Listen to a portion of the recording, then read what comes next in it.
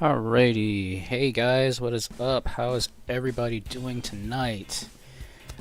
Oh, I'm telling you guys, it's this has been one ridiculous week. It has been a long week, it has been a tiring week, it has been just a week. It has been one of those weeks, guys, but you know what? I'm here, I'm still doing what I like to do, and of course I'm here to have fun and, be entertaining as usual to all of you guys, which, I appreciate each and every one of you for once again joining in and just coming in to watch me make an absolute idiot of myself, essentially. But again, you guys are here for the entertainment purposes and values of whatever I do, and, it's what I like to do, so... Anyway, let's switch over. Hello, how are you guys doing? I hope you guys are doing, like I said, very well. I hope you guys are doing excellent here. And hey, Gabriel, hey, thank you. Happy 4th of July to you too, if you celebrate it. So thank you. And yes, happy Independence Day to everybody who celebrates it. If you don't celebrate it, well, I just hope you guys still had a very good, enjoyable weekend, because it's, even though there's a holiday and stuff like that, it's always good to just have a nice relaxing weekend. And trust me, after the stuff I've been through, I definitely needed it. And it was just, I actually got to go to a barbecue earlier today, and then I went to hang out with some friends, and it was just an overall nice day. Kind of subsided the bad week. let's just say it sort of did. It sort of did. It wasn't the best of weekends, but it was still the best that I could hope for as far as a weekend goes. But anyway, I hope you guys are ready for tonight. As I stated, tonight I'm going to be playing some old school games tonight, and of course we're going to finish off actually not playing anything special. We're just going to play some Smash Brothers because I wanted to play some of the new character, the new dude from Tekken, that dude. Yes, Kazuya Mishima, yes, that guy. And I played earlier when I was over at my friend's house. We were playing it earlier, and I was getting used to his move set and stuff. Because that was the first time I had played it since I had started. Well, since he came out, because I've just been so busy, I have not had a chance to actually test out the new character properly. So, we'll see what kind of combos I can come up with and whatnot. So, we'll play by ear and see how that works. But again, I hope you guys, had a very good weekend and things of that nature. So. Yeah, no, it's been, let's just say it's been one of those days, or one of those weeks per se. But anyway, as I've stated, like tonight, we're going to be playing some interesting games. The first one I'm going to be playing as a warm-up game, and I'm actually going to be playing it just slightly different than I do regular arcade games. It's more of a mess around than it is an actual, legit playthrough. But I'll explain it as we play along and stuff like that. But for those who don't know the game that I'm starting off with, it's called Star Gladiator. It is a... Really, dude? Really? Every July 4th, I'm sorry, guys, you're going to be hearing fireworks and cars running up and down the road because, again, I don't have AC in this room, so I have my windows open, so I apologize. You're going to be hearing all kinds of stuff tonight, so just as a heads up, so I apologize if you hear anything in the background. Nothing I can do about that. I live on a very busy highway, and people are just gunning their engines and all kinds of stuff. It's 4th of July, so, I'm just going to be honest with you right now. You're going to hear some junk in the background, so just be prepared. That's all I can say. But anyway, as I was saying, the game I'm starting off with is called Star Gladiator. It's from Capcom. The actual game is actually based, or was going to be based on an actual Star Wars game, but they lost the licensing rights, and Capcom just said, well, screw it, we'll just make our own game. So, and hey, how you doing? Welcome to the stream. So, but anyway, and yes, as I promised, I will be going into Overheat mode. So, give me 1 second as I prep here.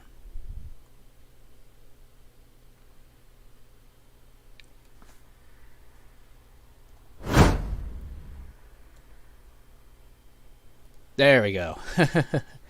So there you guys go. I'm in overheat form, as I said. Yes, this is special for tonight. I am in overheat mode once again, as I'm sure you guys all love this form. I never expected everybody to just start falling in love with this secondary form that I've created, you know. And it's something different. I wanted to be different as a VTuber, and it just worked. It works for some strange reason. So yeah. To be honest with you guys, tonight I'm just like, because it's been a long week, I'm kind of like, I'm just gonna be like, I'm kind of chill tonight, provided my little short fuse doesn't get in the way. So, but yes, this is, if I can talk, this is one of my special abilities that I showed off here about a couple weeks ago.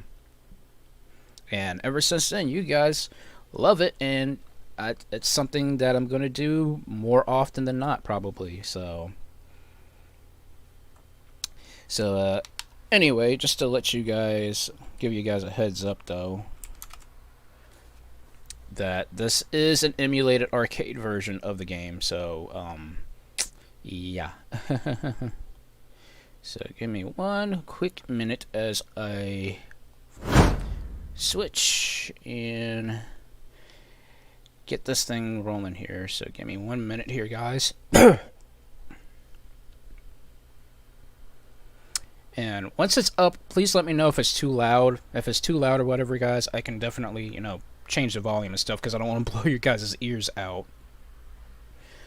Because for some strange reason, I do that, and I don't mean to do that, but it happens, and, well, you know, there's just nothing I can help about that, sadly.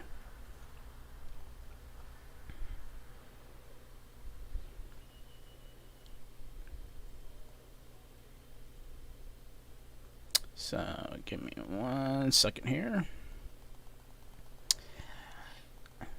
Yeah, the video is blocking my muscles. I don't want that to happen.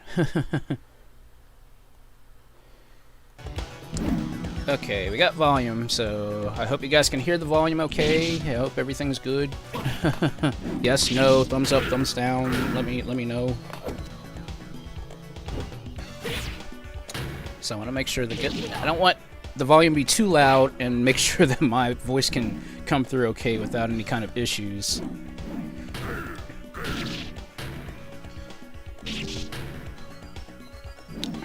So while that's prepping, I need to get my drinks, because for some strange reason my throat is like, oh, my throat is super dry. I think all that salty food I had earlier had something to do with it. Like, that's not cool. And oh, great, my drink is still frozen. No problem. I got a peace tea. That'll quench my thirst. Yes, I have a peace tea. Snowberry is my favorite. I actually went and bought a whole case of these things here this week, because I like this tea. It's really good. It's good stuff.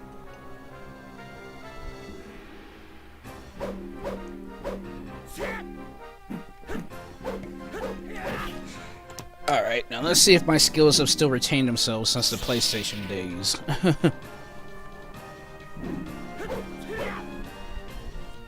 And actually, believe it or not, this is the first time I'm actually gonna, for the live stream, actually play as the bad guy, the actual bad guy in this game. Because I love him. He's so cool. He's like the coolest bad guy I've ever actually got a chance to play.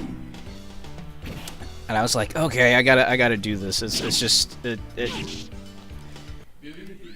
works so well. So. But actually, I went ahead and actually programmed a save state. So give me 1 second. There we go. Yeah, this is the bad guy, Bill Stein. He's actually German, but he's American. Which is, it's totally weird, but it's how it works. Alright, wish me luck, guys. Like I said, this is just a screw around tonight, so that's all I'm doing.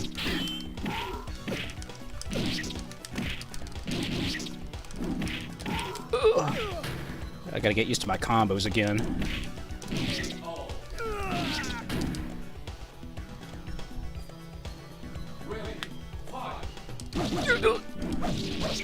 Chump.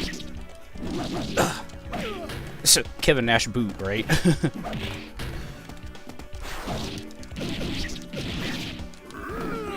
Ring out. I'll take it. I will take that.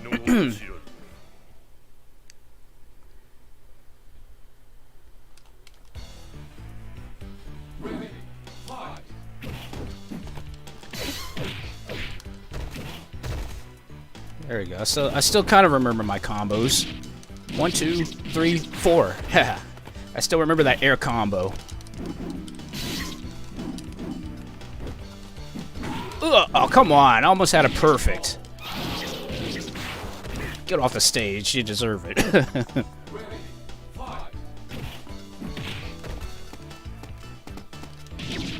1, 2, 3, 4. Got it. Still got it.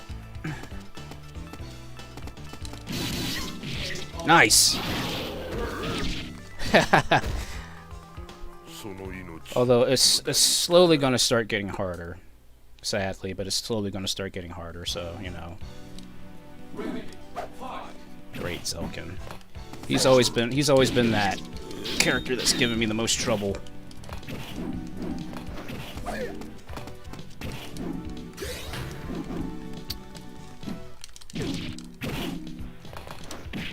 Ugh.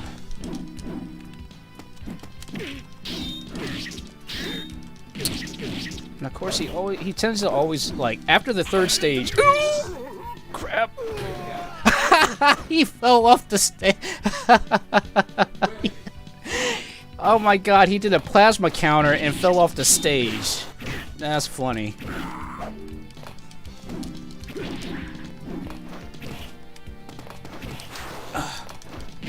Really?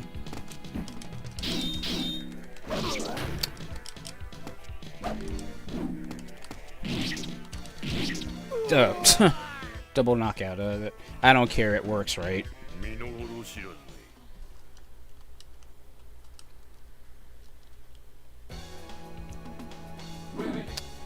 Okay.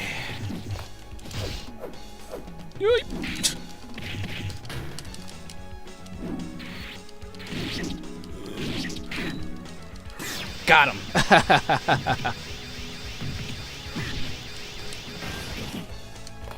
I love that move. But probably what makes this game very interesting is the combos. Each combo can lead into a special move. So like you literally don't have to learn the actual like button inputs for special moves.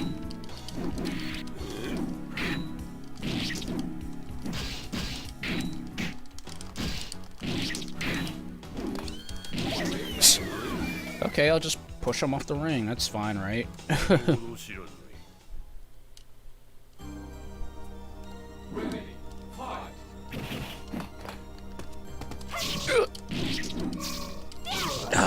Really?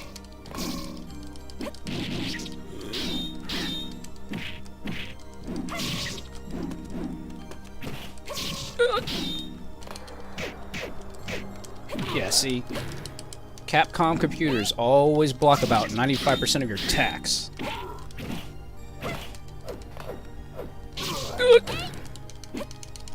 Oh! Darn it, I got robbed. Okay. Come on.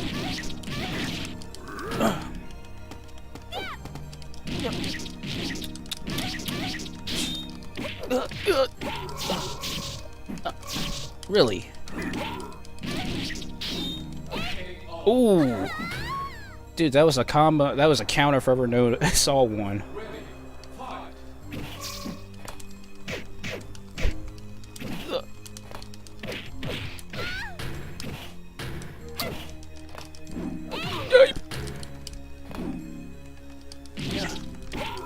Come on. Ooh. Classic Kevin Nash boot move.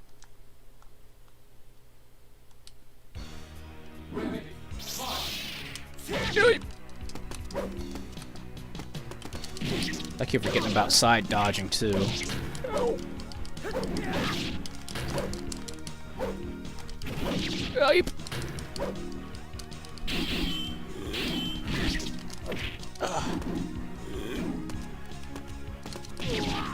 1, 2, 3, 4. Oh, dang it, missed it.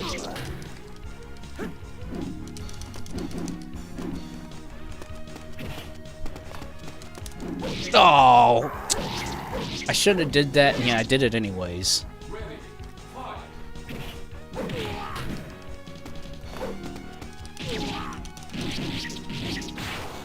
There.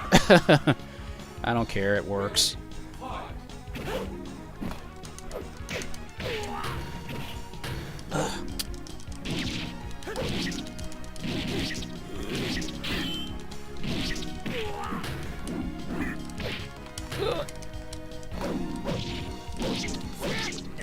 I don't think so. He was trying to get up on me. You saw that. You saw he was trying that combo out on me. Yeah, if you don't think this is a Star Wars game, just look at Gamoof here. What character do you think he resembles the most?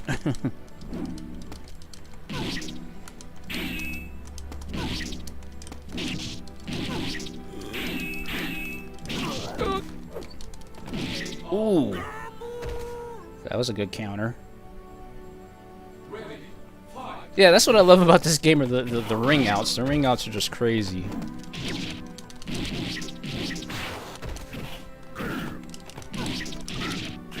Perfect.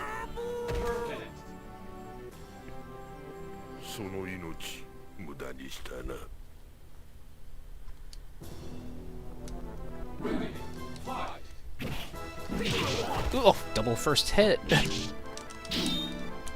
Oh, oh. Oh.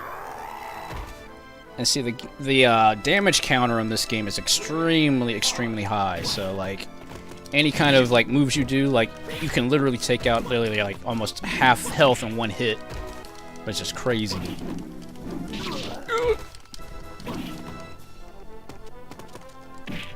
Let's back up.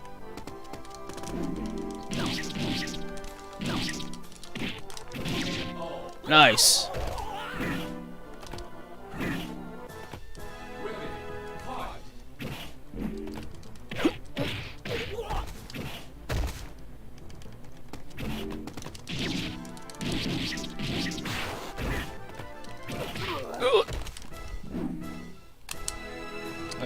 Thought he was gonna do something there. He's just gonna stand there and not block? Okay.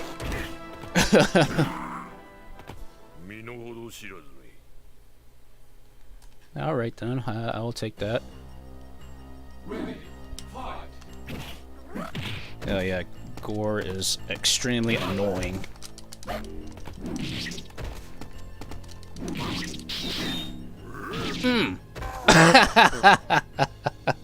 Oh, that hit stun. He was gonna fall backward and it happened anyways. Back up, back up, back up. Ooh. Oh, come on. Turn around, turn around. Hello.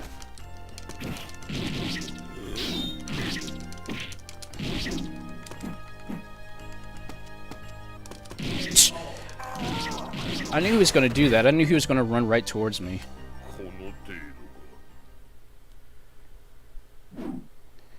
Alright. And final stage. Yeah, we're already at the final stage already. Ouch! Yeah, clone fight.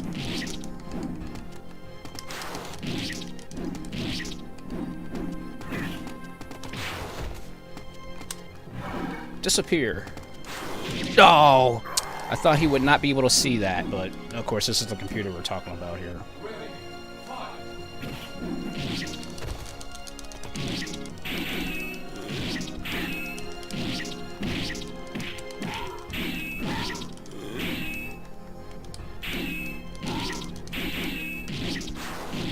Oh, really? Oh, I got robbed.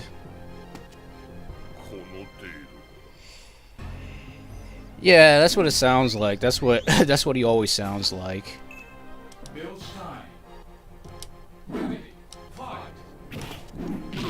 Well, I'm not gonna actually fight. There's a true final boss, but technically I already screwed it up, so, but, sorry. Oh, plasma counter. God, I hate that move.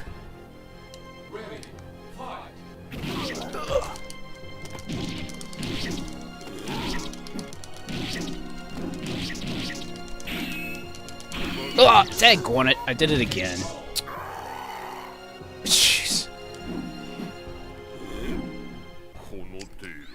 And the funny thing is I'm only playing on normal mode. This is not hard mode, but again, this is a Capcom fighting game, so, you know.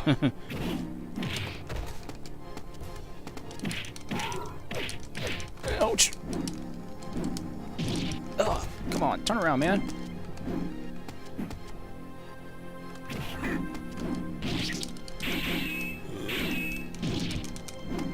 Really? Yeah, he's totally sidestepped that.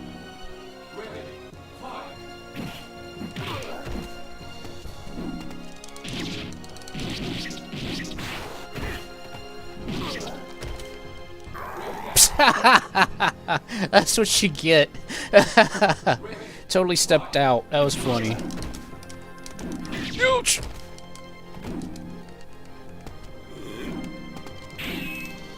Oh, really?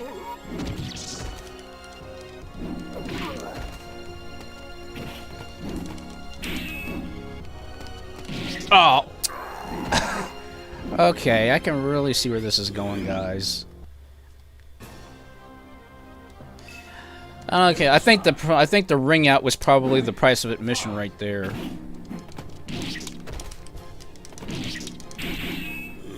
See.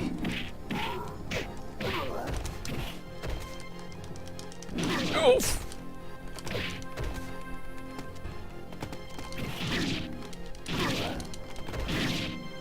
Yoink. No. I can't believe I did that.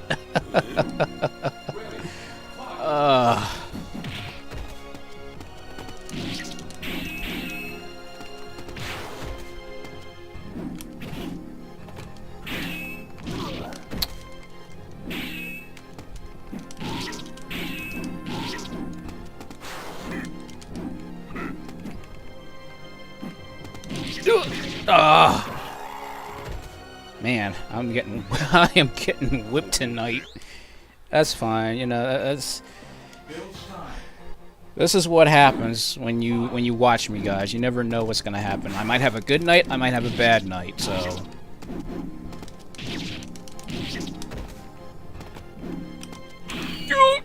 That was a little close. There we go.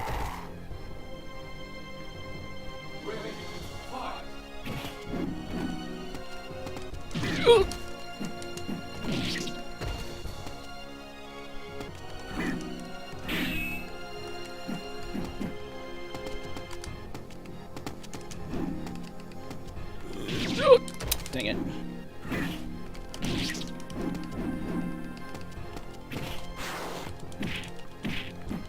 Oh, jeez.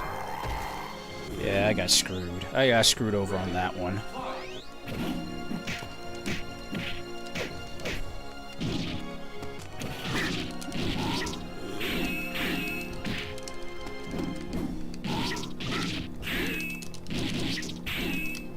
Oh, daggone it. Ugh, that plasma counter always gets me.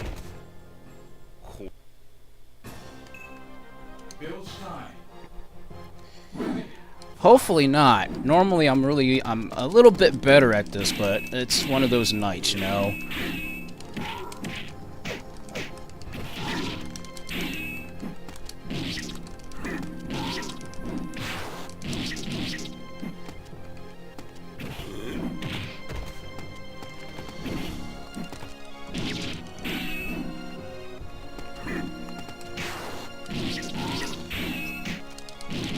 Nice!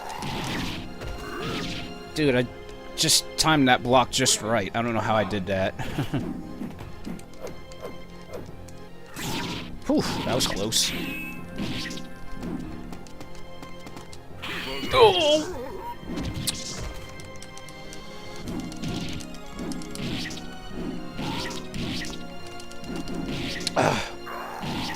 Those sidesteps. Those sidesteps always get me.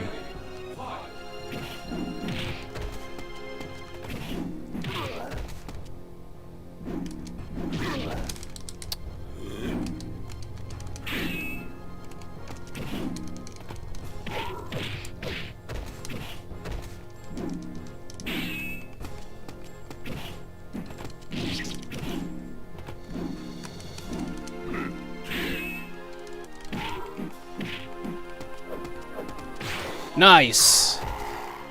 Got him!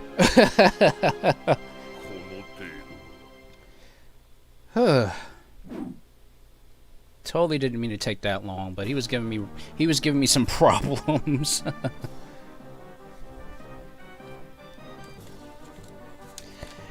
But yeah, we still haven't found the true final boss, which I will actually try to see if I can get lucky and actually try to find him. But don't worry, I actually have a save state already in place for that too, because I figured, okay, this is going to be one of those nights.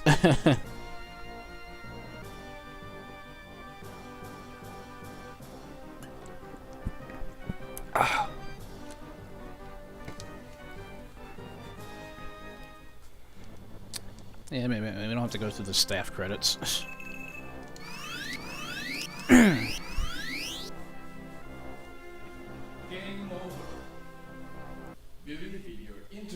Okay, let's see if I can find the final boss. Now, the way I actually have to find the true final boss is I actually have to beat the game in underneath 6 minutes. But I actually have a pre-play state that got me to Bilstein about 5 minutes and something. So maybe I might get lucky. I might get lucky. We'll see here. So wish me luck, guys. Ready, fight.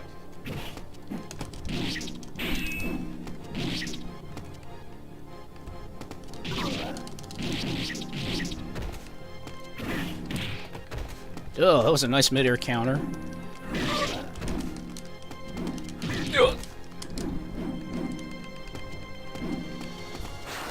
Oh, he sidestepped me. Daggone.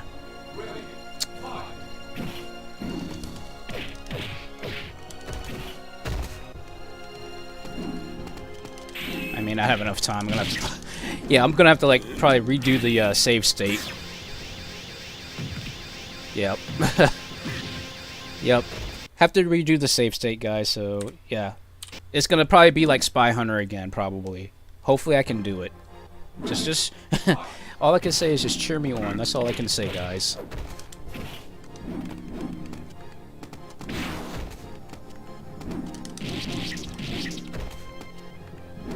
Nice.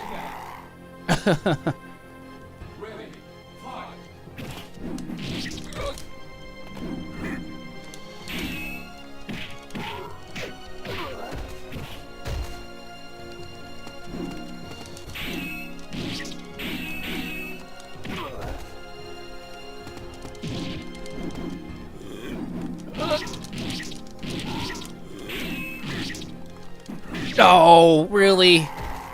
Jeez, that's messed up. Come on, I could do this. I can do it.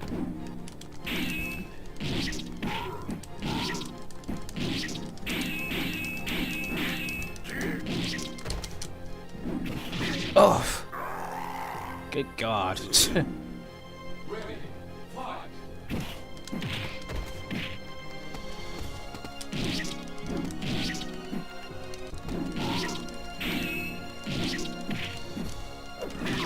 Oof. Oh, really? Jeez.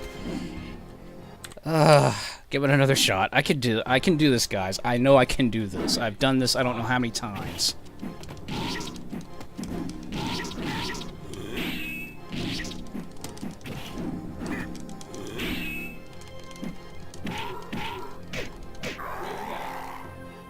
A ring out counts. That's all that matters.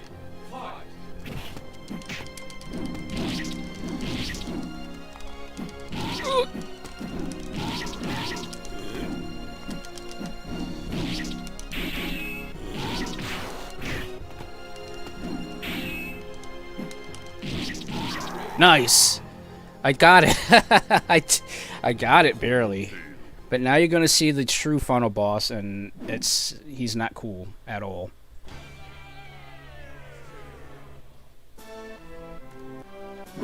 Yeah. This is called Super Bill Stein.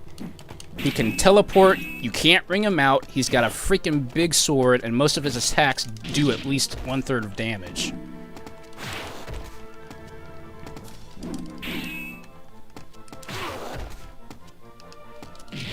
Wow. That's lucky. Yeah, the super... yeah, essentially the super overpowered hidden final boss.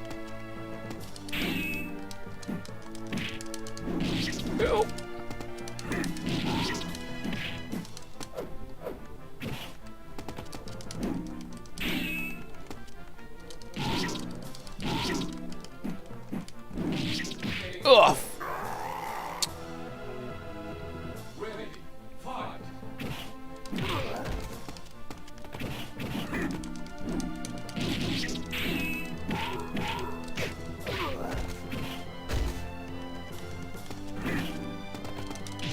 Wow, really?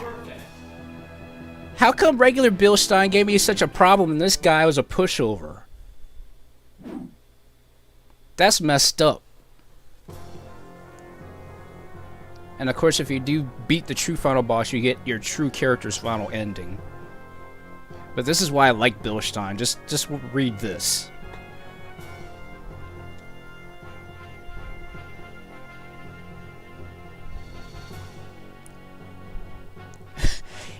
He's basically like the biggest bully. He's like a schoolyard bully the way he talks and such.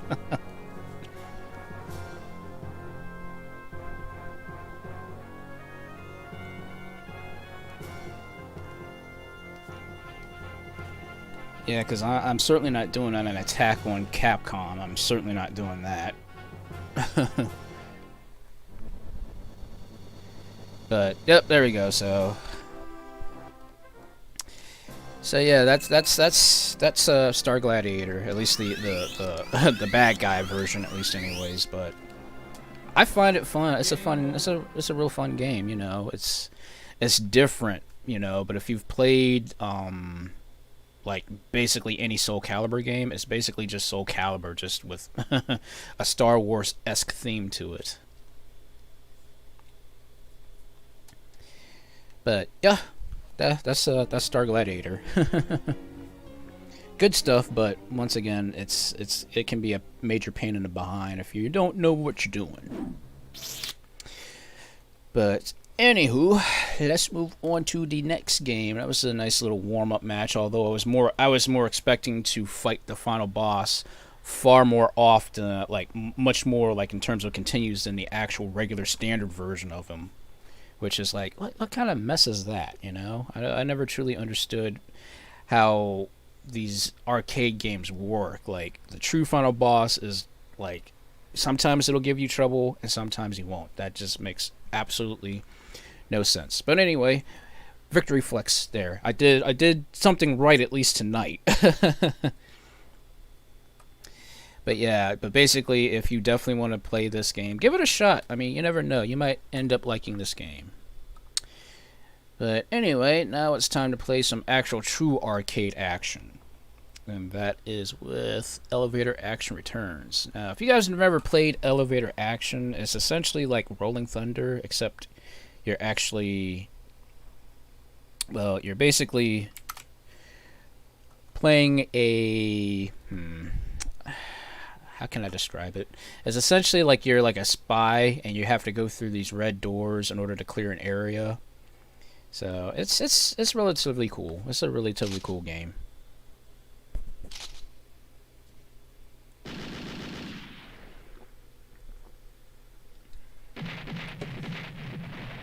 But this is this is basically the sequel to the first game. But it's really good. It's really good. It's just your typical action platformer, shooter, run and gun kind of game.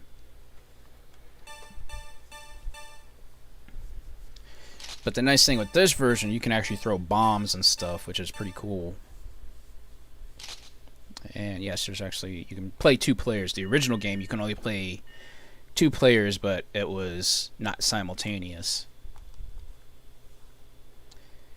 But just to kind of show you what it looks like before I actually start playing, because it's pretty interesting. It's a pretty interesting game.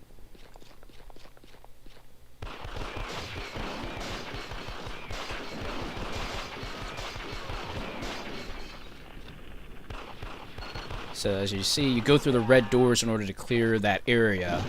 But if you don't go through the red doors in time, you actually get a time over. So that's one thing you have to keep in mind, to get to the red doors as soon as possible, as soon as they appear on screen.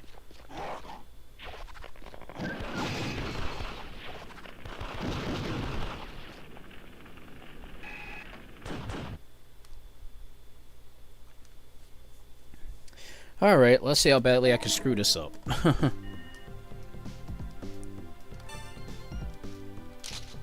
Yep, I always choose Eddie because she's got the best grenades. She's got, like, basically mobile top grenades, and they actually, when the fire starts, it's, like, it continues to burn for a while. So, let's see how I can do.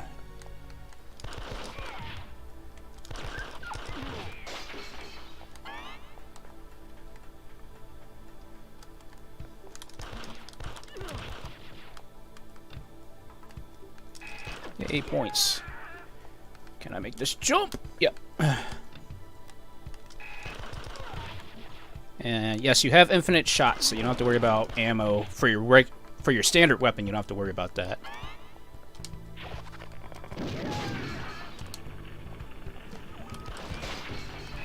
And you can also actually aim up, which is a rarity in most of these games. Yep, I got a warning now. I got a... Ouch, take it. Yep, whenever that warning pops up, I've got to get to that door, otherwise it's a time over and I'll lose a life.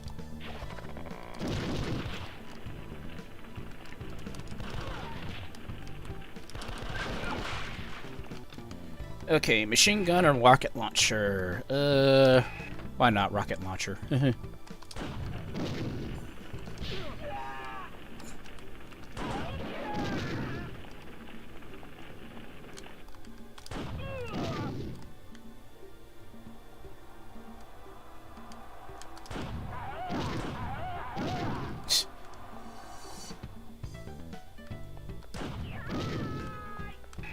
Okay, machine guns. That'll work.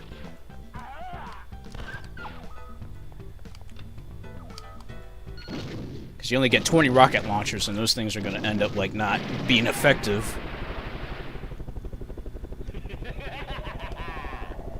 Yep, and that's the final boss.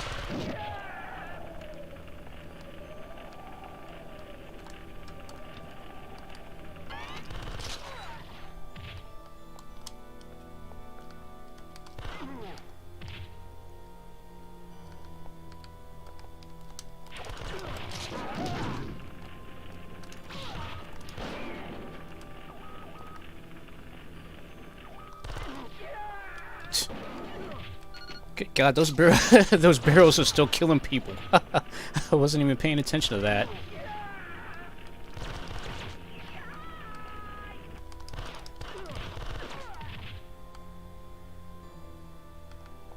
Okay, let's see if I can make this jump.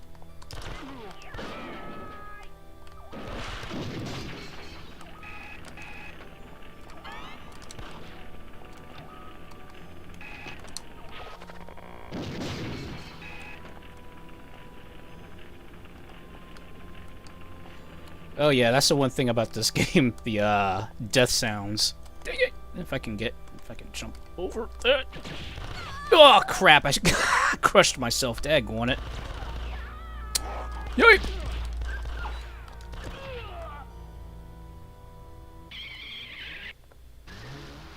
Yeah, some explosions actually do hurt you. If it's not your own, they will hurt you. So there's some things you do have to watch out for.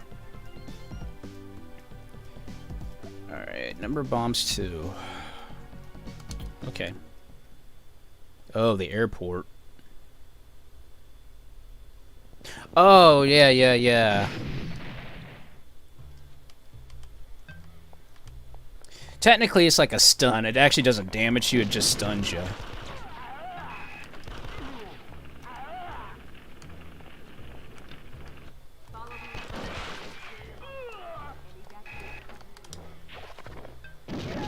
Ooh, that was a nice move. Not really. I think it's just there just for the for the ambiance of the game. But then again, I could be wrong. This is a Taito game, and Taito games have different meanings. Get over there quick. Yeah. Ouch. Dang it.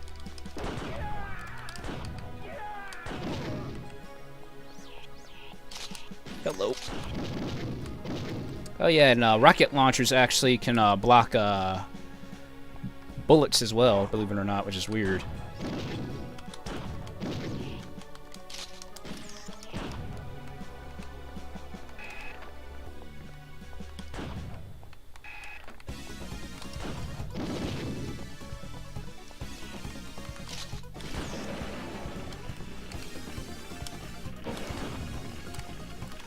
Oh yeah, these chomps.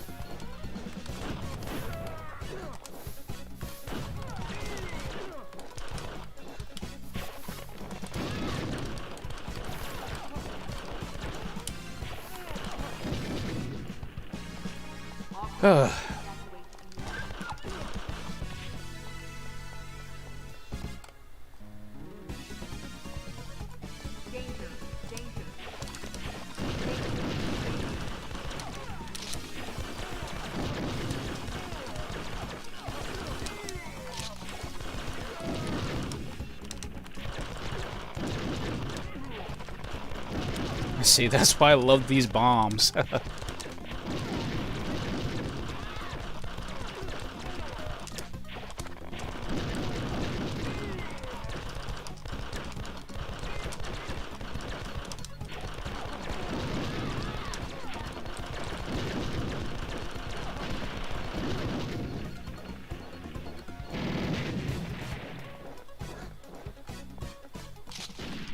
Ouch. God, I took a headshot right there, of course.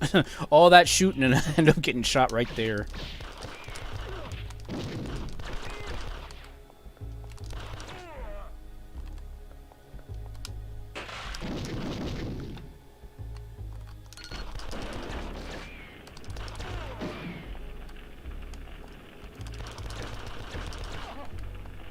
That was a little close.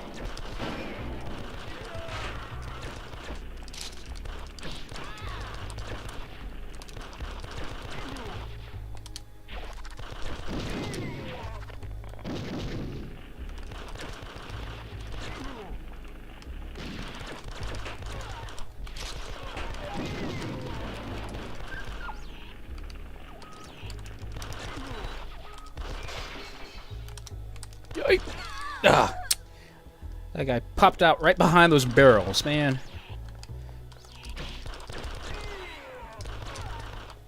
Sorry, I got 2 lives left. I'm good.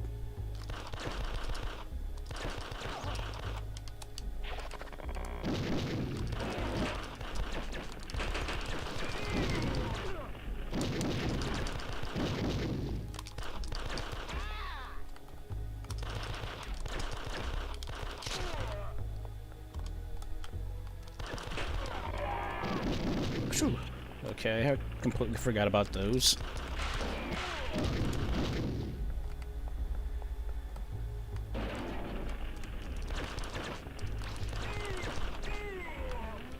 Ah, there we go, finally.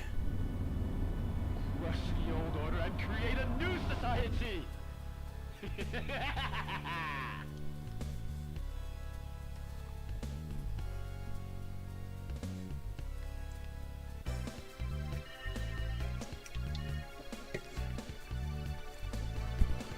Alright, 4 bombs.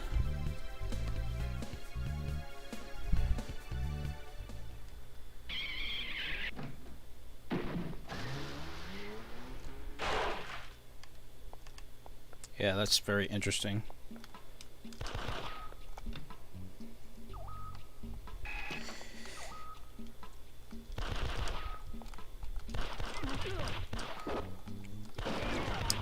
It's weird. I couldn't even tell you, to be honest with you. It's like, it's weird how he gets away every time.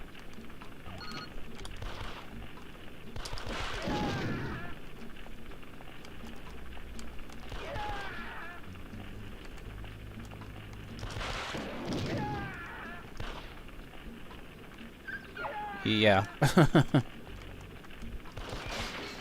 Yep, don't ask me. This is an arcade game. I don't think a lot of, like, plot is there.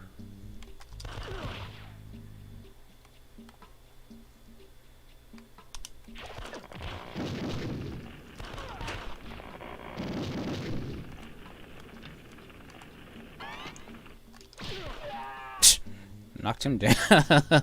Knocked him down.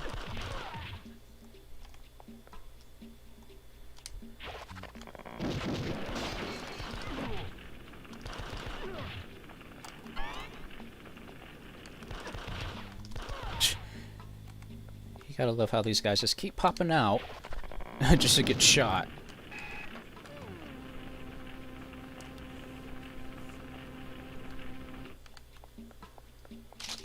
Oof. Good God, shotgun.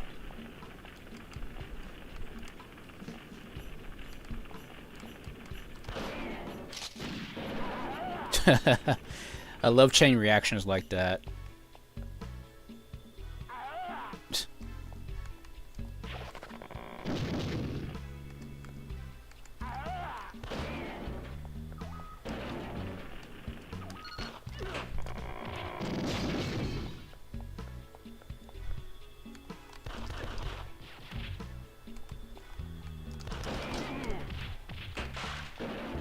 There we go.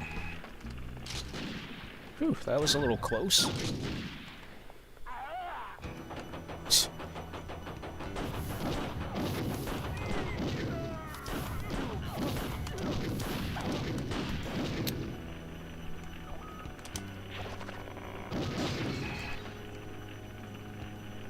Okay.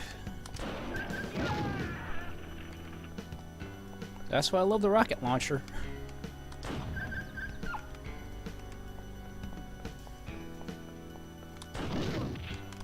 Oh yeah, and the rocket launcher can actually damage somebody from above. If you're below them, you can hit the floor above them and still kill them.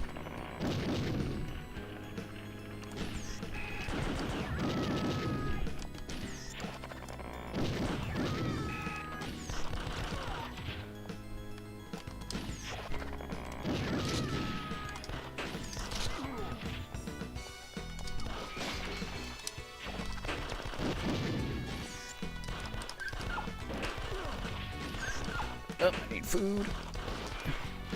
Oh, crap. Ah, dang it. I did not see that shot. Never mind. Good God, he just got crushed.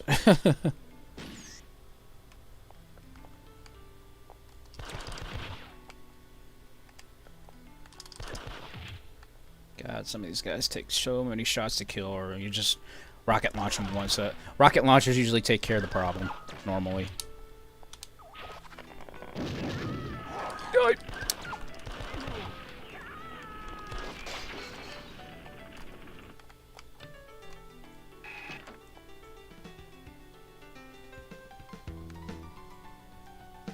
Come on.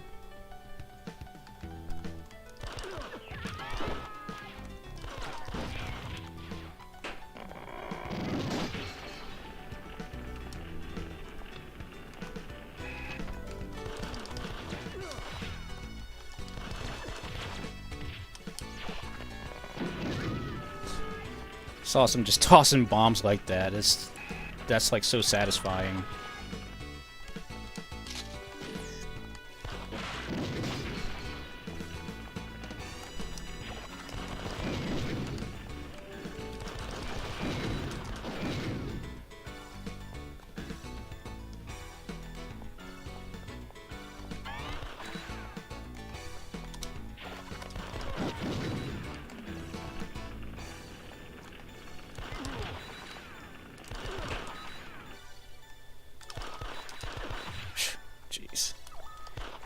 I tell you, the being on these elevators is as bad as like if you're playing Castlevania. You know, you're like standing on the stairs and you can't really control where you're aiming at or trying to go up or down the stairs. It's like, ugh, can be just as bad. Oh crap! Come on! Come on! Come on! Come on! Come on!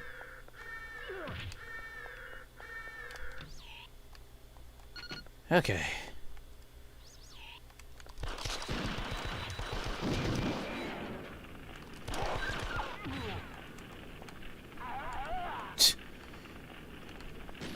That's why I like fire so much in this game. It lingers and you can just burn anybody. Oh, there's my ride.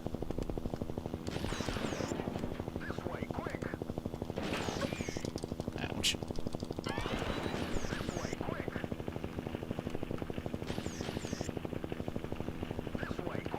Okay, shut up, I know.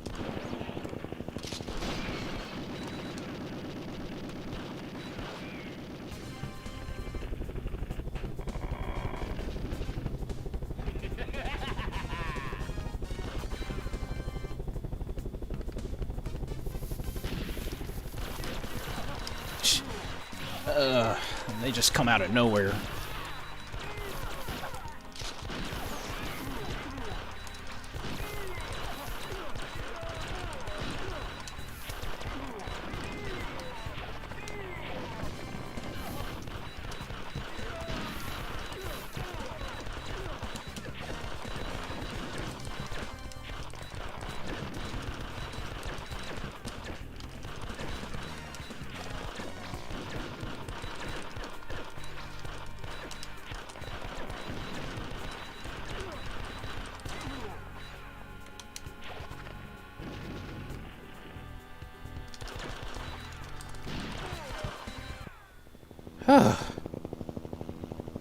Okay, that was just a little a little crazy.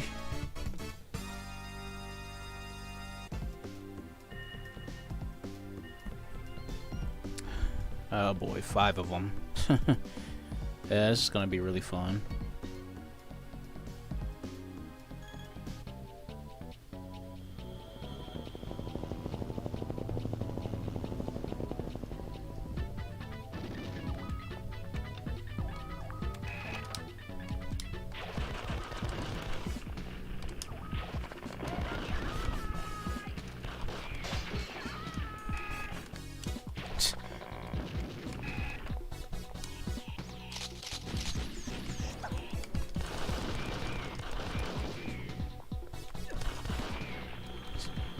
It's kind of funny how this game kind of looks like and feels like Donkey Kong when those barrels start rolling around.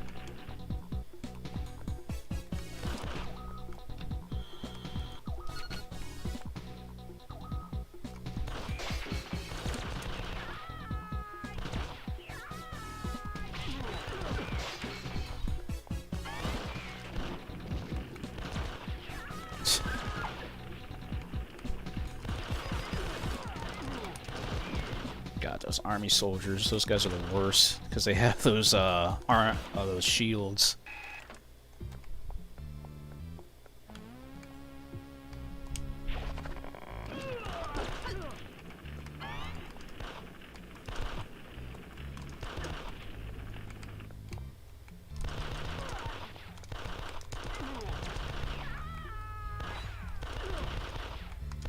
Come on.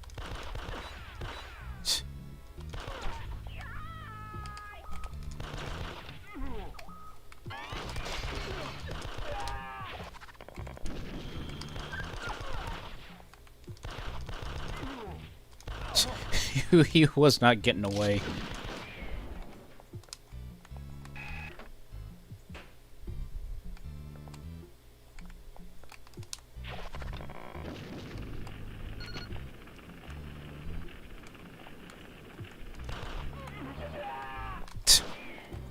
Dude, off screen.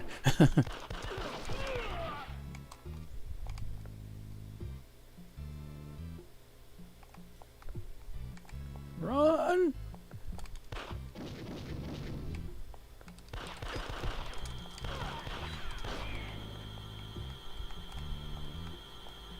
Okay, now I just gotta time this just right.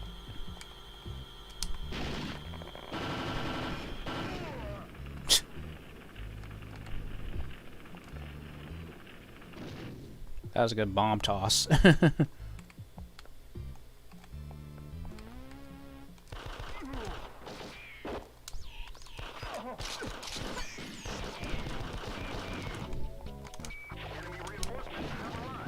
Oh, great. Oh, crap. I crushed myself. Yeah, that's perfect.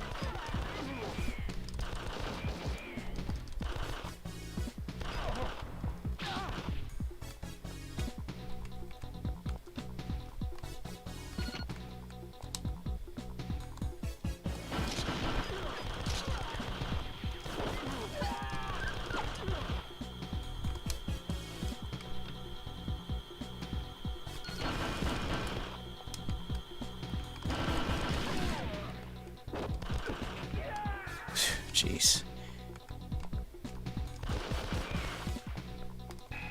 Machine gun. Something.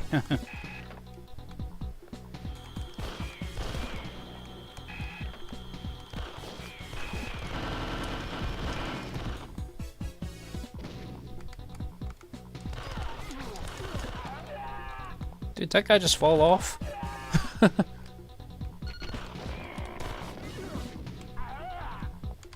I can't make that jump.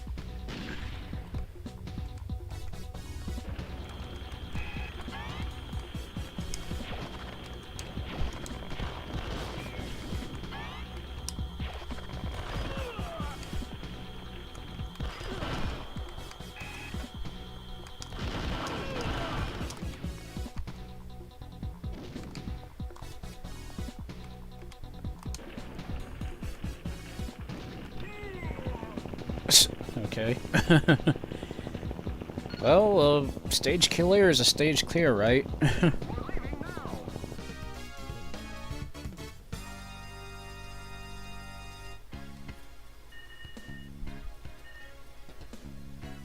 Alright, 5 bombs.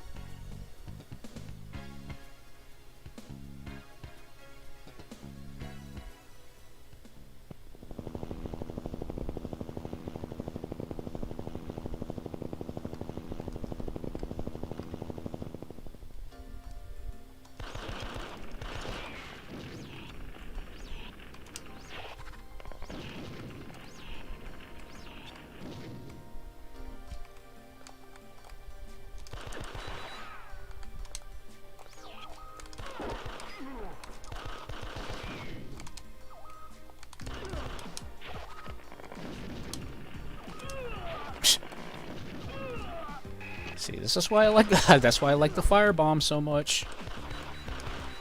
Ooh, rocket launcher.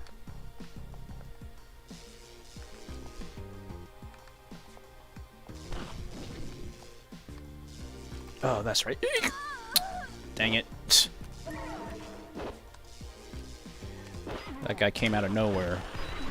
And of course I lost my rocket launcher. That's just great.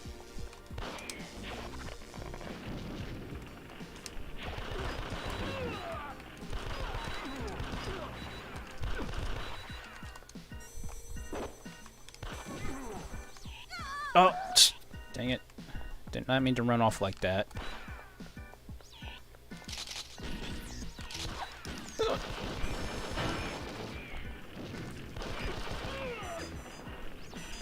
That's weird. Like, sometimes you can run off and drop down a level and you'll be fine, and other times you'll die, which is really weird.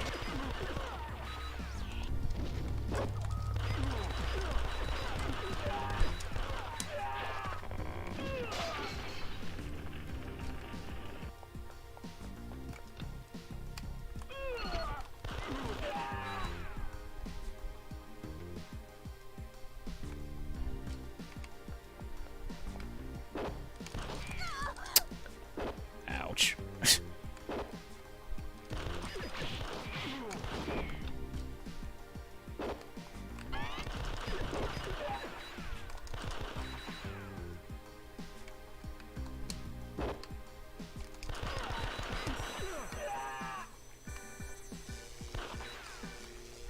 I just gotta play the waiting game.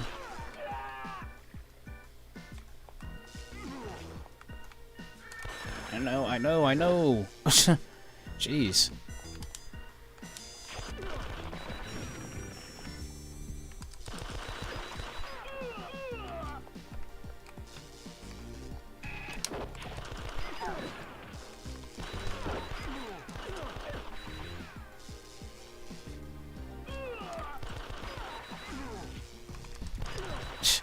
God, I hate those chumps when they come up behind you.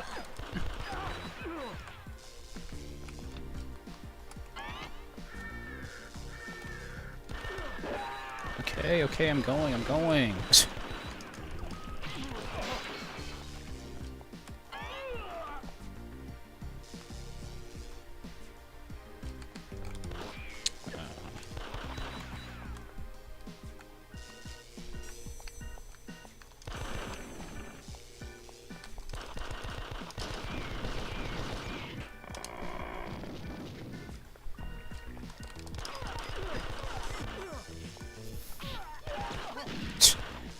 Okay, kind of a jump kick actually works, right? Sort of.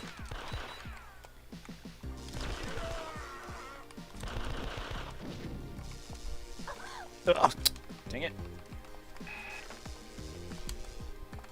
Ah, really?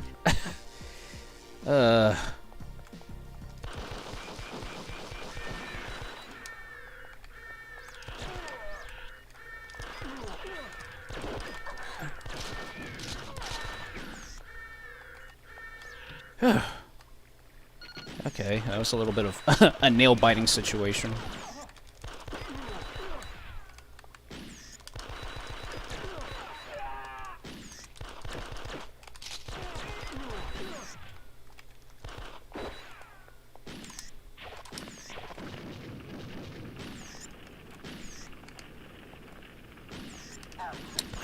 God, I keep forgetting about those torrents.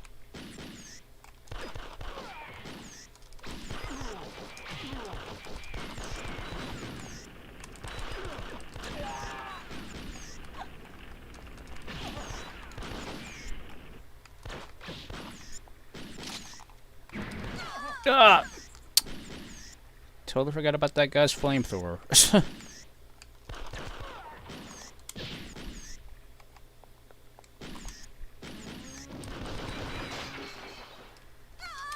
See? Sometimes you can walk straight down and not get hurt, and other times you will die. Such a weird thing. Oh, there's that other... As you can tell, that other door I couldn't get to at the beginning, but... Let's see, I don't think I can throw anything up. Can I? Nope, because those are my special weapons up there. Darn it.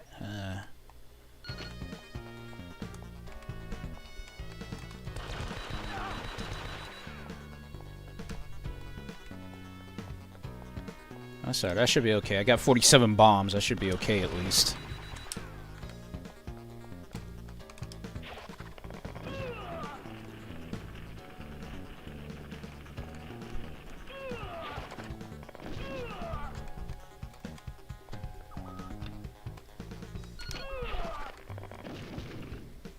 No, you...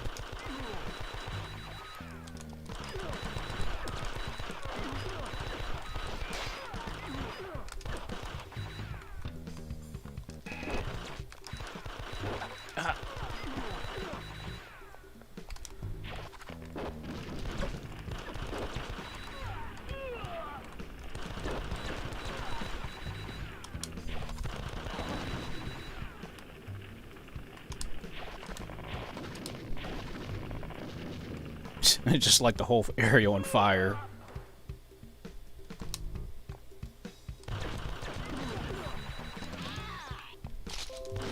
Oh, ah, darn it.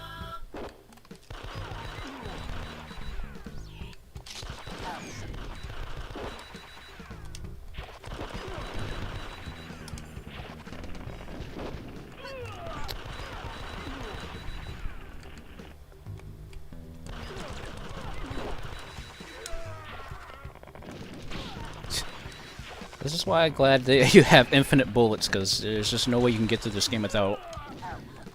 Ouch. Without infinite bullets.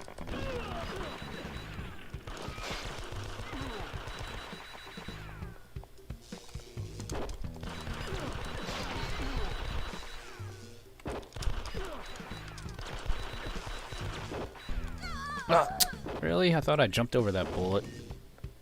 Yeah, there's a chomp down there waiting for me.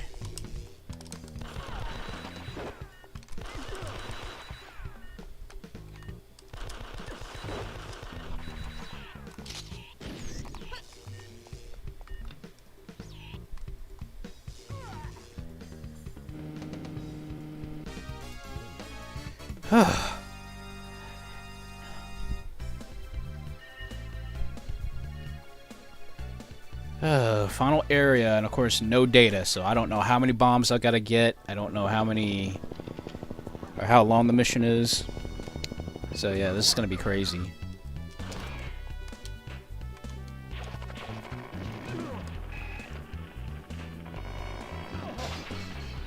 That chain reaction.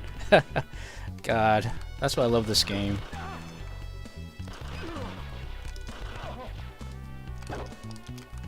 Ow.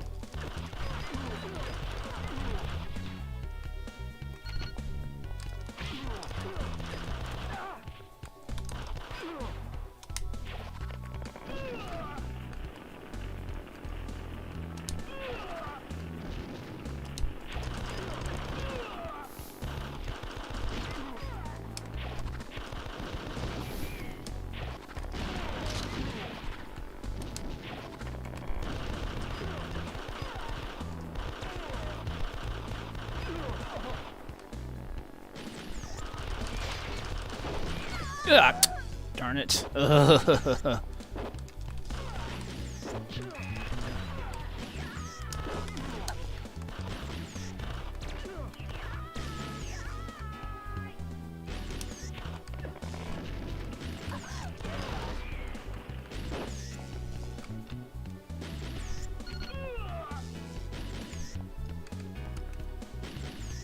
Okay, gotta wait.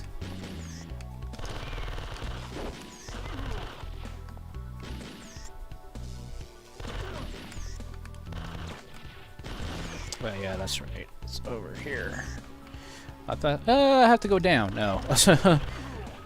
Again, I have no idea how the map is laid out, so... Oh. Ouch. Got me right in the shin.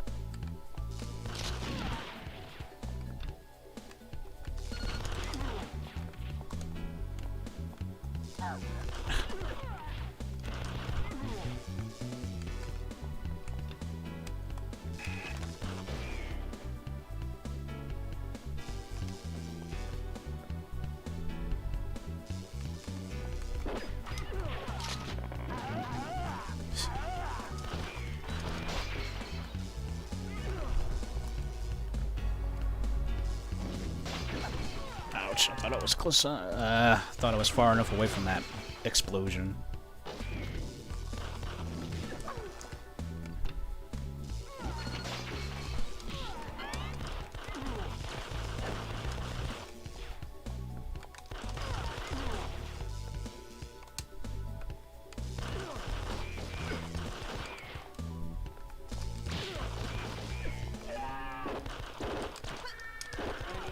Oh yeah, that's right.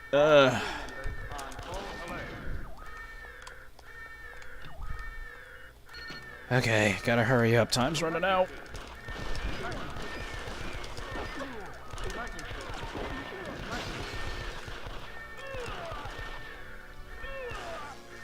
Come on, elevator.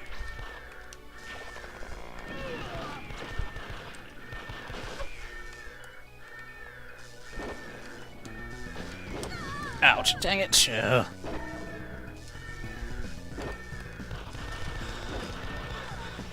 Yes, phone, I hear ya.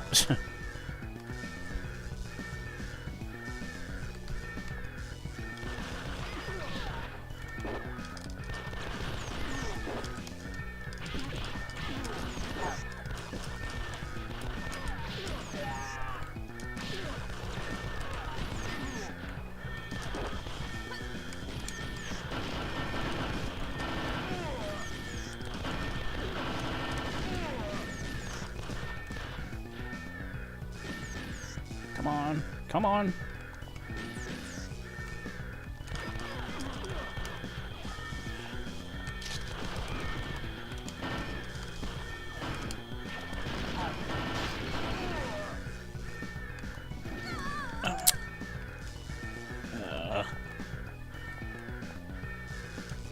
elevator. Come on, come on, come on.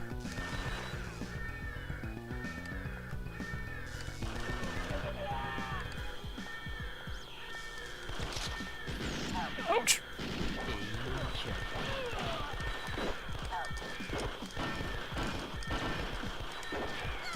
Oh.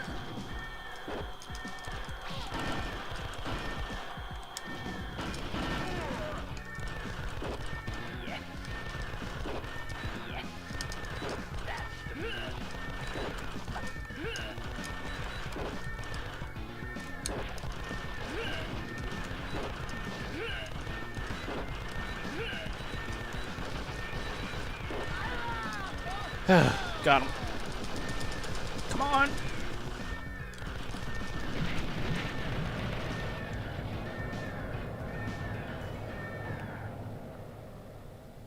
And there we go.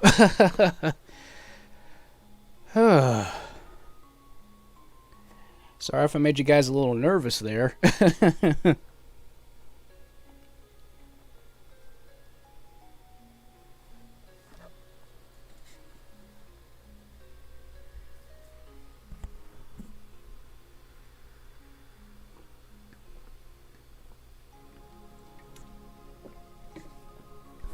But yeah, that's Elevator Action Returns.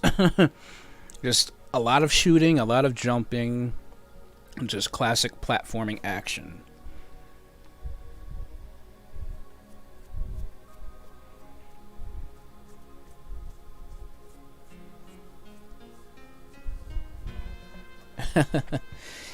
As long as people are getting used to it, because I mean, hey, you have to have at least a little bit of excitement here. It's like, okay, I'm trying not to make anybody nervous, but you know, stuff happens. But yeah, the game is actually, I think this came out for the Sega Saturn, if I'm not mistaken. But they definitely need to re-release this as another Arcade Archives game, like for the Nintendo Switch. Because it's just a fun, mindless shooting game, really. It's just back when arcade games was just fun and just about shooting up the bad guys.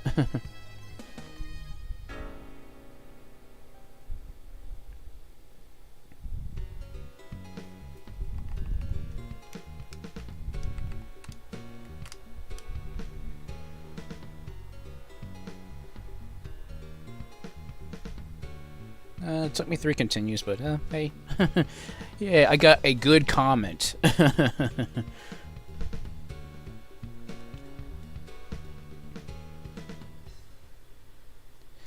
But yep, like I said, that's Elevator Action. So one of those games, like I said, you just mindlessly play and just shoot and just, you know, have fun playing, essentially. But you have to like these old school, like, animated cutscene openings.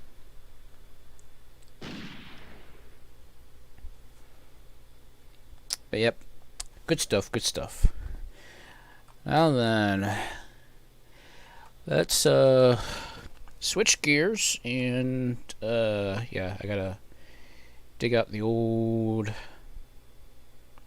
Nintendo Switch and switch over to well, pardon the pun, switch over to the Switch. So give me one quick minute as I prepare, because it's like I gotta go through all this stuff to yes, phone, I hear ya. I have to like go through like all these different little menu switches and stuff like that to make everything work, and it's annoying sometimes.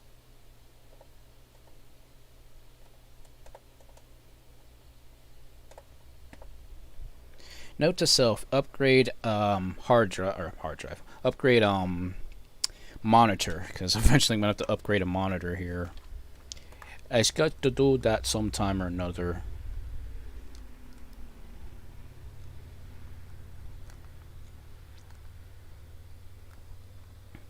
So anyway, let's go ahead and get this thing here. Where is it? Oh, it's... Now, while it's doing that, I will give you guys a little flex. How's that sounds? Yeah. Hashtag shut up phone. I know. Like. I'll be honest with you. I should keep it on silent, but half the time, like I do get like messages while I'm playing, just in case, because you never know, you know. Like somebody could just say, "Hey, look, I need this or I need that," because like as I've stated, guys, I do, you know, computer repair on the side. So sometimes a client might be like, "Can you contact me tomorrow?" I'm like, yeah, I can see what I can do tomorrow, but it's the weekend, for God's sakes. It's like, let me relax on the weekend, at least Memorial Day weekend, for crying out loud. You know, certainly it would be nice and helpful, but then again, oops, wrong thing. There it is. There we go. This is what I do like. I'll be honest with you guys. I love the fact that I can switch things. Why is this such a pun? This should not be a pun. But I just like switching things on the fly, you know. It's just funny that, yeah, it's the Switch, and the Switch obviously falls in line with that for whatever strange reason.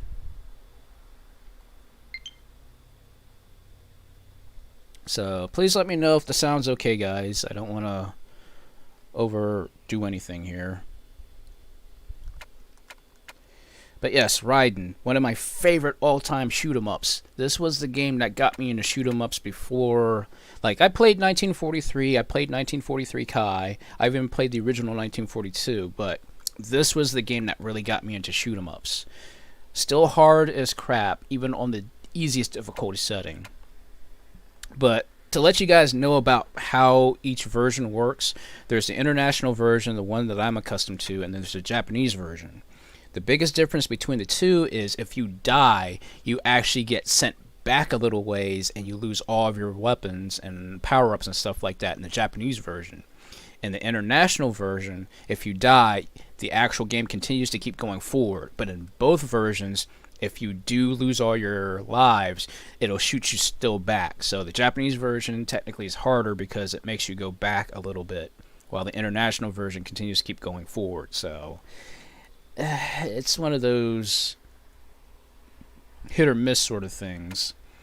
But I'm definitely doing the international version simply because we still got another game to play. So hopefully it will not take forever tonight, I hope. But wish me luck, guys. And again, let me know if the volume's okay, because I'm going to be doing like a lot of testing with the volume and stuff.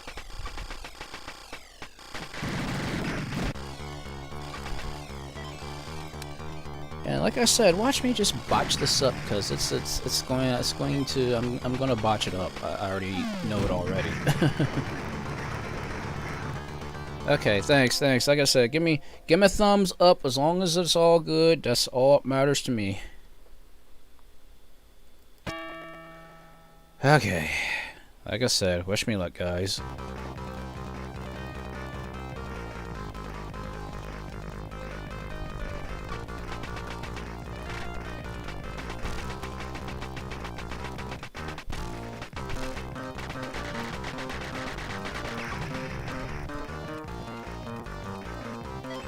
Alright, hopefully I can actually max out my power before I reach the second stage boss.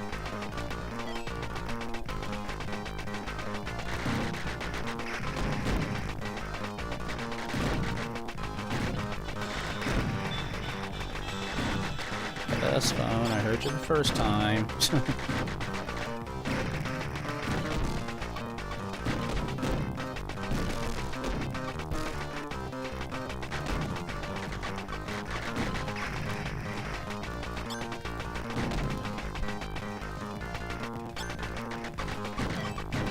Try to get some medals too. Medals definitely worth some bonus points at the end of the stage.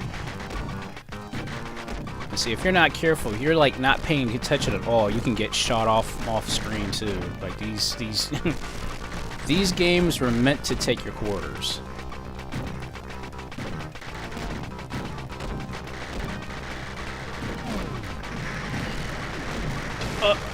See?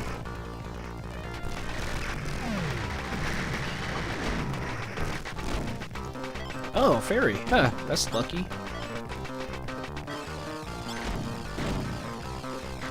Now see, if I'd have died if I was playing the Japanese version, I would have gone back just a little bit.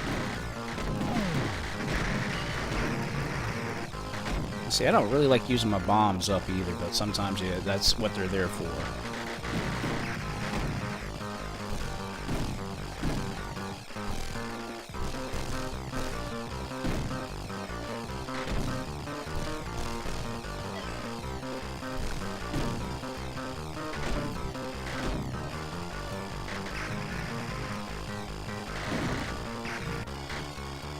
Alright, first stage boss.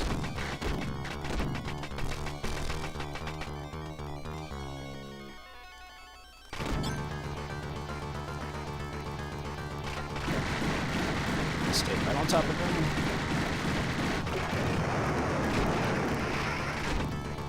Not over yet.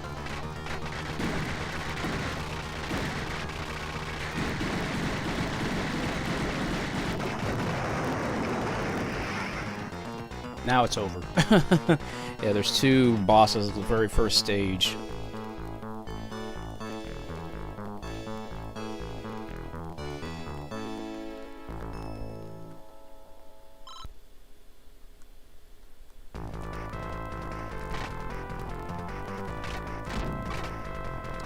But also, what's interesting also about this game is it actually goes through loops, so you actually have to beat the game, I think, like... Although I know I'm not going to do it tonight, you have to beat the game, shoot, at least like 5 times to get the best ending.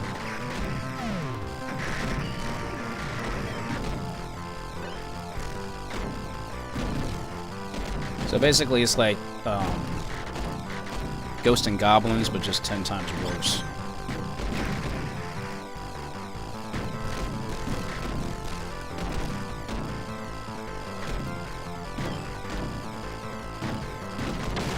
Really? And see, like, the shots are extremely quick. Like I said, I'm playing just on the easiest difficulty setting, but, like, the shots can come out extremely quick. And if you're not careful, you will get tore up very easily.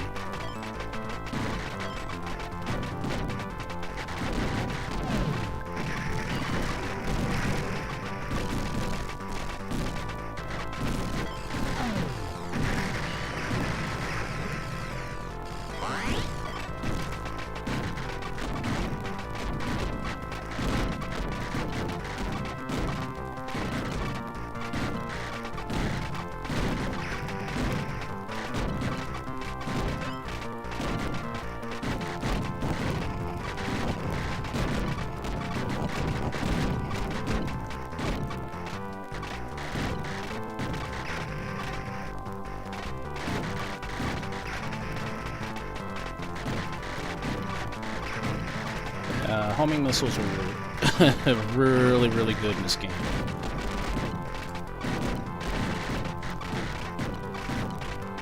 Yeah, those chumps, if you don't kill them, they will come back, coming right back after you. Ah! Dang it!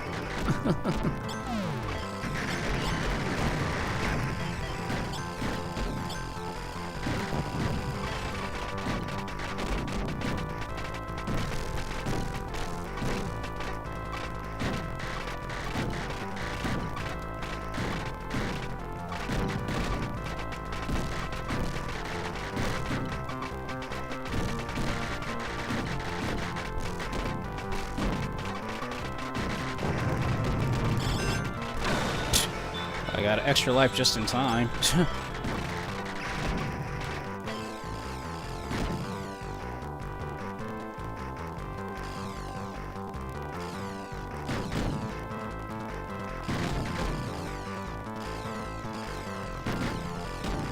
But I already know I'm gonna have to go back, I'm sure.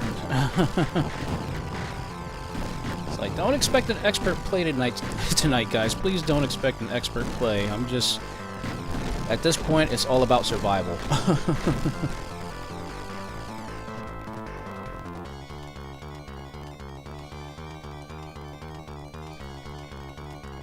Alright, stage 2 boss.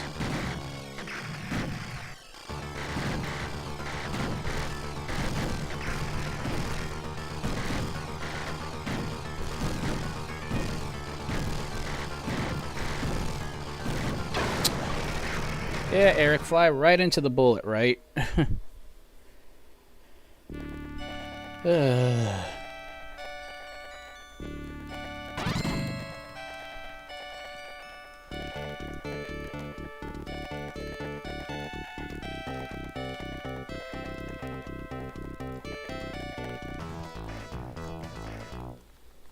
Alright, like I said, that's gonna send me back just a little bit. Oh, a super power up. Maxed out, yeah.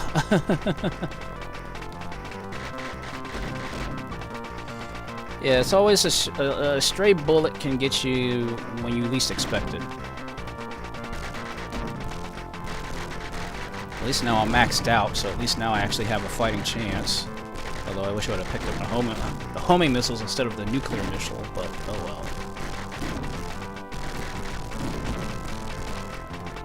At least now I have a fighting chance. Usually after you continue, they usually give you a nice super power up.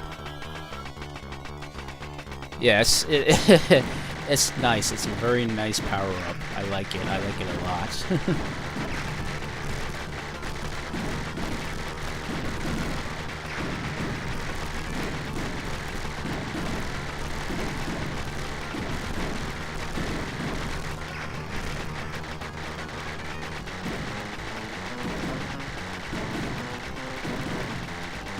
Ah, dang it. Oh, well, that's lucky. Another super power up.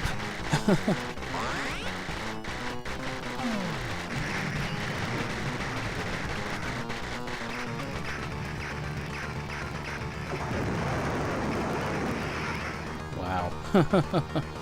That is really lucky to get a second super power up.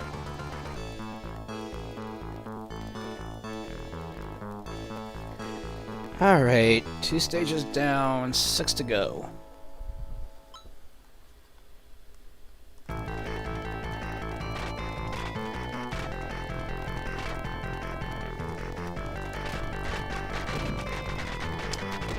And yeah, they're starting to shoot off fireworks. Hello.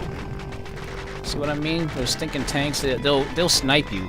They'll easily snipe you if you're not careful.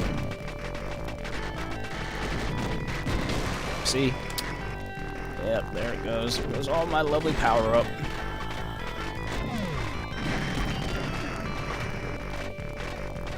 Oh!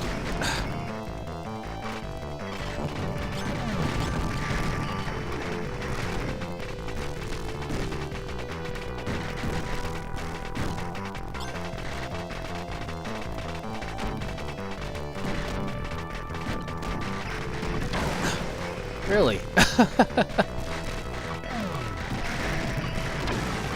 Yeah, see, you get sniped so easily. In the arcade version, like if you're playing the home version, it's far easier. But in the arcade version, it's purposely done so that way it takes your quarters. So like you literally have to like learn the bullet patterns of like every single enemy. If you're not careful, you will get trashed.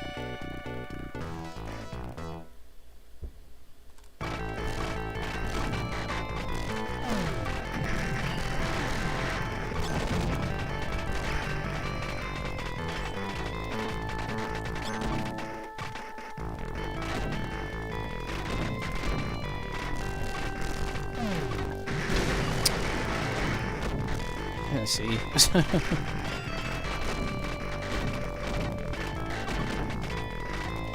The only thing about this, as long as I'm making forward progress, so as long as I pass a checkpoint, I keep saying that. As long as I pass a checkpoint, I'm good. Oh, bomb. I need bombs, I need bombs. Thank you.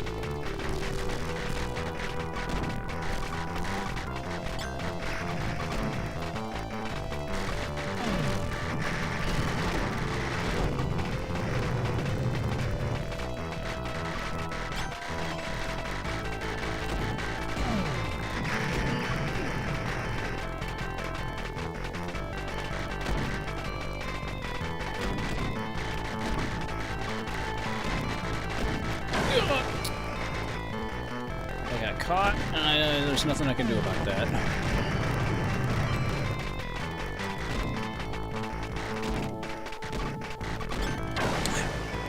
Really?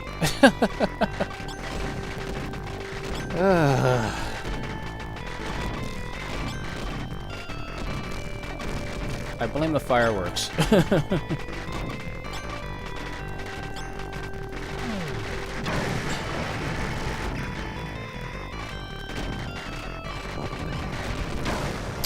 See? I could be flying around anywhere and I'll still get sniped.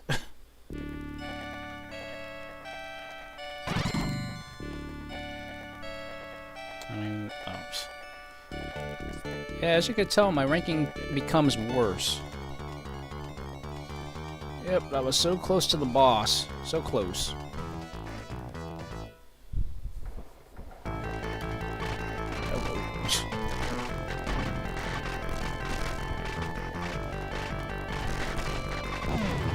Oh, super power up. I need that. I need that.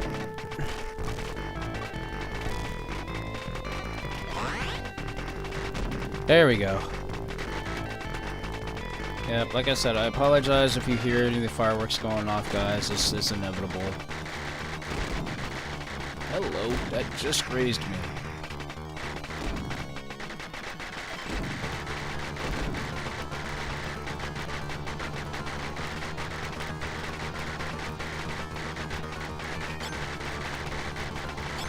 Hello.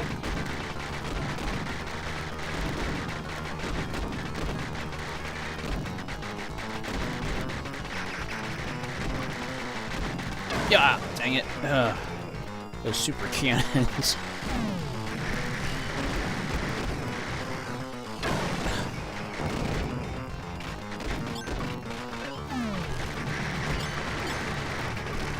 It's alright.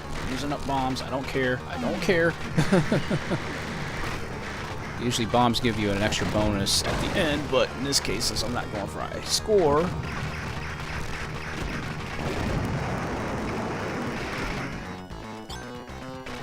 I think one time when I was playing against that boss and a tank came out and sniped me, I had to go all the way back after I destroyed the boss. Oh, I was so ticked off that one time.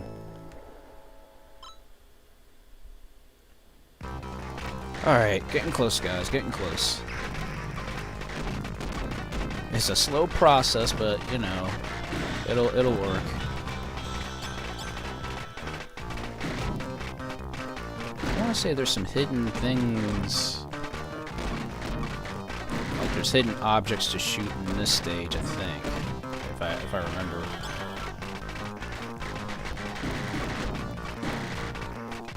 Oh my god, how that was an awesome dodge. I don't know how I did that. Dang it! Hello.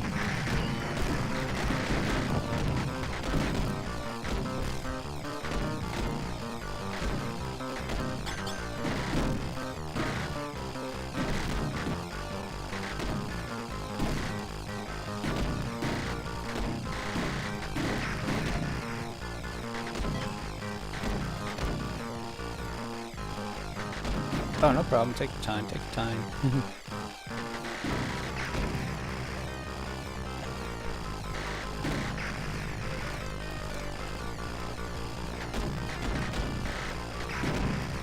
Jeez. 2 lucky dodges. I don't know how that was. Ah, oh, of course. I can't get the 3rd, of course.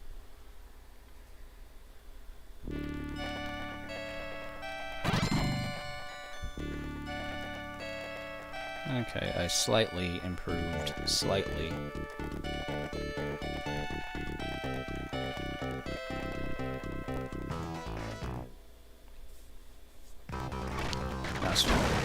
Now, see, I just started, and see how crazy this is?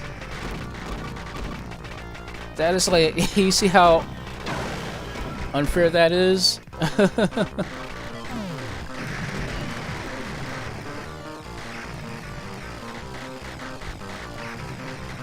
Yeah, it's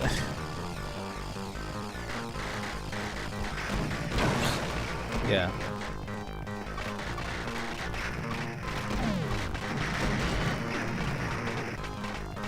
Yeah, seriously, you can be like, if like all the other shoot 'em ups I played, yeah, this is like This is the one that's going to make you get better. But I would highly advise not to start playing this. If you want to play shoot 'em ups, do not play this one. At least the arcade version. Do not do it. Fair warning. What you're seeing me being subjected to, it's something I wouldn't want to wish on my worst enemy. But again, you're talking to somebody who's a glutton for punishment, so yeah.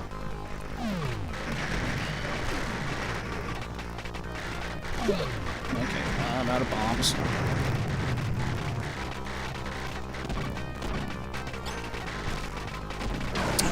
See? Look at that. Lost all 5 lives that quick.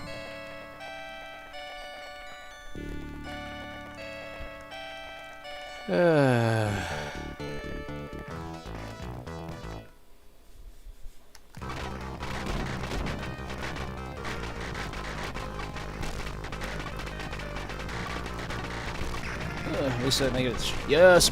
Super power up. They'll throw me a bone every now and again.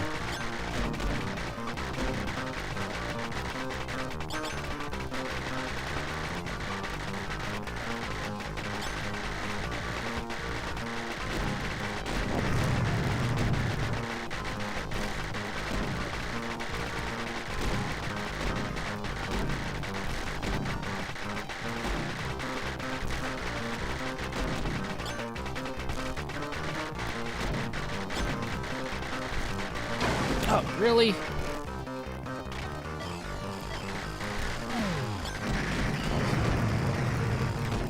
Okay. Yeah, those tanks are like the worst in this stage. The absolute freaking worst.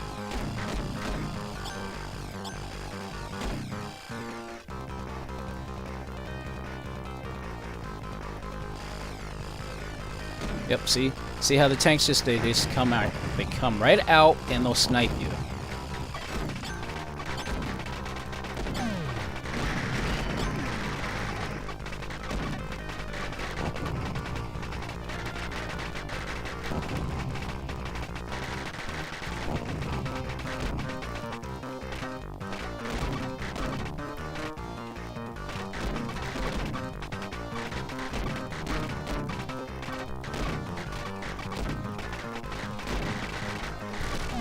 Oh, really?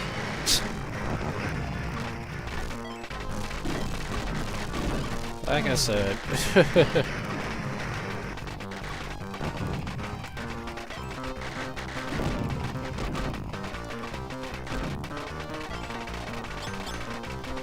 Hey, I'm progress. I'm making progress. Okay. Next boss. And this boss has 3 areas to shoot.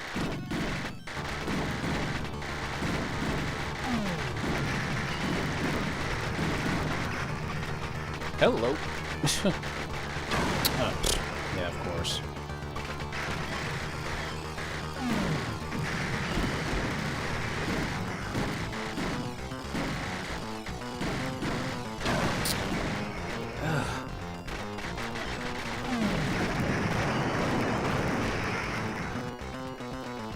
Okay, that was...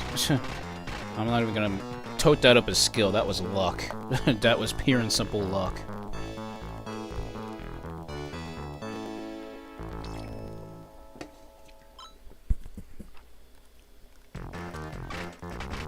Alright, 3 stages to go. I'm getting there. I'm getting there.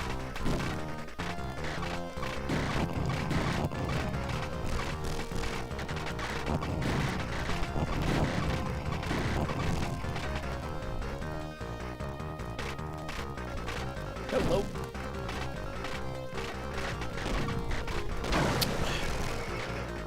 And see, you always manage, like, when you're going into an angle, you always manage to hit something. Always.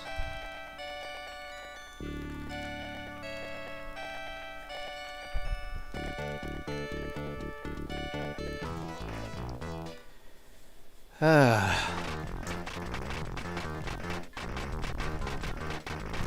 and that shoots me all the way back to the beginning of the stage.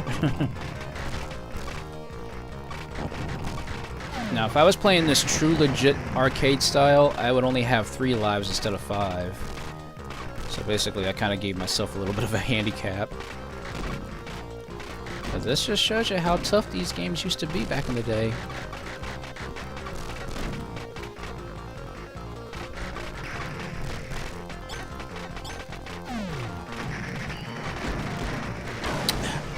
See what I mean? You get sniped so easily, so this is ridiculous. See?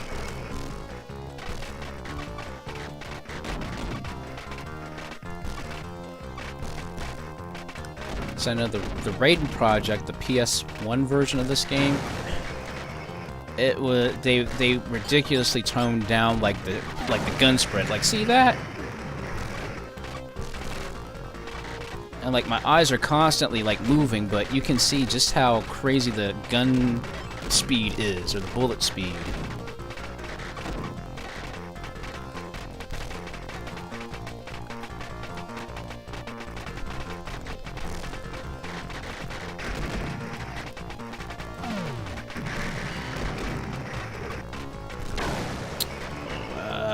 Please tell me that was a checkpoint.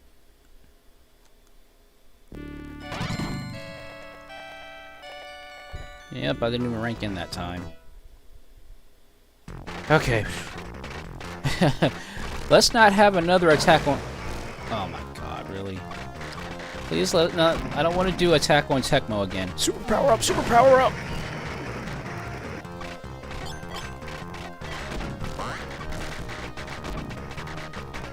At least now I have a fighting chance.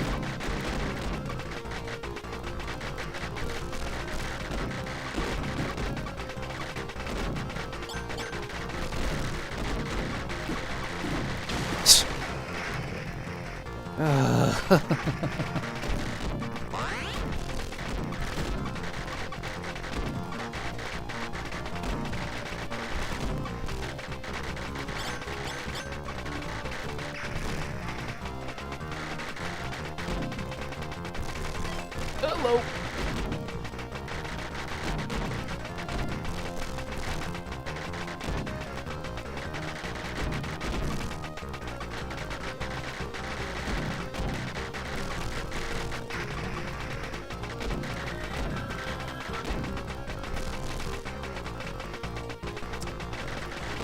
Yep, and honestly, it's always like you could see like a big line of bullets coming at you, but it's always a stray one from a tank. A small tank will always get you. It's either a small tank or a small airplane bullet that'll get you.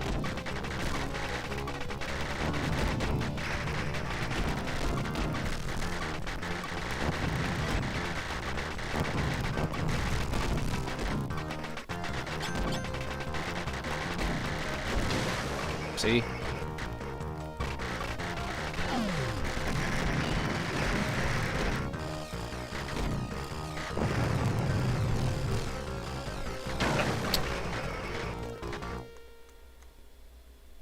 Okay, was that a checkpoint?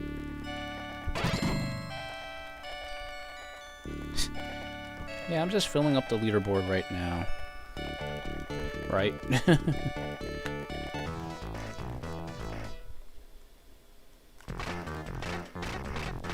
Okay, at least I kind of made it to a checkpoint. Yipe!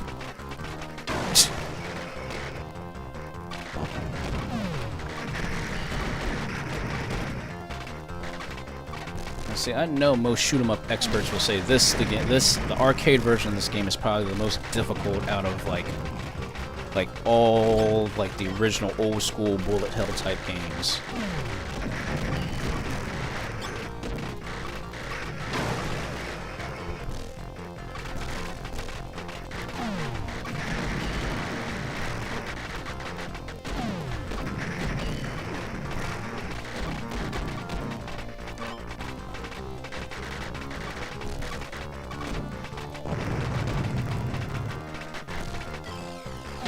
Really? See, it's always that stray little bullet that'll get me.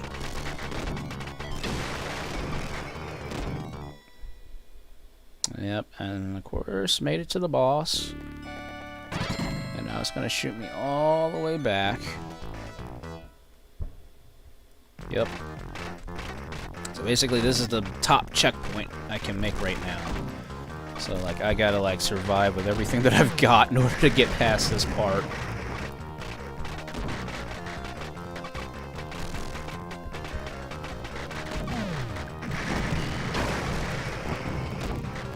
Okay, super power up. Now if I can hold on to it.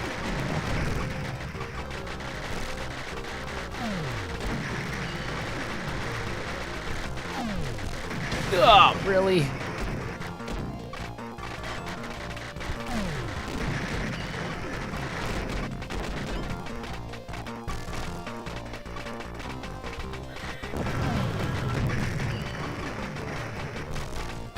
Oh yeah, the Toto games. Oh yeah, those things are ridiculously hard.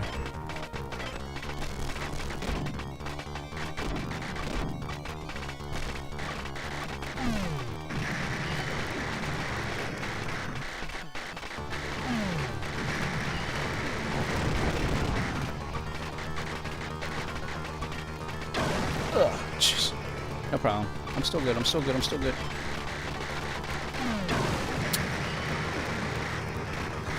Close and try to get it.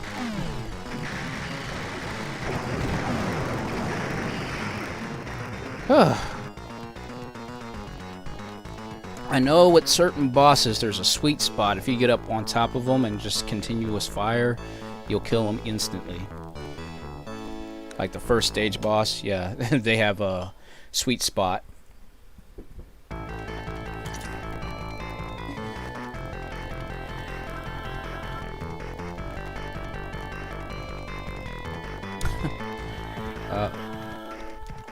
I'll give that a shot sometime. Alright, outer space. We're getting close, guys. We are getting close. Yeah, that's like...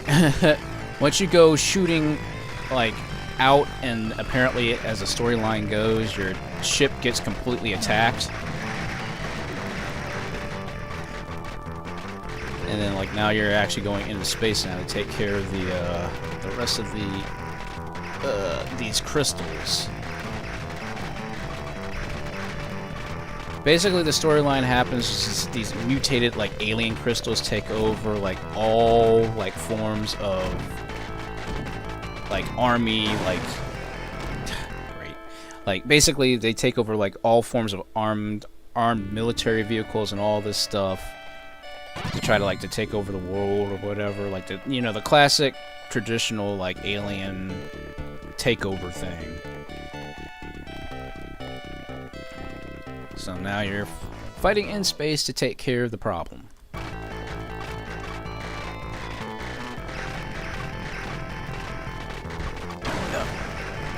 See, it's all.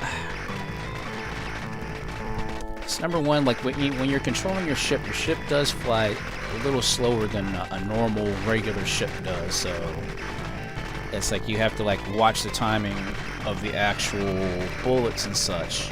But sometimes that stray bullet will always get you.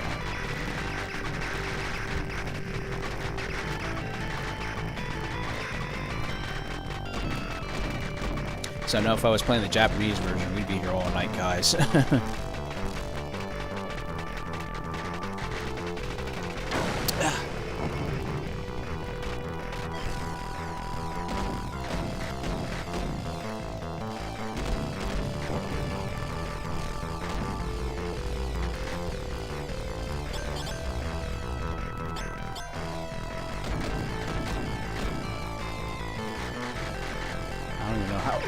See, good gosh. Really?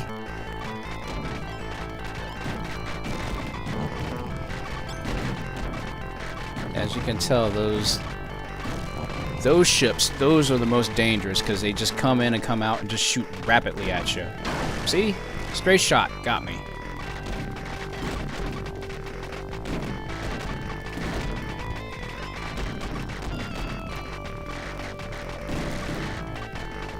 Hello.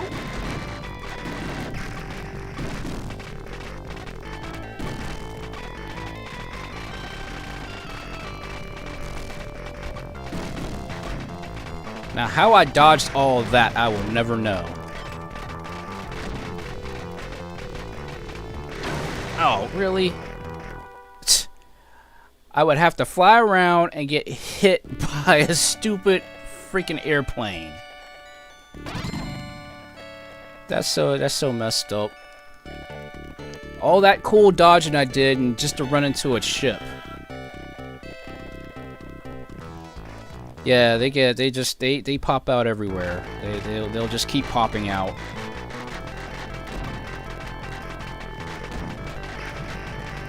Okay, super power up! Oh my god, almost did the same thing and ran into that ship again.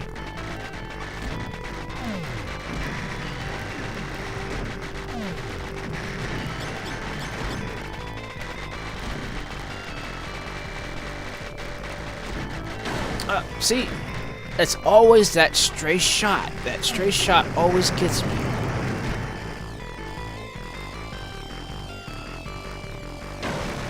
Again, see?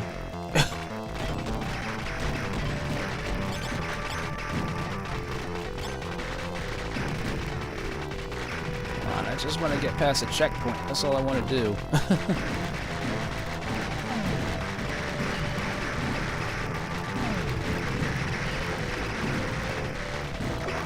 Oh.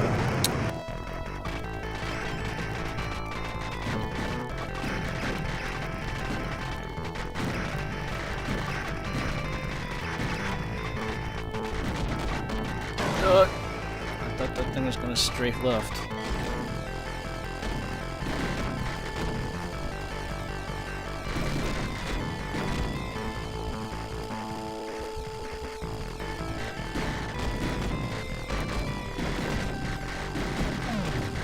Ah, dang it. I was doing so good that time. I was doing all that wild dodging and I still got tagged.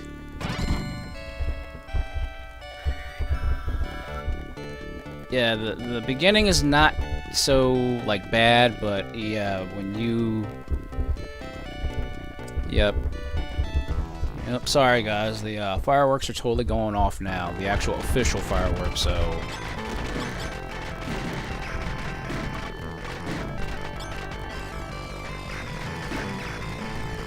but yeah, in the beginning it's not bad, but yeah, this stage... Actually, I think it's this stage that's actually a lot more difficult than even the final stage, which is really weird, but that's how the game's been programmed.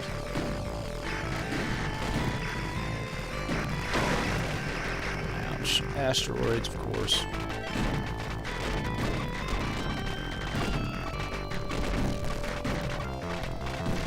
Ugh. And see, if you're not moving around in a specific pattern, you are going to get shot down.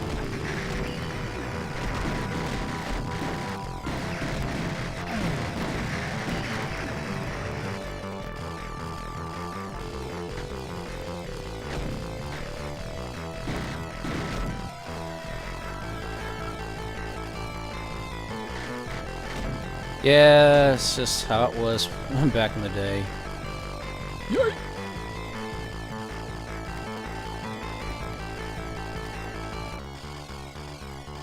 Okay, finally made it to the boss.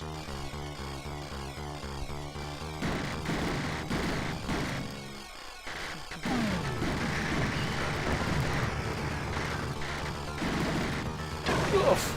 God, I forgot about that spread shot they shoot.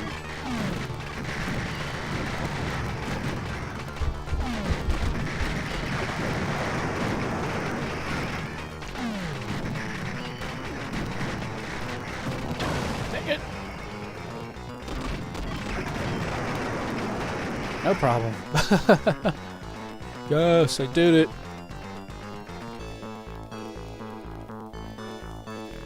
Okay, no, that was this third to the last boss. I think, is it stage 7 or is it stage 8 that's the hardest? I forget. I know I can't remember off the top of my head, but I know it was always the stage before the last stage that was like the hardest.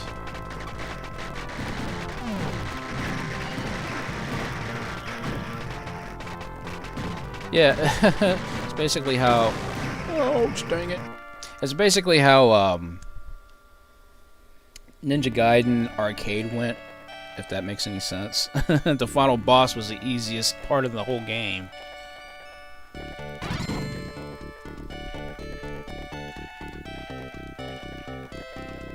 Okay, my name is on the leaderboard, so you know that's a positive thing, right? That's a positive thing, right? Super power up.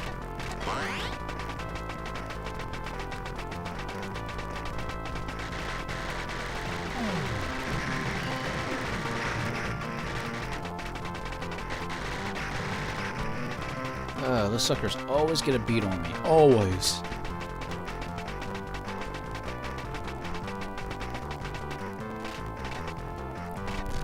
Hello. See? I told you, it's always that stray bullet. And see, the thing of it is, they shoot off screen as they approach.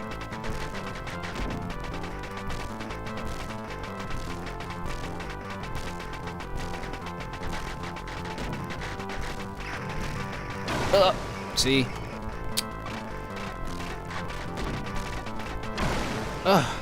Really? Okay. Boy.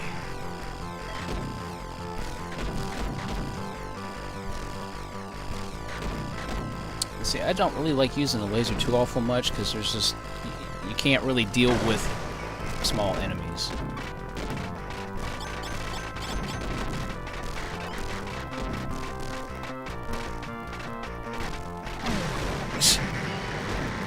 See, I got hit like you didn't even see it coming. You didn't see. Oh my god. Oh.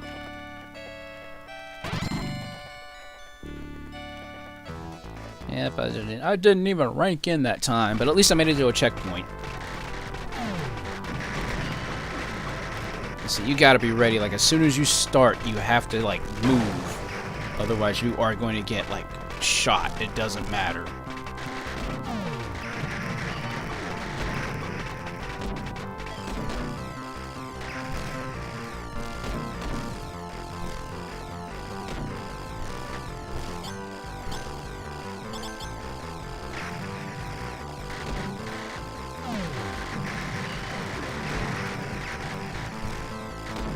Jeez, oh boy, I should have just strafed to the right instead of moving up.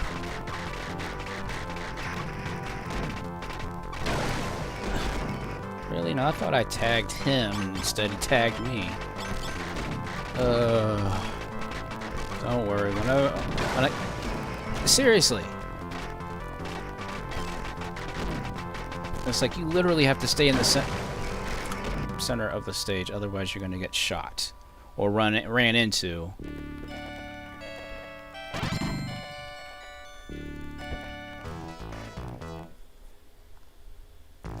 Okay, at least I made it to the checkpoint. Alright, I got another super power up, but, you know, I'm not 100% sure if I'm going to be able to pull it out.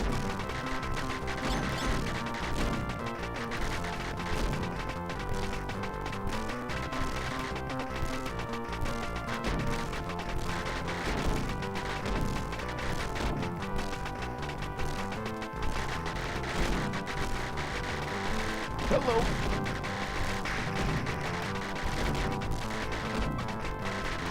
Yipe!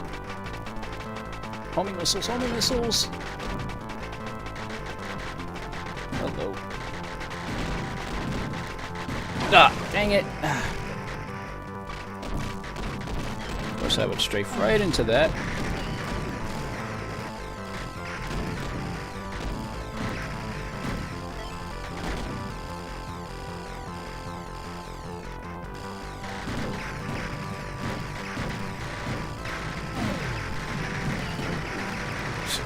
Massive slowdown.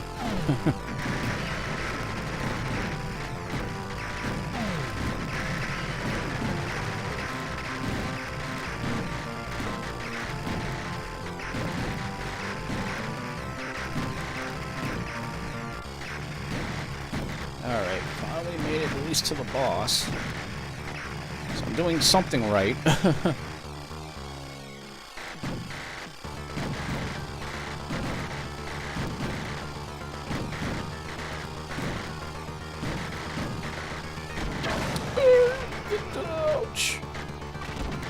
No problem. I guess I got bombs back again. I got bombs! So in this case, rule of thumb, just use up bombs as soon as you come back on screen. There's just no getting around that.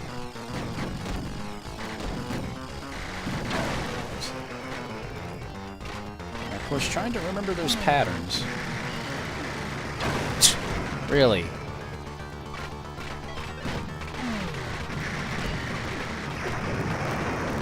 Thank you. Oh, good lord.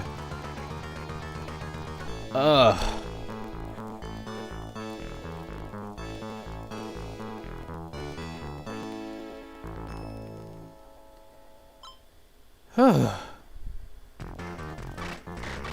Alright.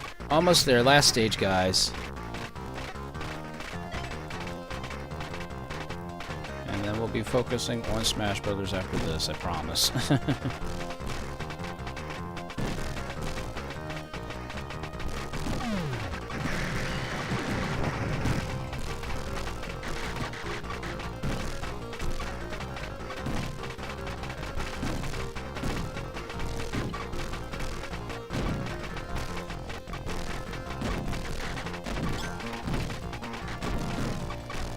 Ugh, dang it. Ugh. Stray bullet got me again.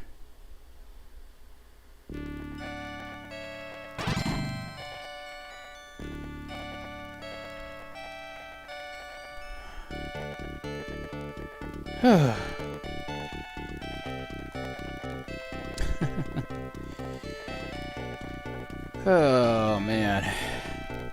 We'll see. We'll see. We'll see.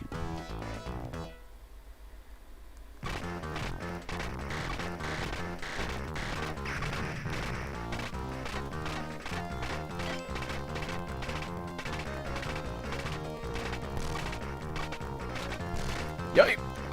Yay! Hello. Ah.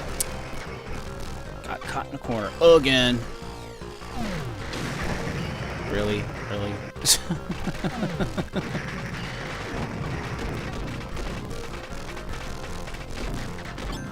Jeez. Like, those little ships just come out of nowhere, and it's so hard to, like, try to focus. And I don't like using up bombs so much, but in this case, I don't have a choice. I'm, like, super weak right now, so I can't do anything else but use bombs. And see, like I said, the enemy, they're so fixated and they just... No. Something ran into me. I saw it happen. Something ran into me. Oh, great. Yeah, of course I gotta start all the way over. Okay. At least I got a super power up this time. Hopefully, maybe now I can actually hold out.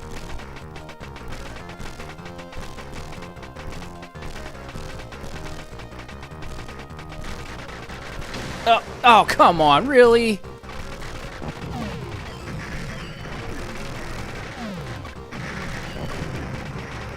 There's always that stray shot.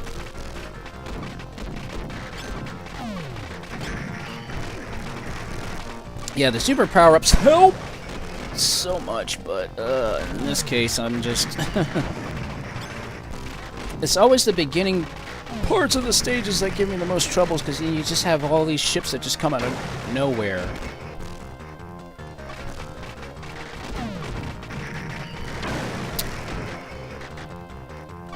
Okay. Please tell me this is at least to a checkpoint.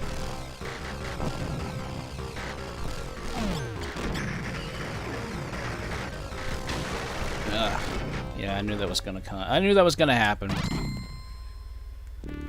I knew that was gonna happen. Yes, checkpoint. Okay, I've made progress. That's all that matters to me right now, is that I made progress.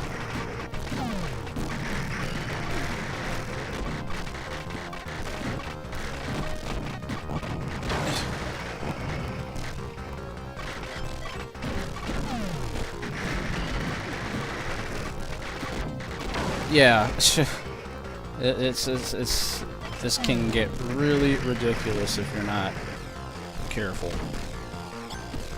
But again, this is what these games were made to do. They were meant to take your quarters back in the day. And I guess that's really, I don't want to say I'm a glutton for punishment, but you know, there was just something about these games that just had a charm, you know. It was like basically like it's like, I know it's a horrible analogy, but it's like basically how like Ninja Gaiden worked for me. It's like Ninja Gaiden, like it drove me to continue to keep getting better and better and better, because I was like, there is something waiting for me if I keep playing it. And yeah, you could get, like I said, you get so overrun so easily if you're not careful. That's the thing about this game. Checkpoint. I'm progressing little by little, but I'm getting there.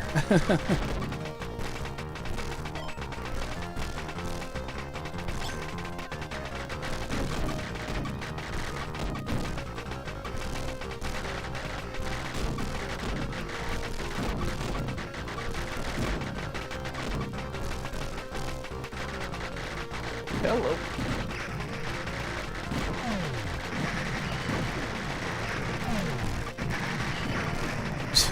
I had no choice to check out those shots. See, it's always a stupid stray shot from a tank.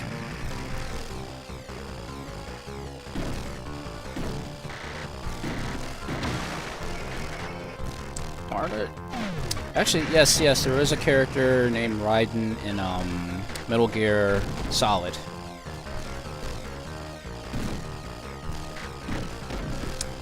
Actually, so I know he appeared in 3, and he also appeared, I think, in Rising Revengeance, I think. Hello.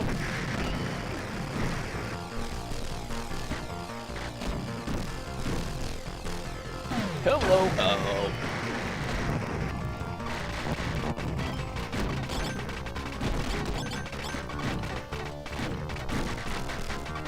Dang it.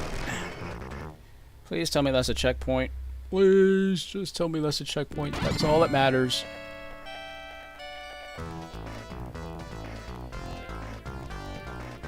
Yeah. Like back in the day when I used to play these games, man, I could run like on 1 credit, but it's been, that just shows you how long it's been since I've last played these games, you know. I mean, they're fun, it's just you gotta like learn and like relearn everything. Like I've told you guys, I don't know how many times before, but you know, if you really want a challenge, go back and just play a game that you've not played in like forever.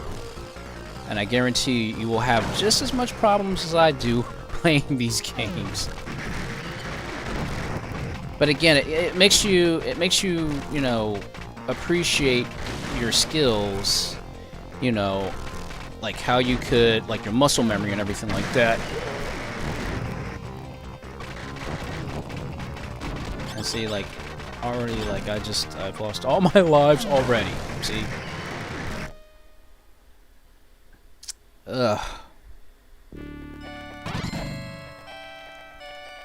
But see, like I said, you guys know me. I don't give up easily.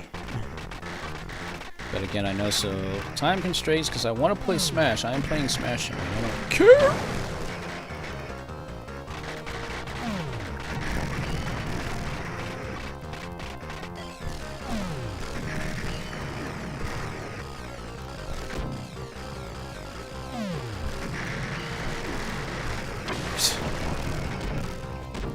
And see, like, these little ships, they just come out of nowhere, and they overwhelm you if you're not careful.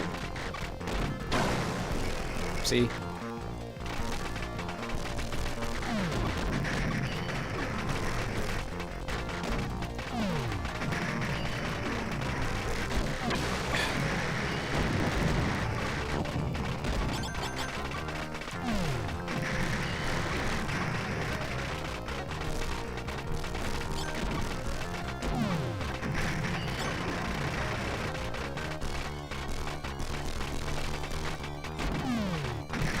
Okay.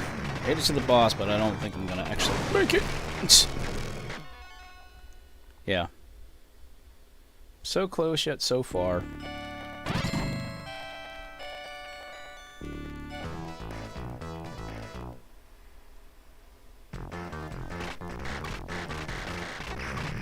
Oh, thank you. Yep. Yeah, it always happens. This always happens to me. But yes, thank you for the... Dang on it. Thank you for the... the nice gesture there. I hope I will continue to start doing more ASMR videos, because that was my first time doing one, and it just... I don't know why I decided to do it, but I did it, and apparently, you know, you guys like it. I mean, you know, give me a heads up if you guys definitely wanted me to do more ASMR videos. I will definitely do more. Just not in this form, obviously. This is obviously not a ASMR video. Doggone it. Thanks, I appreciate that. You know, honestly, that was my first time trying it. And it worked. It really worked. Yeah, I made it to the boss. Okay, due to time constraints, because I said I was going to play Smash Brothers, I'm going to have to call it quits for this. But this is another game that's going to go on that thing. But you know what? I'm going to be smart about it. Because you can do something like this. Create, interrupt, save data. So that means next time I play, I can start right here from where I last left off. So how's that sound? We'll continue next time, because I'm looking at time. I'm like, oh my gosh, it's almost 11:15 or 11:15, 10:15. I told you guys I'd play Smash, and I'm playing Smash tonight. I don't care.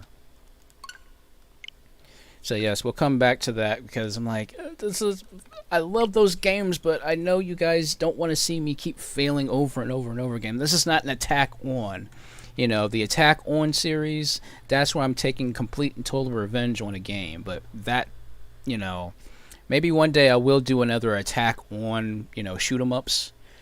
We'll probably do that one day, maybe. How's that sound?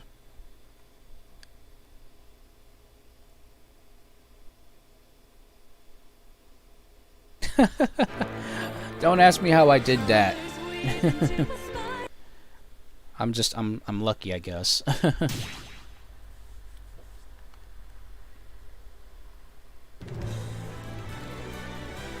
Okay. Attack on Battletoads? Are you crazy? I don't think I can do that one. That's gonna drive me nuts. That's gonna drive me insane, because you only get 3 credits, and that's just not cool.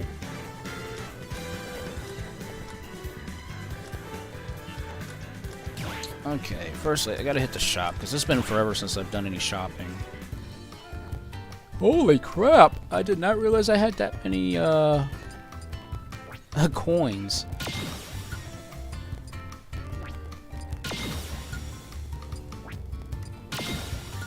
Yay, Yuffie, yay.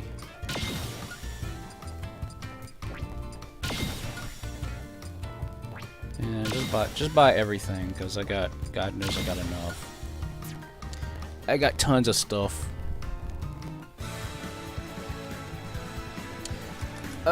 My current main right now is Terry. Terry's my big main right now. Oh, those cards are actually... That's actually one thing I have not actually beaten yet, and I'm ashamed to say it, but it's for Adventure Mode.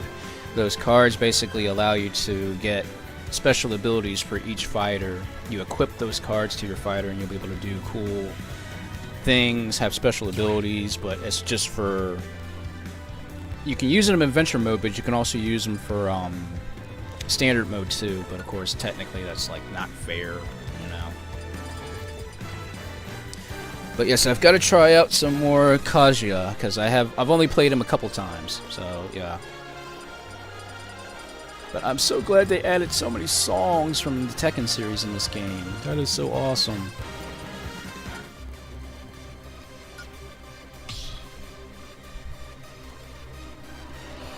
But I definitely have to I have to try out Kazuya first.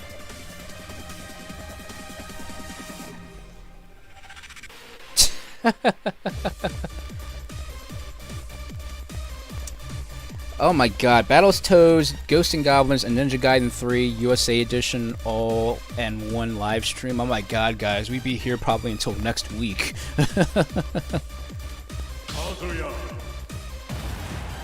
Okay, maybe I should have turned down the CPU a little bit, but you know what? We'll go right into this.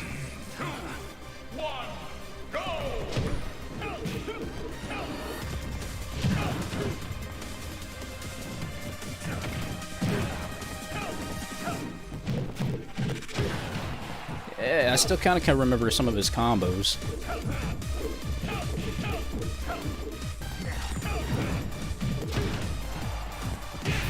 Nice! I still remember that move.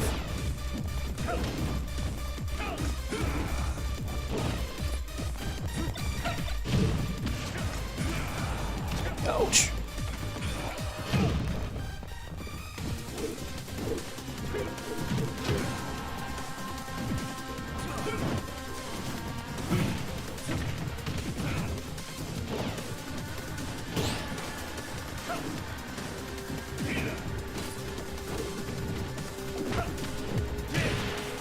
So that's cool that they actually put in the zoom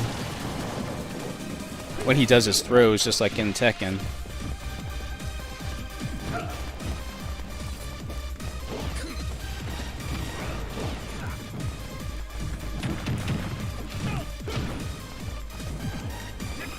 Yipe! Yipe! Ah, dang it. Of course.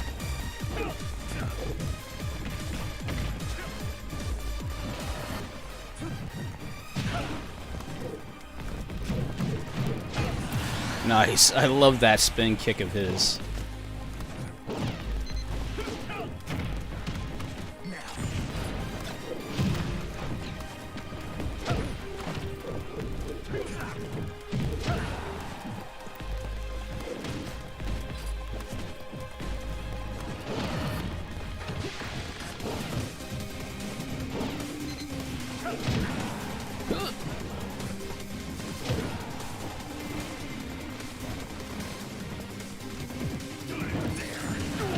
Ouch.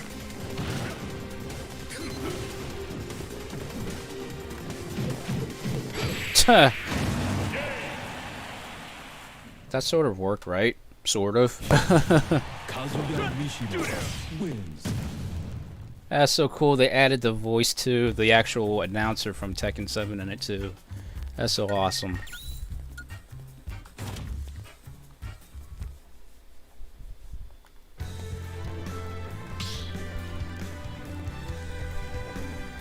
Yeah, he's... I will say this much. I mean, compared to like Terry's my main for the most part, and getting used to Kazuya because I'm used to playing Tekken, I have to get used to his moves, but in a completely different way, since most of his moves require 4 buttons, and obviously you're only using 2 buttons technically to do inputs and stuff. So it's gonna take a little bit of getting used to, but. You know, I think I can at least handle it for the most part. It's just getting it completely down. I'll be honest with you. I thought Tekken 2's announcer was like the best because the way he like just yells everything.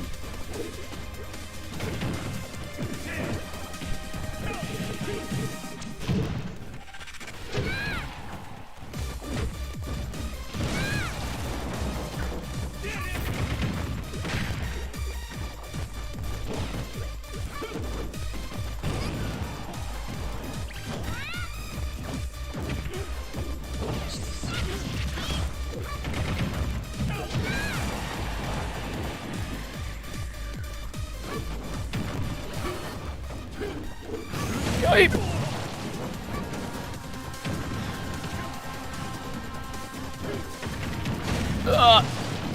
Still good, still good, still good.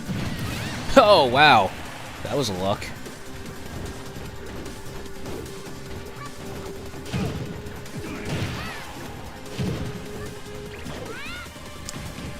That's actually a very hard decision. Like, I mean, I like Tekken 2's voice announcer, but I also like Street Fighter Alpha 3's voice actor.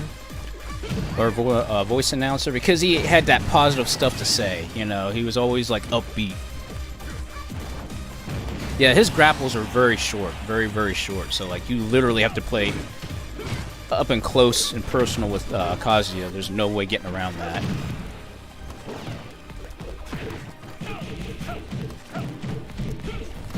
Jeez, that 10-hit combo.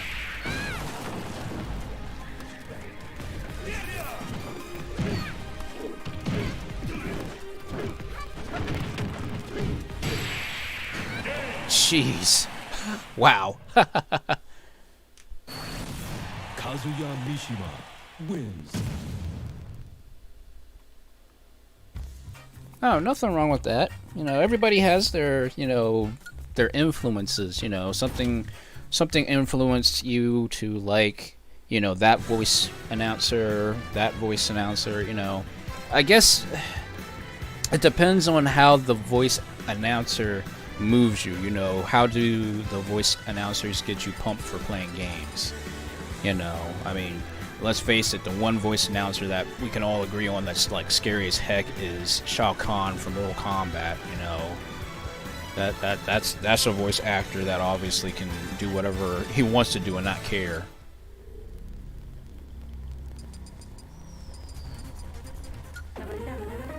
Let's see, where's that? Is that? Yes, this is the one. Tekken Tag's opening scene.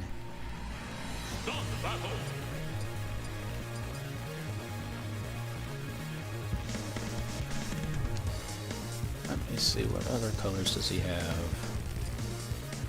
Yeah, the purple version. Yeah, that was also his also was a very good voice as well. That energy definitely got me pumped.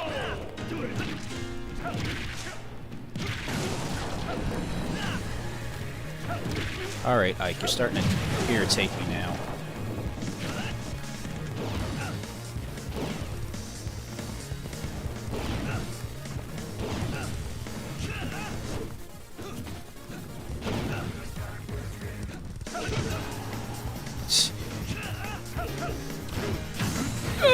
Ugh, stinking counter move.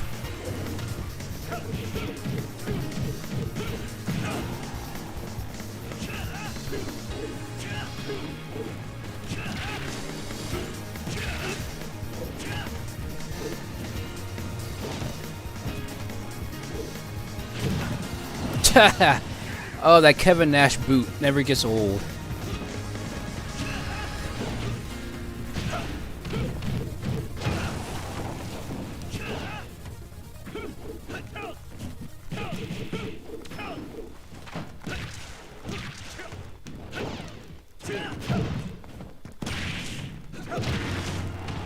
Yeah. Yipe. Ah, really? Oh yeah. Yeah, that's how that worked for Capcom versus SNK.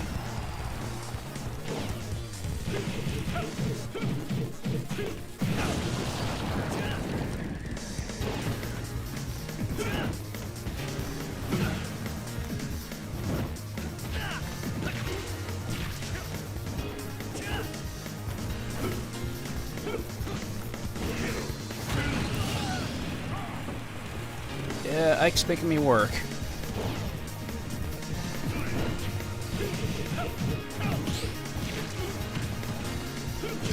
Yipe! Really? Gee Louise. Golly. I submit to no one. Yeah, Kazuya is definitely gonna take some getting used to. I mean, don't get me wrong, it's just like I've literally only played him for like a day, so like he's nothing like how like I just connect with Terry, you know.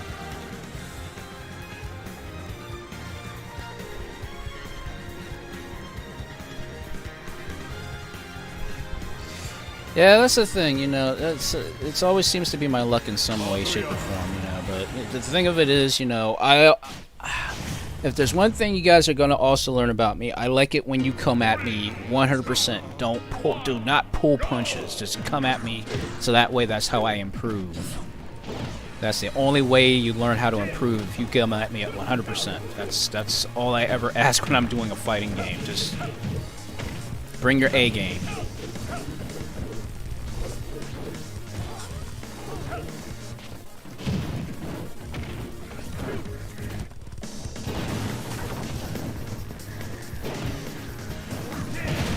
Holy crap!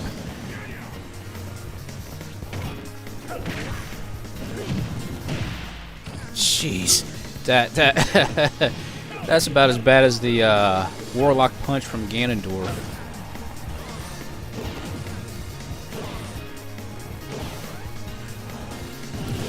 Wow.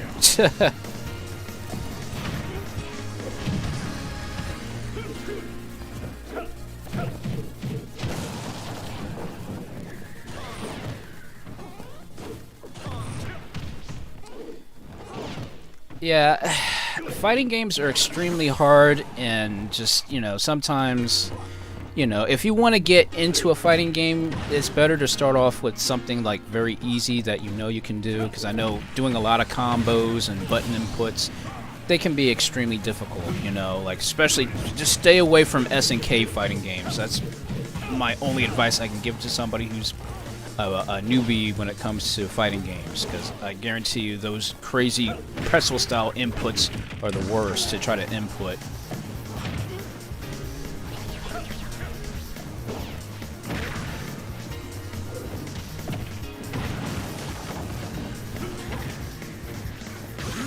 Oh, really? Really? There. To be honest with you, like when I'm playing fighting games, I'm not really looking to like try to beat the crap out of somebody. I'm looking for that evenly good match challenge, you know. I'm always looking for like a challenge that, you know, it's not one-sided. And that tends to be, you know, a lot of times it tends to be like that. And I try not to select, you know, characters who can get bodied very easily. But, you know, for me, because of the type of... I'm a very aggressive style, you know, fighter when it comes to fighting games. So I tend to be in your face very often. And the reason why I'm like that is just... it's for intimidation reasons. It's more or less to kind of, like... it's that meta game part of when you're playing a fighting game. It's all about how you approach your opponent. So... it doesn't matter if I'm playing as a big character or a small character, I'm going to just be completely super aggressive on you. So like for instance, I'm playing with Terry now. Now you'll see a big difference between me playing with Terry compared to Kazuya.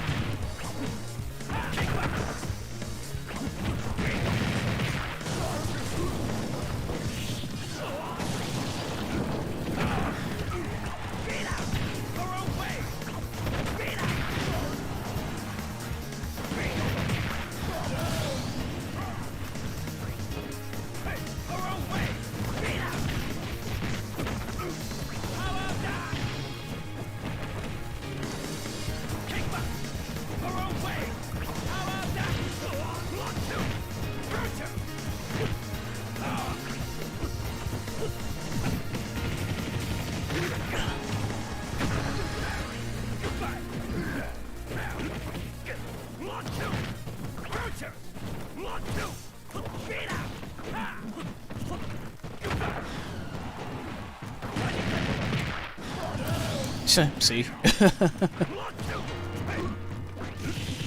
Don't get me to 100%. That's all I can warn you with Terry. Do not let me get 100% damage, because you know what's going to happen.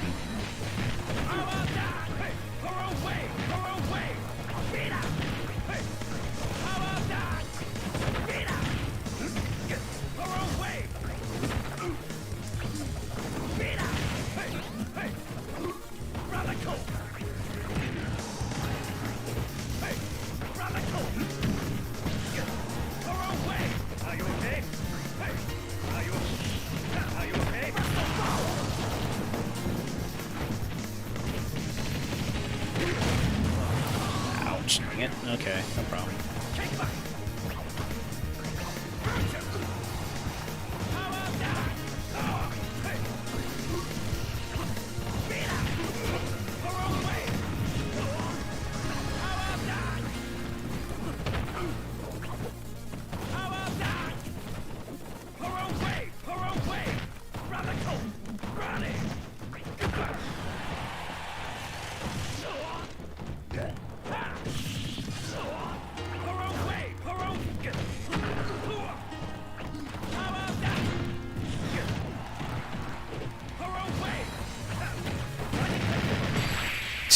It's always that rising tackle. I will always get you with a rising tackle.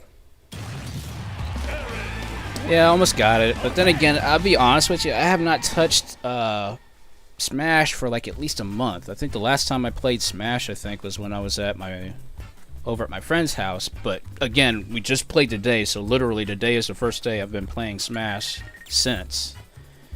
So yeah, that reminds me, I do want to do an interactive live stream sometime this month. I just need to get one piece of equipment. Once I get that one piece of equipment, then I'll actually be able to start doing interactive live streams with you guys. So, you know, I will set up rooms and stuff so that way we can actually play online together. How's that sound? So I'm looking forward to doing that this month. I am doing more, like, I guess I want to start doing a little bit more in terms of interactive things and whatnot. So there's all kinds of crazy stuff I want to start doing this month, and yeah, I know I throw up a challenge, and all of a sudden people are like, oh yeah, I want to fight you, I want to play you. I'm like, okay, that's fine, you know, I'm all good for a good challenge. So yes, this month coming up, possibly. I know it's not going to be next week. It's probably going to be the week after next, because you know I've got to buy the actual equipment first. But then once I buy the equipment, then you know we can definitely have some fun. Because I promised you guys I'd do it, and yes, I am going to do it, so don't you worry.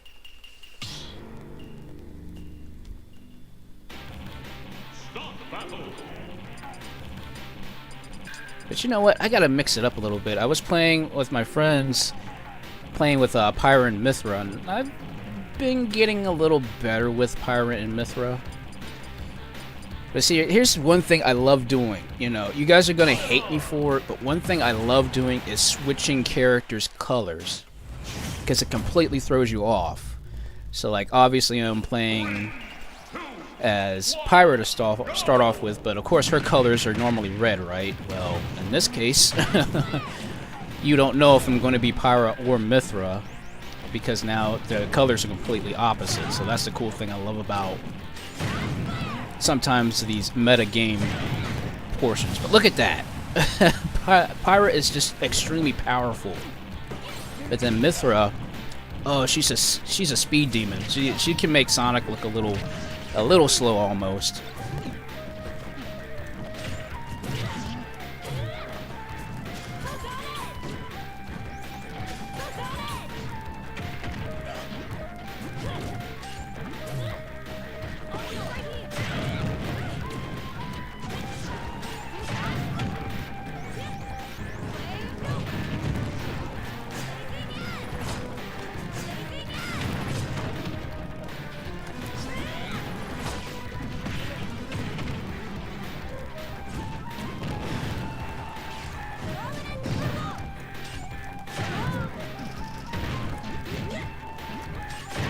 Jeez.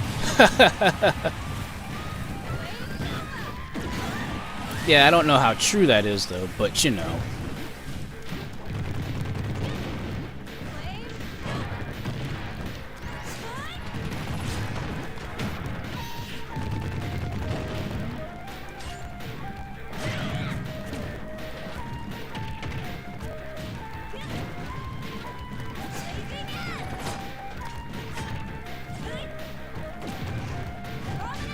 Oh, really?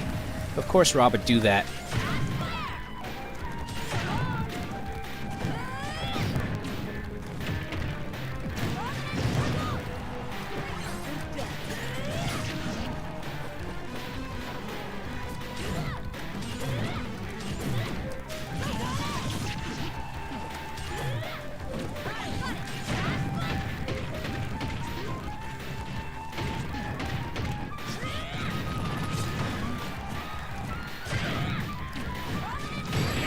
Nice.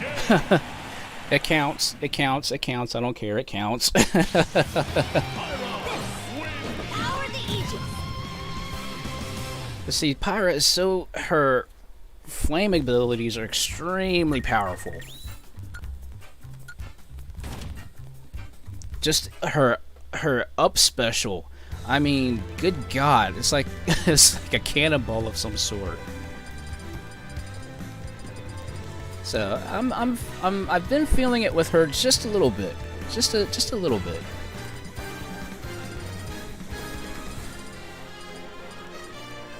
And then yes, of course, I've been playing with Sonic as well. And yes, for the heck of it. I wonder how good my Sonic skills are. Let's see.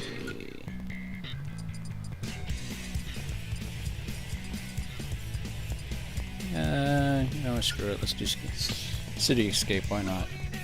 Oh, nice. Cool.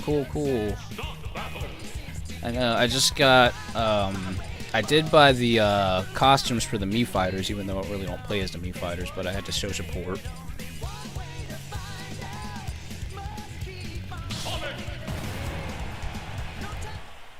Oh, nice.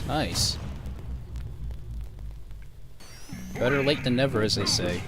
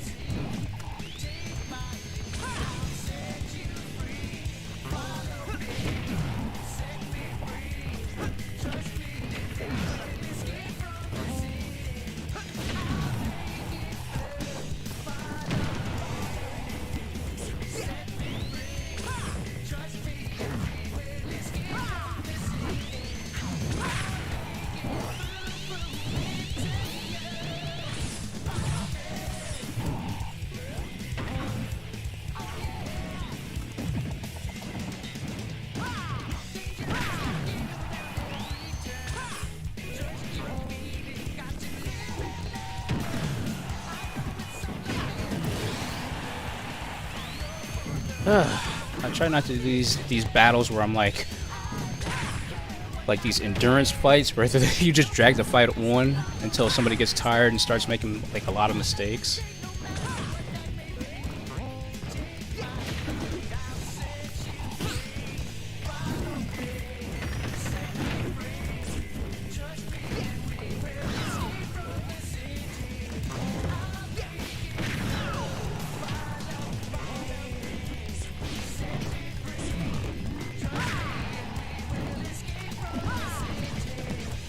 Yep, because he doesn't have a fall animation, or he's not in fall state, so he can definitely do some nice recoveries.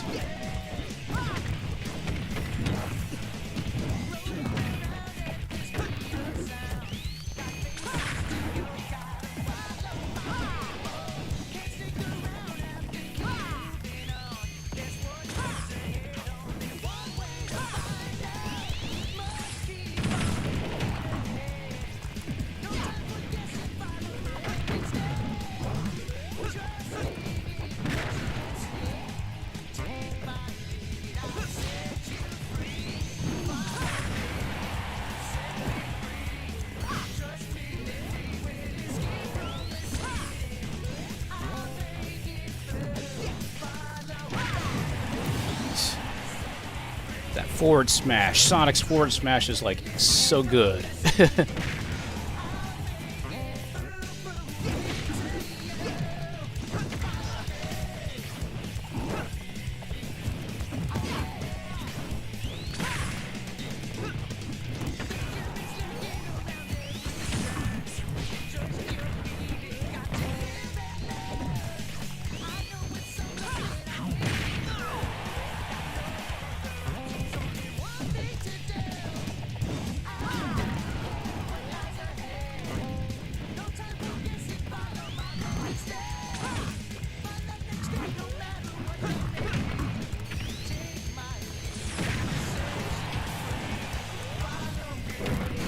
Ah, dang, that would have been an awesome dodge.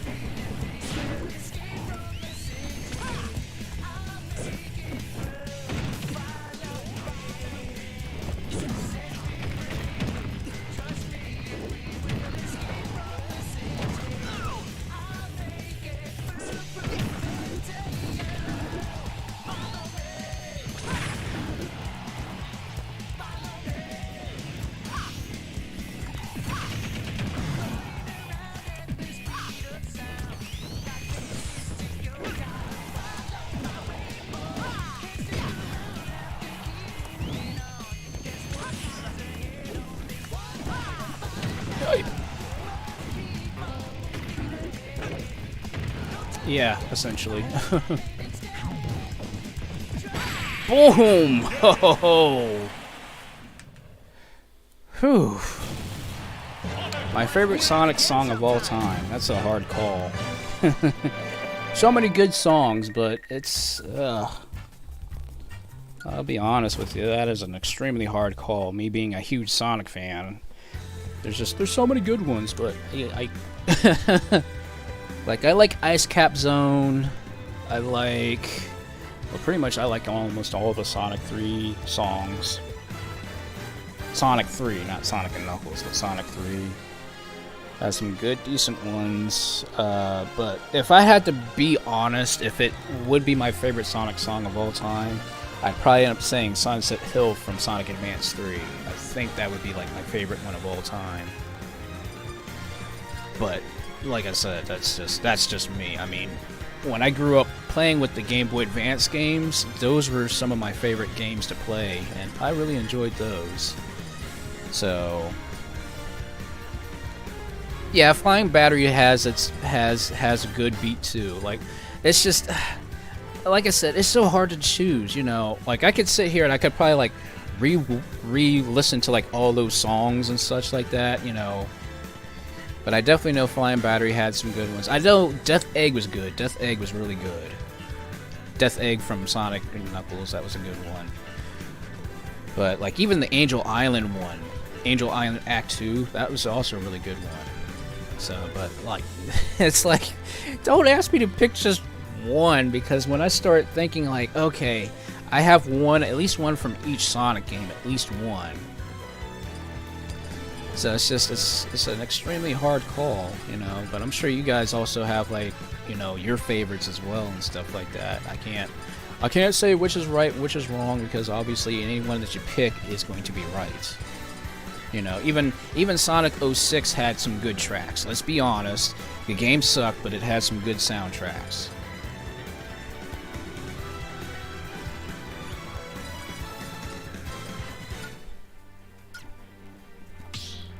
Yeah, we gotta do Dracula's Castle. You got to do Dracula's Castle.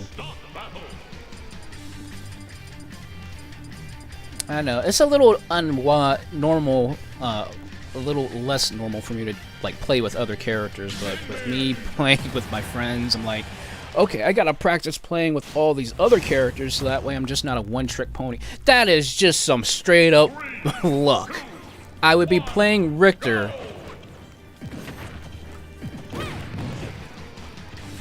on a random. That's ridiculous, isn't that, guys? That's ridiculous. Okay, Richter. I didn't do that. Yep, exactly. And yeah, actually, the that boss, since I'm playing on the Omega form, they won't appear on that, but I'll play the other version here after I take out Richter here.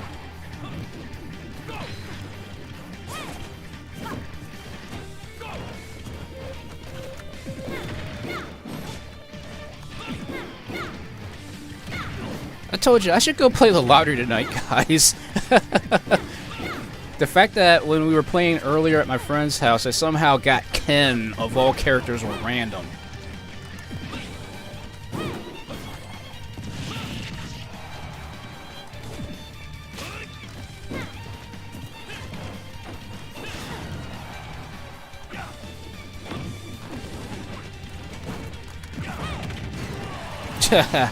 Oh, I love that punch.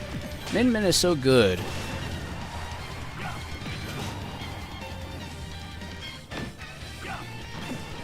And I mean, the distance she's away from the edge and still can actually grab onto it, just ridiculous. I think it was Ken. I honestly can't remember. Shut out!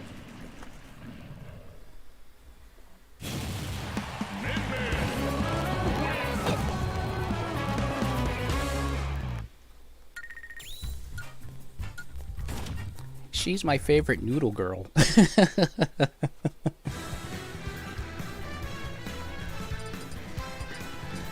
Yeah, which is funny. It's like I'm usually good with Terry, but like, you know, I'll be honest with you. Sometimes there's just that night. You just have that night where, you know, things can just go any way.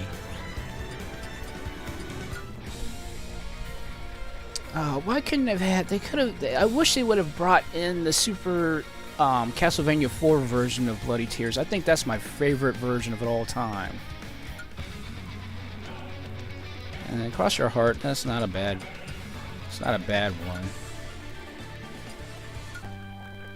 Yeah, see, they brought Simon's Belmont theme from Super Castlevania 4 in, but they didn't do Bloody Tears. I'm like, why did you make it a remix?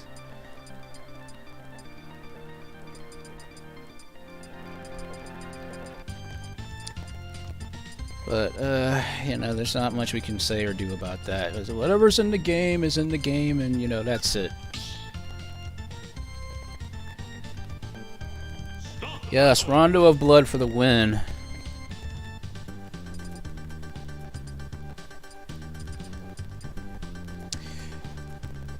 I can't remember. Did they actually put any Castlevania 3 music in this game? I honestly can't remember off the top of my head.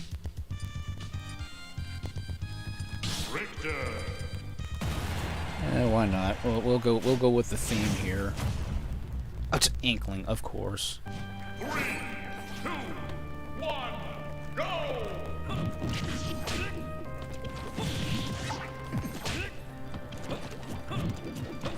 Take this!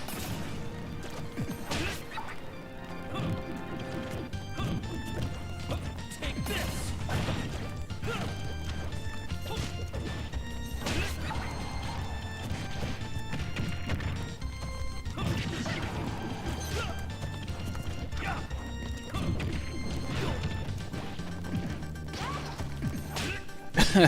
I should have made Seth Roth the enemy, but I usually just play random for the CPU just to keep me on my toes.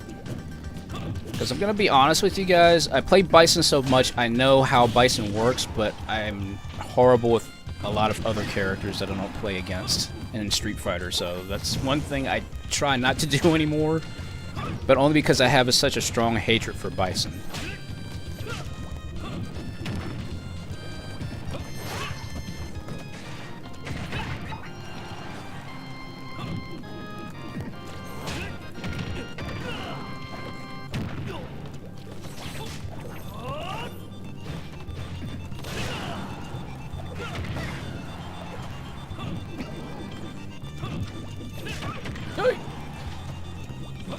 There's Medusa.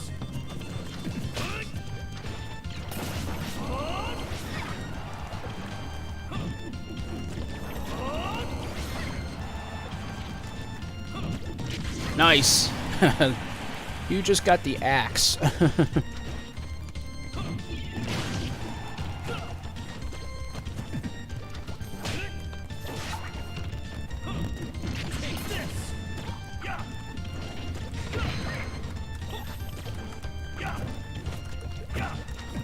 Like, the Belmonts are almost as bad as Mega Man as far as like projectiles go, or even Snake.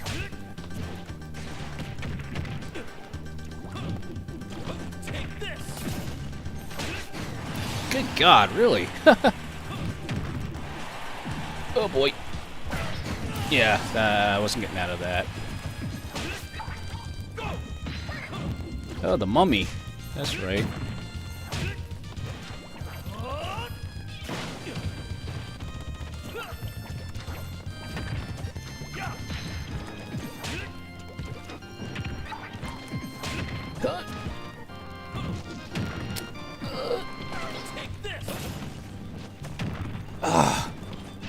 hate that paint roller. That thing is so ridiculous.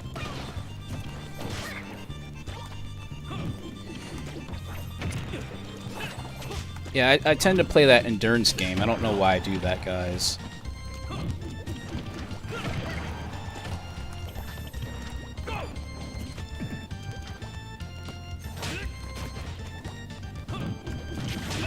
She rolled back into it?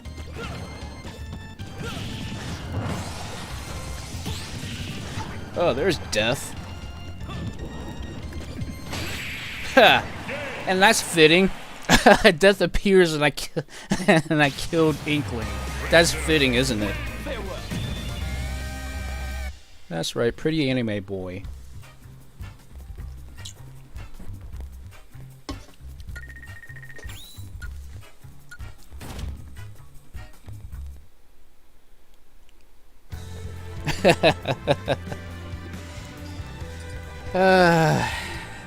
That's just how it works sometimes. Yeah, it's to bring out. I know, like, there's just so many different characters that'll come out during that stage, and it's all at random. So, like, there's no way to tell you. Okay, they're gonna come out this point. They're gonna come out this point. I cannot tell ya. I don't know. Okay, we gotta go old school.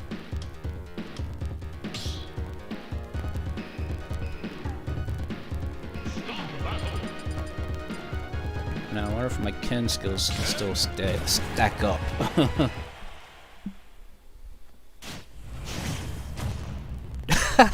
99 stock. I don't think I'm doing that tonight. It's an idea, though, but not tonight.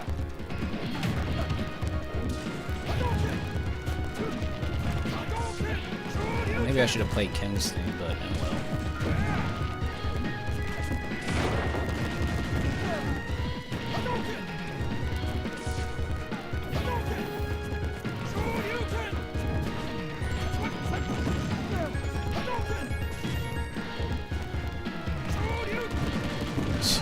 Yeah, Dark Samus can be so cheap.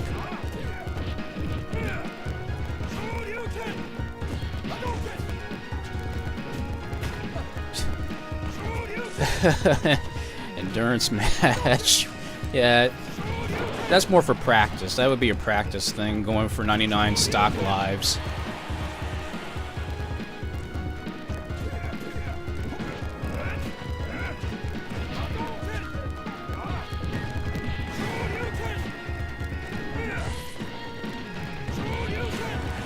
There we go. I'm glad he has his 3-hit Shoryuken. That's at least somewhat helpful.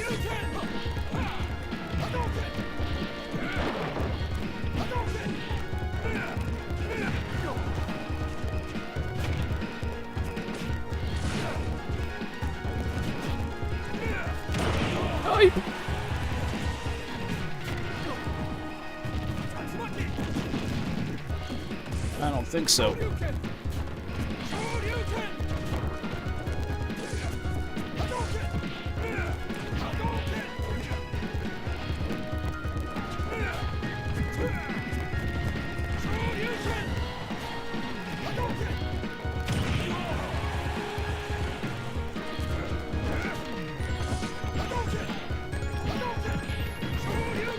As you can tell, whenever you're up in the air, a computer will just track where you're going to land at. That's why I like Terry, because at least you can reverse direction with his power dunk.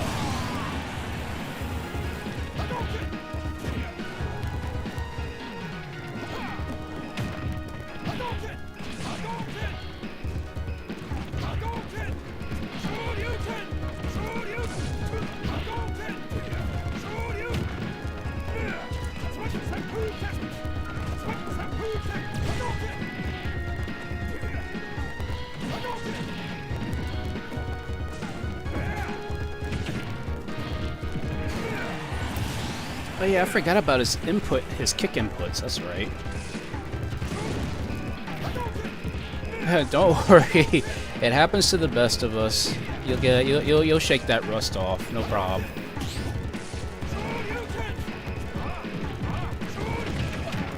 Yeah, I keep forgetting about his cancels.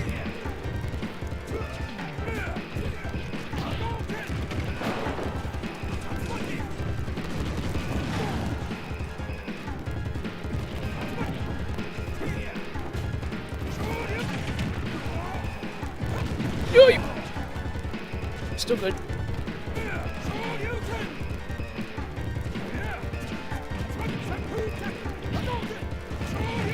Dude, she ran right into that. Wow.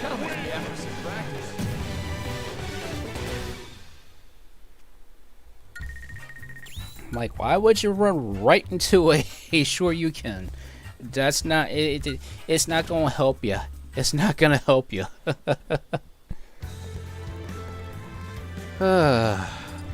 Alright, one more match and then we'll be switching over to the other part of the show. So let's see here.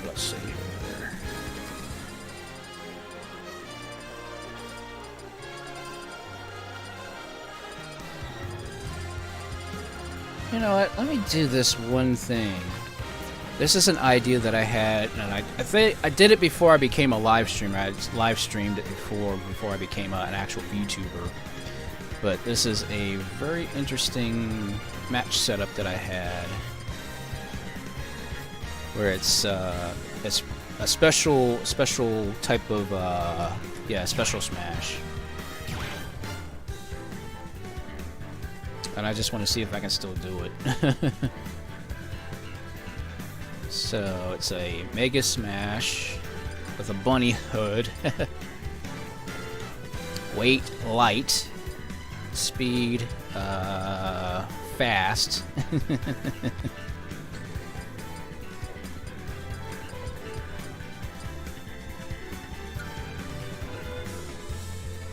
And then if I remember, yeah, big and fast, yeah, because this specific thing I did was I took all the items off except for mushrooms.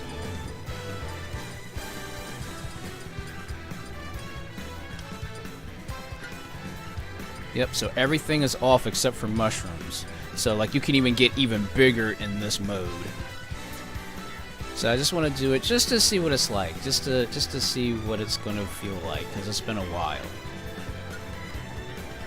And we're gonna play on Terry's the King of Fire Smash Stadium. Yes, this is going to be very interesting.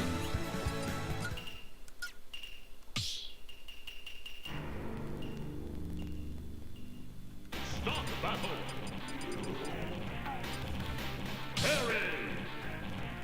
And then I need to add 2 more characters. Yeah, this is a first. You're gonna see me actually fight more than a couple extra characters.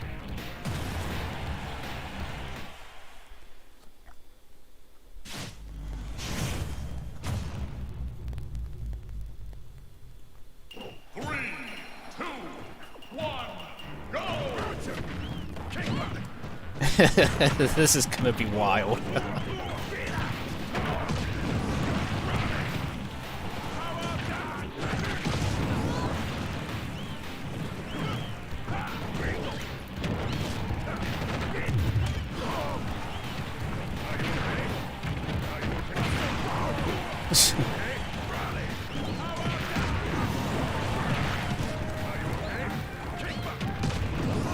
Aw, dang it.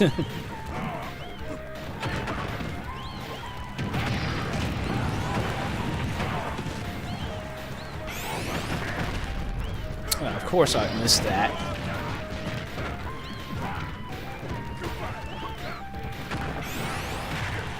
Ow, really? God, I'm having flashbacks already.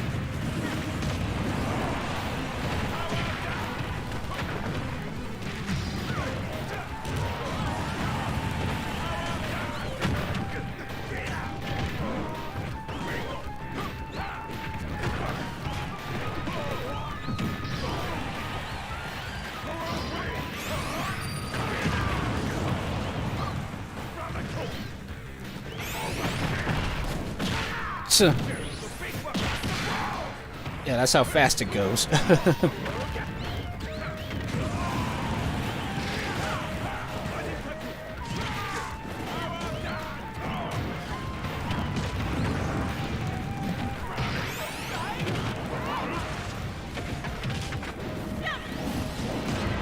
Jeez.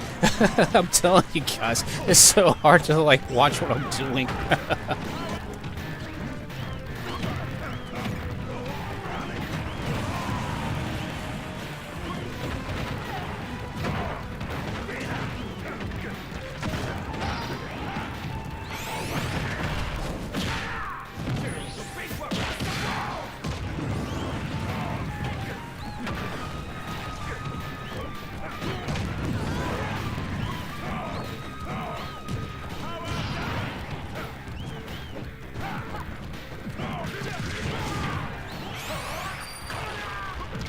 Yes.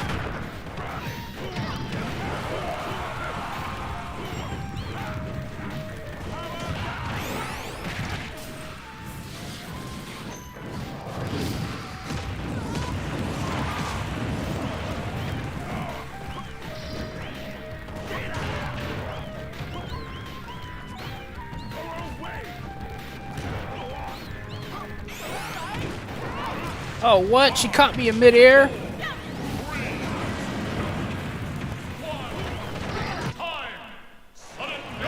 Oh, really? Wow. Okay. That was... Now, see, that's the kind of craziness me and my friends would end up having. But there you guys go. You guys can try that out and see if you like that.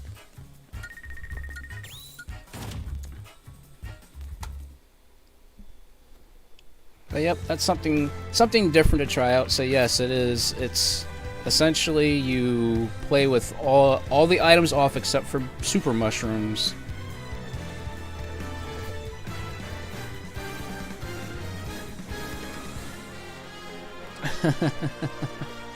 Yep. So it's Mega, Bunny, Light, and Fast. So you know, give that a shot.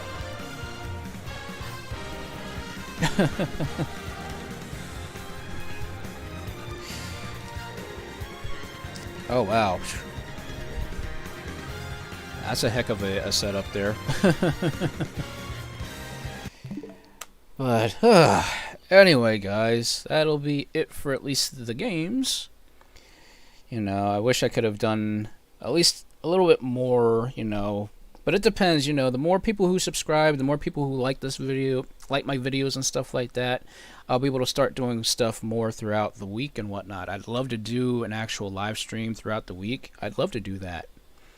But it just depends on how much, you know, time and, you know, well, I guess, just who really likes what I do and whatnot. That's what that's going to come down to. So, but anyway... Welcome to the Sunset Corner, guys. This is where the cool down part of the show begins. So for those who have got to split, got to get up early tomorrow, even though I'm sure for most of us who live in the States, you should be off. But if you're not off and you got to split, this is the time to do it now. So if you guys got to split, you guys have a good night, and I will catch you guys later next week. Hopefully, I don't know what we'll do next week. I have no idea what's on my plate for next week, but we'll see. But for those who's got to split, I will catch you guys on fire later. And for those who are going to stick around, welcome to the Sunset Corner. Like I said, this is just a cool down part of the show where I just talk about stuff and just, you know, randomly talk with you guys. You know, this is a part of the show that I like doing a lot. And it's always nice just to talk, chat, and, you know, get things off your minds and stuff like that. So I tell you guys, I've had a long week. And it's like one of those weeks where it's like, oh, will it never end? And, you know. But to answer some of your guys' questions, especially about the ASMR videos, I definitely want to do more ASMR videos. I mean, you guys may not have known this, but when I created the ASMR video, that was not scripted. Everything I came up with was on the top of my head, like how I did that evil voice thing here last week. That's essentially how I created the ASMR video. And I really, when I create like designs and stories and stuff like that, I love to create just stories. I create stories just like off the top of my head, which is super weird, but I can do it. I can do it for some strange reason, and it works. But, you know, I like creating, you know, unique stories and, you know, my character within that universe and such like that, because, you know, technically, I mean, to be completely honest with you, how my character really works is, you know, let's say that when I'm live streaming, my character is an alternate universe where he still lives in the States and he still lives with his mom and his brother. And he comes from the future but is in the past. So I can make a convoluted story out of that, but I'd rather not go into the big details. But let's say that's how it works when I'm live streaming. Now, when I'm doing like ASMR videos, I try to keep more in line of the storylines that I've created as far as like my actual characters go. Like some of you guys who follow me on my various art sites, you know, Fur Affinity, DA, and of course Twitter. On my other, you know, sites and stuff like that, you know, the the non-kid friendly sites, if that makes sense to you, like that stuff. Like I've created characters among characters on top of characters. I mean, I've created so many characters, and I keep getting ideas, you know. And being creative, you know, it can be either, you know, a joy or it could be a nightmare, especially for those who, you know, come up with ideas constantly, or for those who struggle to create, you know, things. It's always been about, you know, what do you find enjoyable about creating stuff. And really, I find what I do very enjoyable. I love creating characters. I love creating the stories revolved around my characters and stuff. I like to interact with my characters with other people, you know, to a certain degree. You know, like I don't go too deep into RPing unless I know you personally, then I'm cool with that. But, you know, outside of, you know, what I do normally, that's just what you see is what you get, you know. I mean, most of the stuff I create is on the top of my head, you know. I'll just sit there, boom, create it, and there it is. You know, like for me to become a VTuber, you know, it took, like, let me think.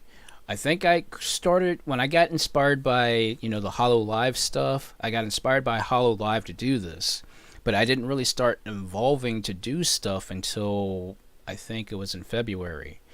Because, you know, I mean, I'm going to be honest with you guys. Yes, I'm a single, lonely little tiger, and I had to kind of like take my mind off that particular day. So what I did was I basically took 2 days and I just did this. So everything that you've seen, everything that you know, see right now, this took me 2 days to make, you know, and I'm constantly improving. I'm always trying, like the background, I just recently did the backgrounds here that you guys see. So like all this stuff, I was inspired to do that stuff. And let me tell you guys, when you're playing Smash Brothers, especially at level 8, yeah, you're going to have difficulties. You're going to have some difficulties, especially if you haven't touched it in a while.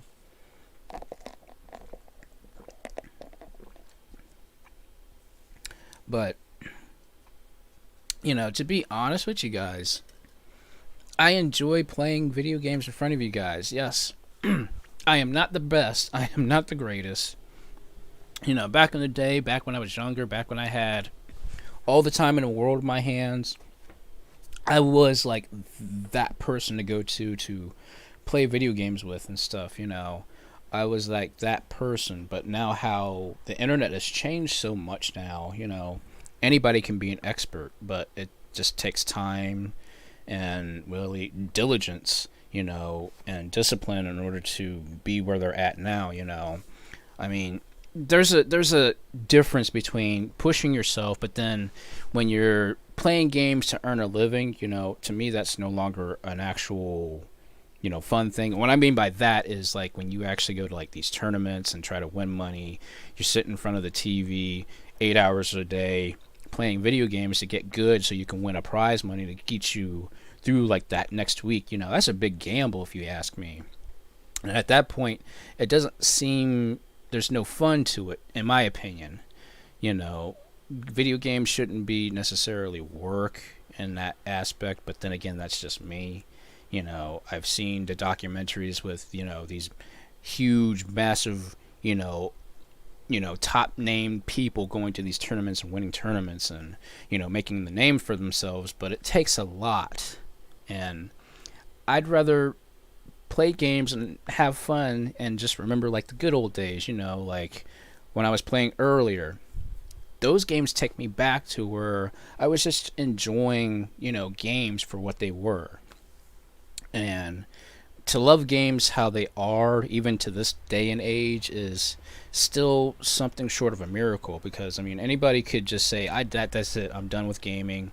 You know, life gets in the way. You know, if you're a husband or a wife, and you have children and stuff like that, you know, you may not have that kind of time anymore to like indulge like people who are single can indulge, or those who don't have to worry about, bills and stuff like that can indulge in the things, But again, we're getting older too. I mean, let's face it, we're all getting older, and there are just some things that, we have to really take in consideration of what we can do and what we can't do anymore, And it might be more of a mature thing, if you ask me, but for me, I have a childlike mentality as far as gaming and, cartoons, anime, manga, comic books.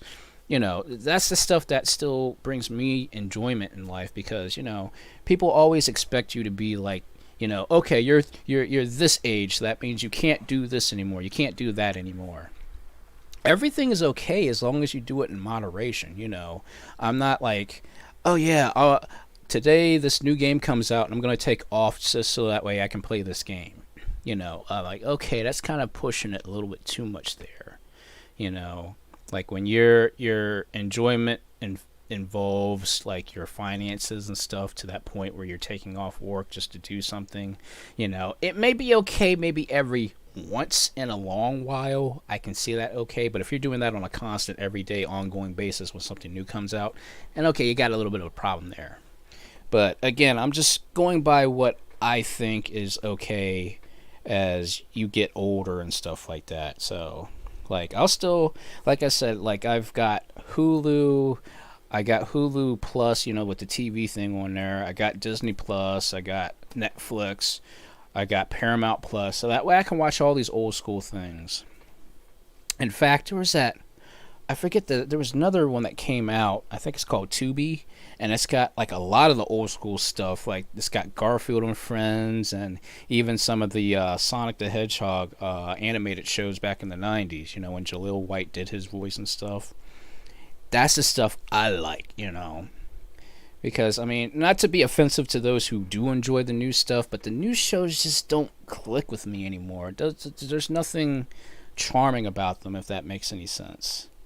And I'm noticing that as I'm getting older, as I'm maturing, and, I'm like, the 90s was like that golden age of cartoons, Like, we had, like back when Saturday mornings were a big thing, and I know I've said this before, but, it was always cool to wake up on a Saturday morning, you had your bowl of cereal, and you were sitting there watching all these cartoons back when they were in syndication, like on NBC, CBS, ABC, like just all these old cartoons. I mean, even like when USA used to play cartoons, like this was back when we were like in school, like elementary school, middle school and stuff. And while yes, we have access to like all these, streaming channels and stuff like that, it won't replace the joy that you had when you woke up and watched the stuff, because the way I've always looked at it is like you're sharing that same moment with somebody else who's in that same time zone, because obviously when you watch cartoons or a TV show, you're watching it at the same time with, thousands of other people, and there was like that connection there. And like now you have like people who jump on these forums and talk about, the next episode of Dragon Ball Z or something like that. There was a connection there back in the day. But it's like now you can just watch whatever you want at whatever time you want. And it doesn't have that same flair. It doesn't have that same feeling, if that makes any sense to you guys. But, I'm sure you guys have like those memories, those fond memories of like those school days where you got off from school and you started watching like your cartoons and stuff like that. So, I'd like to know some of the favorite cartoons you guys used to watch. I might have seen some that you guys might have seen. I may not even seen some that you guys might have seen. There's a lot of good old school cartoons out there. But, to go from gaming to, just entertainment now, watching cartoons, watching anime, reading manga and comic books and stuff like that. This is the stuff that makes me very happy to know that I can still do this stuff even when I become, X amount of years old, down the road and stuff. And again, all the stuff that you see was inspired by cartoons, anime, manga, and comic books. Like all the stuff that I've created has been inspired by something or someone, And I've always Loved a lot of the stuff, like the stuff that I create, like on FADA, Twitter, and all that stuff. Like those characters and designs are all based around anime that I've seen, and I created my own characters based around those characters. Like probably, and you guys are probably gonna be like, "Oh, you such a bad boy." The one anime that really clicked with me back in the early 2000s was an anime called Girls Bravo, and I love the aesthetic about it. Like yes, there was some kind of raunchy bits with it and stuff like that, but it was just so random because you didn't know what was gonna happen next in the show. And I loved how the characters all interact with one another and stuff like that. It was such a good show, and I liked that anime. It was really good. I mean, yes, it had tons of fan service, but it was just a good anime, and it's one I would recommend to people who just, if you really want fan service, or if you just want to just mindlessly watch something that makes absolutely no sense, but then ends up being funny and hilarious. That's the one I would recommend anybody to start off watching. If you want to watch fan service 16, age 16 plus. That one is the one I would really recommend for you to start watching. So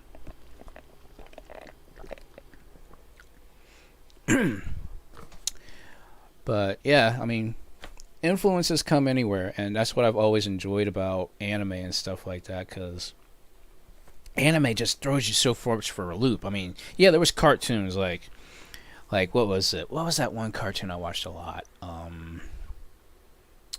my god. I have to go back way back into my memory banks and what cartoon was that I watched so much?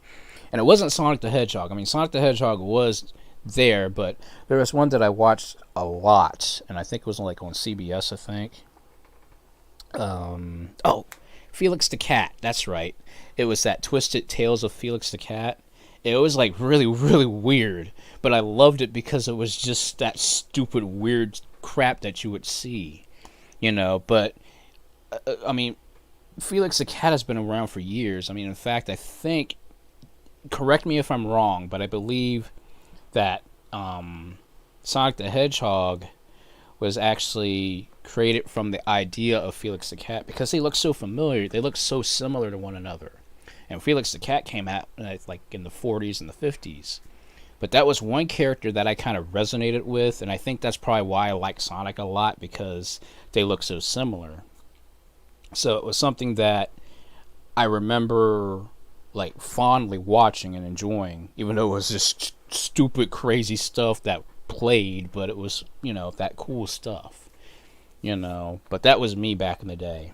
But that's how I got a lot of my influences, obviously Sonic was a big influence of mine when I create my characters, because I like the design of Sonic. Sonic has emotions, and, and really let's face it, the head kind of gives Sonic that personality. He's got a lot of emotions and such, and it's even done greater, or to a greater effect, in the comic books. So if you guys seen any of the comic books, especially the new ones. And then, honestly, now I know you guys are probably going to also say, man, what are you thinking? But really, if you guys get a chance to, go to Hulu and just watch a couple episodes of Sonic Boom. That show is so good. And I'm not trying to be biased as a Sonic fan, but just the stuff the writers are extremely good at creating the episodes for that show. So if you guys really want to see animation done really good, CGI animation, mind you, with the Sonic characters, they all have life to them. They don't just sit there and look weird and stuff like that. They are really self-aware. I mean, the jokes, the cameos, the references, I mean, those guys were on point. In fact, I think there was an episode that actually referenced that chainsaw dude from Tiny Toon Adventures. They did that, and it was just, I'm like, that brought me back to my childhood. And just to hear that the writers did that, I'm like, man, I love Tiny Toon Adventures as well. That was my show. That was my jam. I got off the school bus, man. I ran home, man, and there they were. I think, I think at one point I actually won some goldfish at a carnival, and I called them Buster and Babs. I don't know why. I mean, they died in about a week or whatever because they're carnival goldfish. But it was just the fact that I was that attached to them.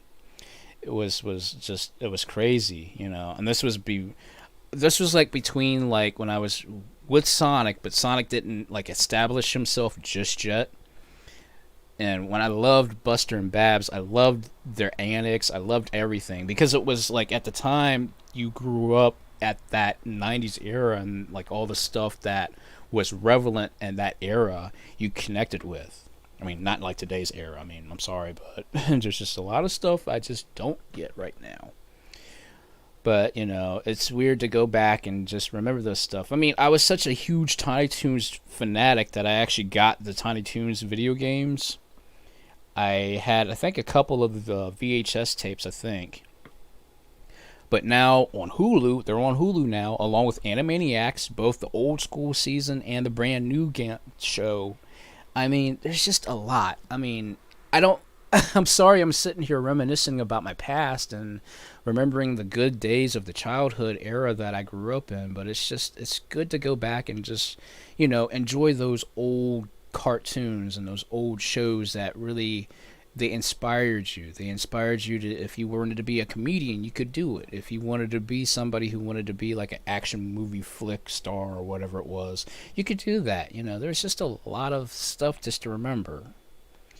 You know, and thank you. I like I was explaining earlier that, you know, I created all this stuff from scratch. Like all the stuff that you see is all through the program called Second Life. All the stuff that you see I've created. Well, firstly you buy the you have to buy like certain things. You legitimately have to buy with your own money these things. But then I somehow over the years have gotten so good with design and such like that it's become my mainstream style of art design. So I literally, like, if you ask me, I could tell you I can draw for crap. I cannot draw 2D, like in terms of anatomy. I suck at 2D drawing anatomy. I can make backgrounds, I can do everything, but I suck at 2D anatomy. But for some strange reason, when I got into Second Life, I created my 3D models, and somehow it clicked with me, and then I figured out how to just make textures and stuff like that. And, you know, I even take commission work now on Second Life when I'm doing that. I mean, I'm sure some of you guys have commissioned me before on Second Life to create your avatars and stuff, and I love doing this, but I kind of took this to a whole new level because I don't think anybody on Second Life's done something that I've done. And I like to be unique in a way that, you know, it's possible. So, like, what I've done on Second Life and doing this and bringing this now as a VTuber, you guys could do it too. And, you know, I've told you guys this a lot before, that you can create this stuff. I mean, all the stuff that you see here, like all the poses and everything like that, this is all the stuff that I've legitimately just made off Second Life, but then I use my own skills to create this that you see. You know, yep, and I can create, I actually went and just like I've done so much, and it's really limitless potential, which is what I love. And, you know, and it's all about using what you have.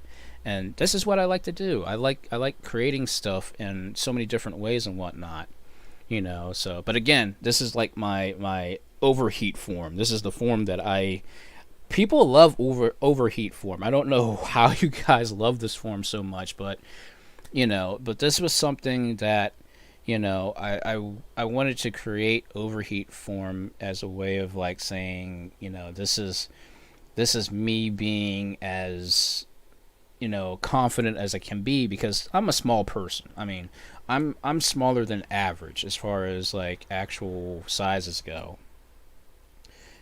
So, and yeah, you don't see buff avatars. You don't. And I guess I just wanted to try something kind of new and something unique, and apparently it clicked. It clicked rather well, you know. And well, I can't, like, my character obviously can't move like you see your traditional VTubers because I don't rig anything. But I like to create what I can create as far as, like, you know, designs and stuff like that goes.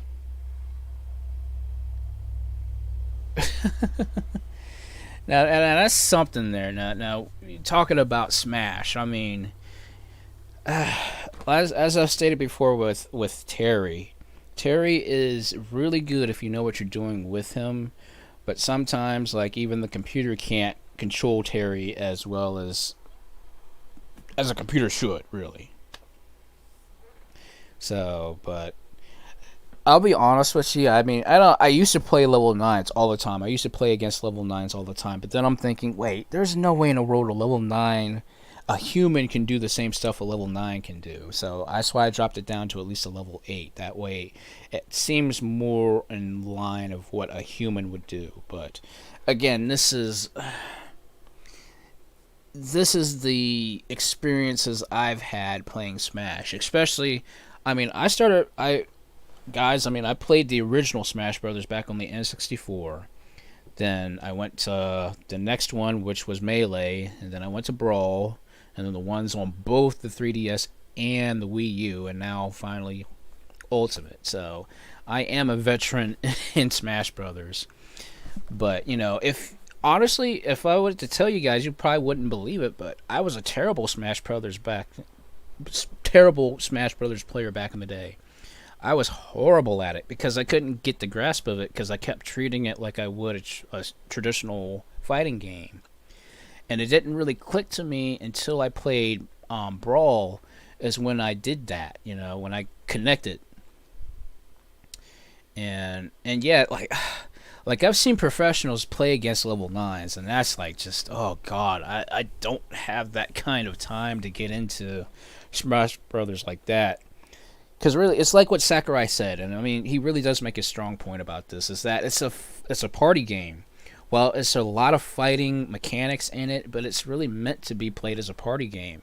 I mean, me and a bunch of friends this afternoon had a ball playing it, and it's just fun. It's mindless, just hitting each other upside the head fun. And I love that. I love, you know, like I've said before, and you guys are going to probably hear me say, well, you guys have heard this from me before, but I loved back in the day when it was you and your buddies against the computer. It wasn't against you and another friend unless you were going for that high score thing, but I loved the fact that you could just play the game and it was just you against the computer.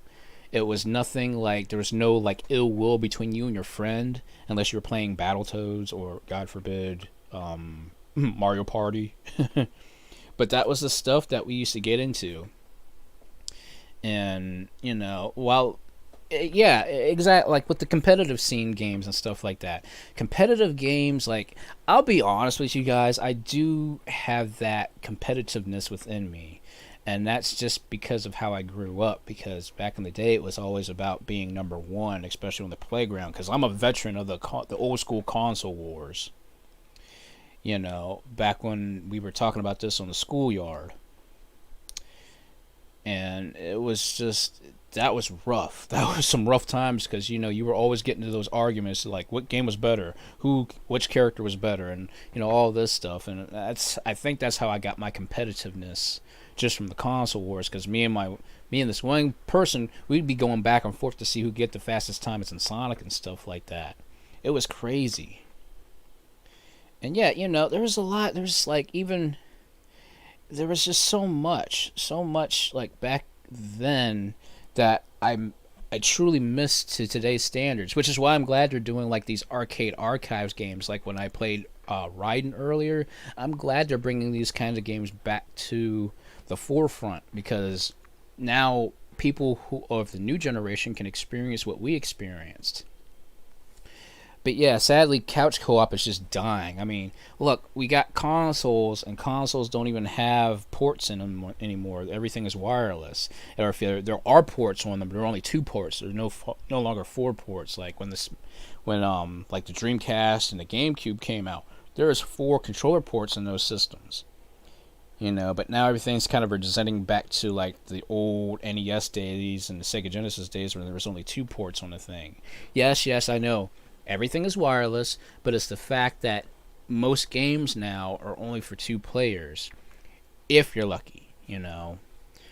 But again, that's why I'm going into game design, guys, so that way I can bring back that old school couch co-op feel, you know. I felt, and I'll say it again, you know, I believe gaming is a great bridge to friendship, you know. And that's what we need nowadays. You know, friendship is more important than ever now, you know. And I've always been that type of person to say, hey, look, let's have fun playing a game. You know, I get to know people a lot better when I'm playing a game. And that's what I like. That's what I like. And not a veteran as far as a war goes. I'm talking about way back in the day, when we were talking about, like, you know, the console games and stuff like that, back when Sega and Nintendo used to go at it and stuff like that. So when I say I'm a veteran in that realm, not going to a war and stuff like that. So, you know, not in that realm, not in that realm. Okay, so you know, sorry if I misguide you there, stuff like that. But when I say I'm a veteran in the way of how games work, that's how I work in video games. So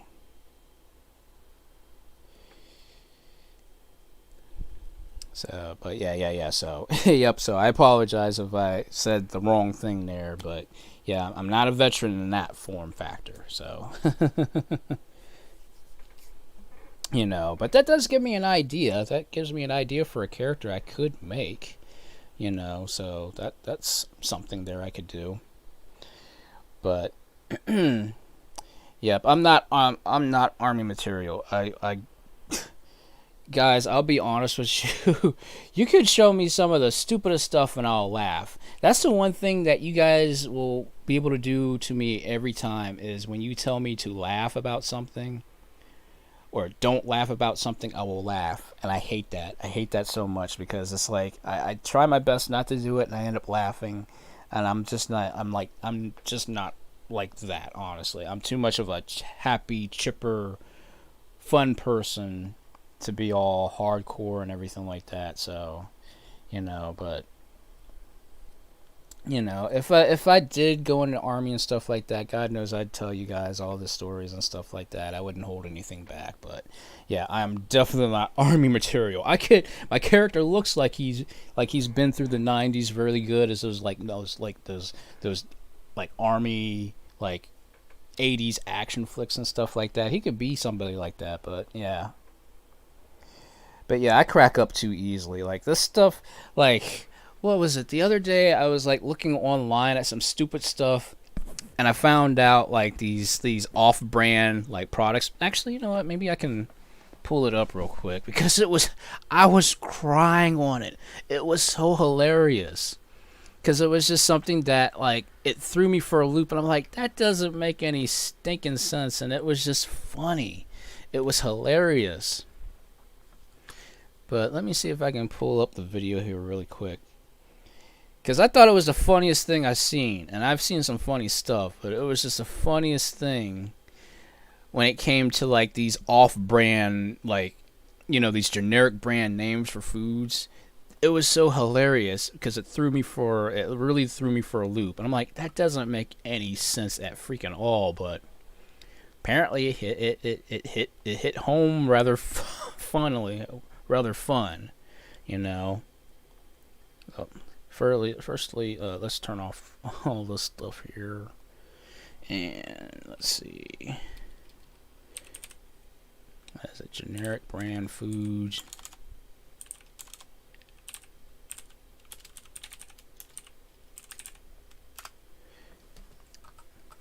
Yeah, here it is. This is. Give me a sec. Let me pull this up really quick. Give me 1 second. Let me switch over. And I got to turn that off, and turn that off. There we go. Thank God I know how to use this this device, or this program, because I wouldn't be able to do it off the fly. But give me a second here.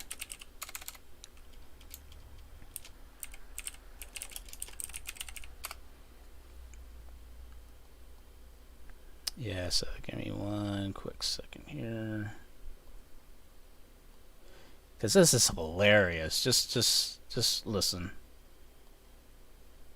Found a bunch of generic brands and look, Snickers? No, Snipers. You want Pringles? Nah, Pringles. Nutella? No, mess. Dr. Pepper? Nah, Tic Tac? No. Doritos? Nah. Doritos? Legs? Oreos? No. Mountain Dew?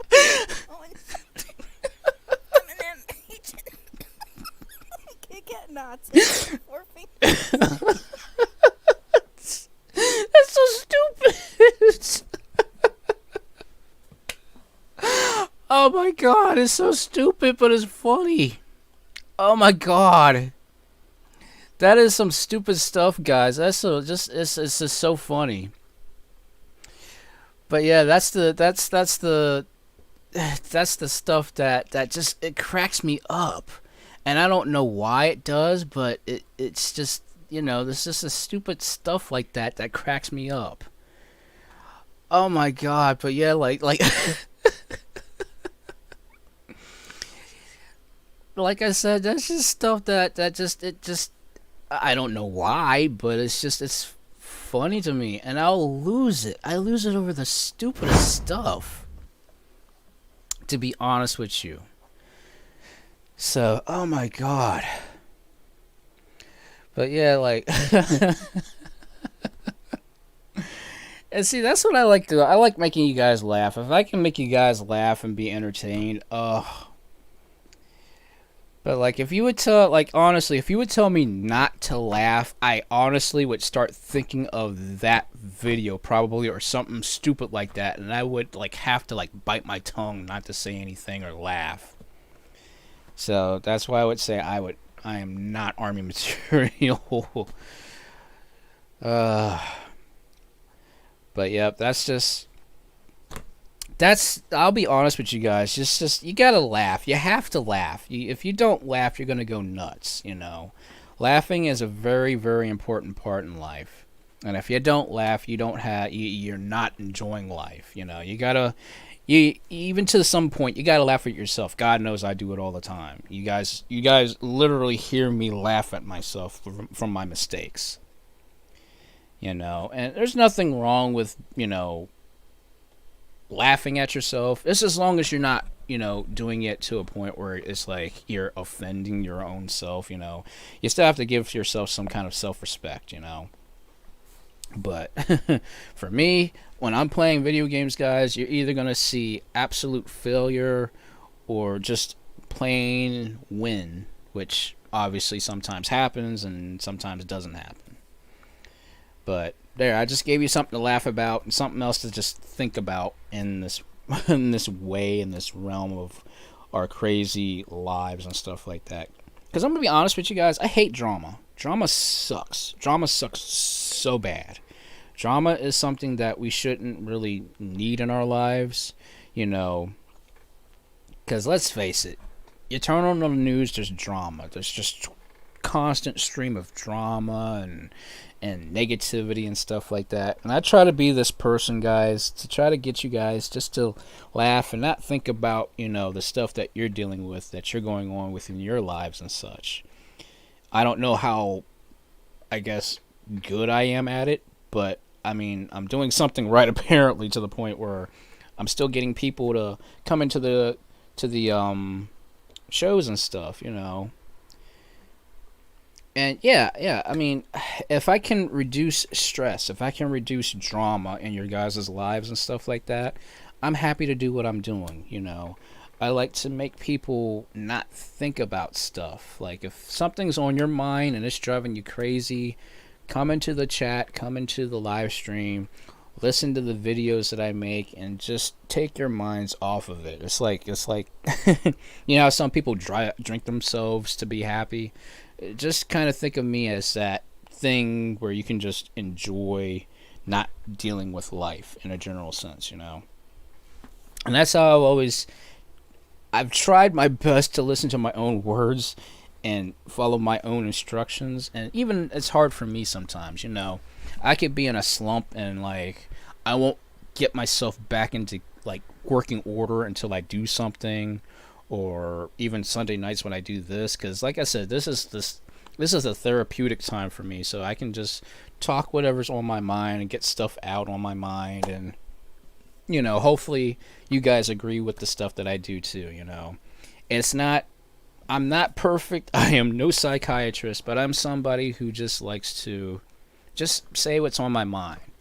You know, without being offensive, obviously. I mean, I'm not going to say something stupid and offend people, you know. But I like being that person that people can, you know, say, hey, he's at least got a good head on his shoulders, you know. I'm very down to earth, you know. I'm that type of person who just likes to, you know, jibber jabber about life, you know, experiences and stuff like that. Some people say, and I don't even know where this came from, some people say I'm wise beyond my years, and I'm not that wise. That's like somebody being like twice as old as I am, and I'm like matching them. I'm like, I don't think I'm that wise. I just know what to do and what not to do, you know.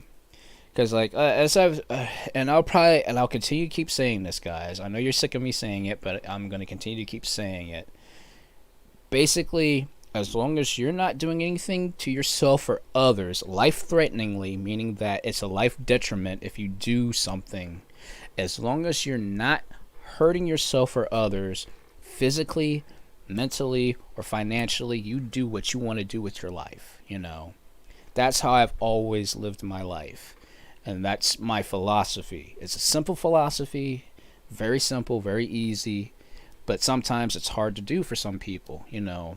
But as soon as that life-threatening part comes in, then that's when you have to take a huge step backward and say, okay, I got to fix this. I got to do something to make myself far better than where I'm at, you know. If that means you got to move out, move out. If that means you got to find a new job, find a new job. If that means you got to stop doing something, stop doing it, you know. But it's all for the sake of progressing and getting better yourself, you know. If you've got a lot of drama in your life, you need to find out ways of getting rid of those sources of drama, you know. Whether it means you break up with a loved one, you break up with a family member or something like that, you know. Do whatever it takes to get stress and drama out of your lives, you know. It's definitely not easy. It's something that I know we all go through and something that we all deal with, you know, but it ultimately comes up to you how you want to live your life, you know. The less trauma, the less stress, the less drama you have, it's a lot better for you in the long shot run, believe me. I could tell you guys stories, you know. If you work retail, I'm going to tell you guys something. You work retail, you're going to learn about people. You will learn legitimately about people, who they are, how they live. And you've only may talk to that person maybe a good minute or so. But I guarantee you're going to learn their life just in that minute. Just from their mannerisms, the way they act, the way they talk, the way they behave. You're going to know about them, you know. I've worked retail for at least plus, I don't know now, maybe 12, 13 years now. And I could tell you some stories. I could really tell you some stories, guys. But, you know, it's all about finding a good medium in your life, you know. What do you have that's going to reduce stress and drama? I mean, outside of me, of course. You know, I'm not going to be here forever. But, you know, what are the things that you guys like doing to reduce your stress and your drama and stuff like that, you know? Do you play games? Do you go for a walk? Do you exercise? You know, do stuff that helps reduce whatever kind of stress you're dealing with, Well, I'm helping, aiding in that in some way, shape, or form. There's always that good medium to have in your own life. You have to have that anchor point that, like, okay, it's getting too hard, it's getting too rough. What's going to anchor me down and say, okay, I've taken in too much drama, I've taken in too much toxicity. What do I have to do to get myself back to where I once was? And for me, gaming, cartoons, computers, technology, all that stuff, that's what kind of helps anchor me when I get overwhelmed with stress and stuff. This is not stressful because I'm used to talking to people in public. I'm used to talking to people. I've actually had to do public speeches. And the reason I feel so comfortable just talking to you guys, because I've talked in front of, people in hundreds of crowds and stuff like that. I've been to conventions. I've been to different places and telling people, stuff about my own life and whatnot.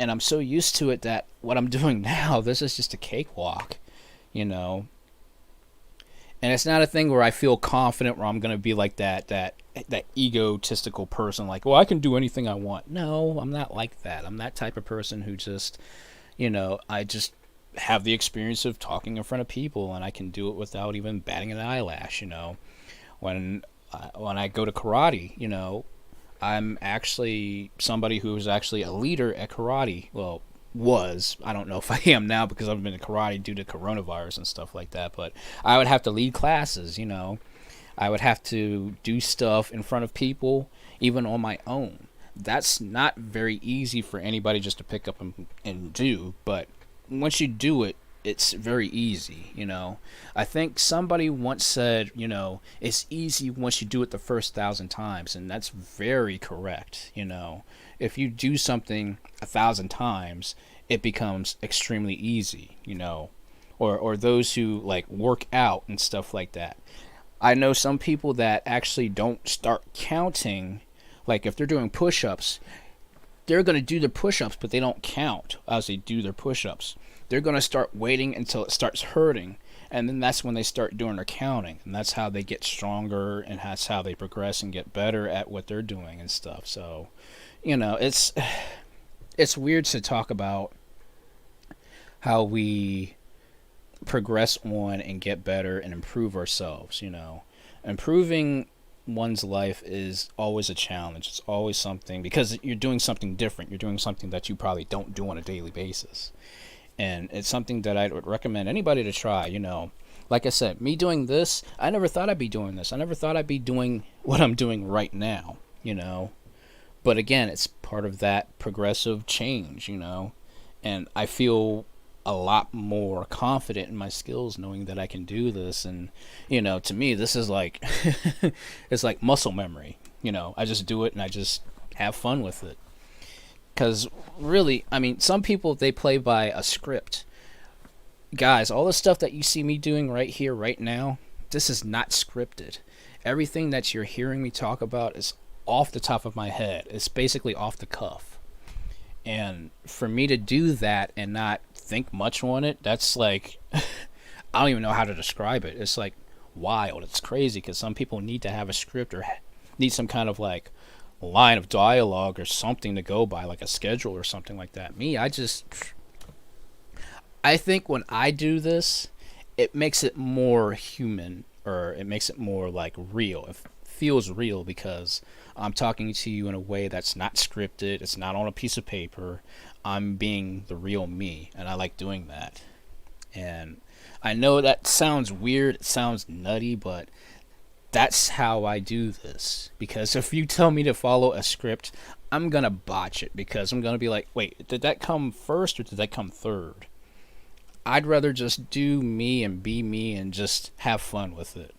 And I'm sure you guys enjoy that too. You guys enjoy this part of where I'm being myself, I'm not putting on an act. I'm not doing X, Y, and Z. I'm just being me, being, just out here as a person, just being somebody who just likes to talk about life, And like I said, I'm no psychiatrist, but, I like to at least give you guys something to like think about, look forward to, but still be positive about it, because being positive is always a hard thing in today's society. Like literally, like really think about when was the last time you were positive to yourself, not to others, but to yourself. What did you do that made you feel good? What was the thing that made you feel like, hey, I did something cool, I did something good? When was the last time you guys thought about that? Think about things like that when you do have those bad days or those down days. There's always something good in that crappy part of your life. There's always a silver lining someplace. It's hard to find, but there's something there to always say, hey, look, I made it through this day, let's bring on the next day. It's always something to look forward to. I always say it's always a great blessing to wake up in the morning, because let's face it, we're never ever guaranteed waking up that next day. Never. So always be thankful that you did wake up to see another day. That's how I am, because let's face it, we've all been affected by the virus. We've lost people we've known have been lost, sadly.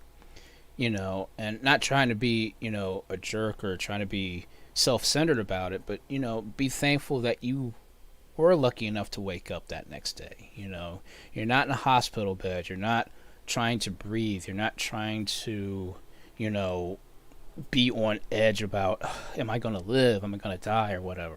Just be thankful that you woke up. You're able to move around, get around, look, see, touch, feel, whatever you do on a daily basis, be thankful you can do it. It may not sound like much, but there's always something to be thankful about.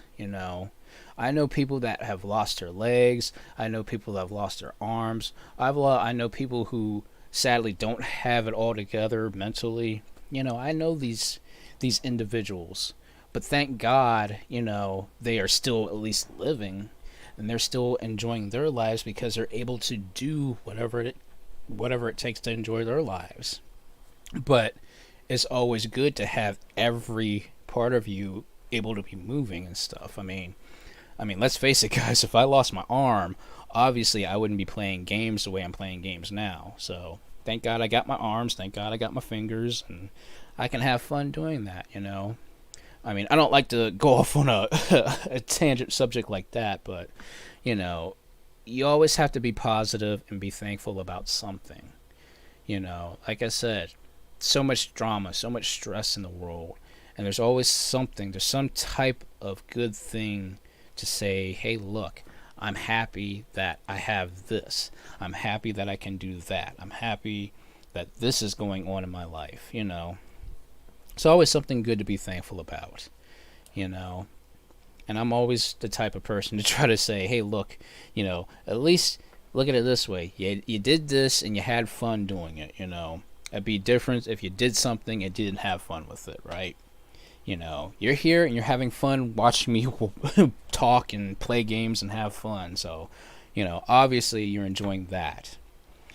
And, and again, I appreciate you guys. I really do. I appreciate each and every one of you guys coming into this live stream and just enjoying what I do, I don't know if I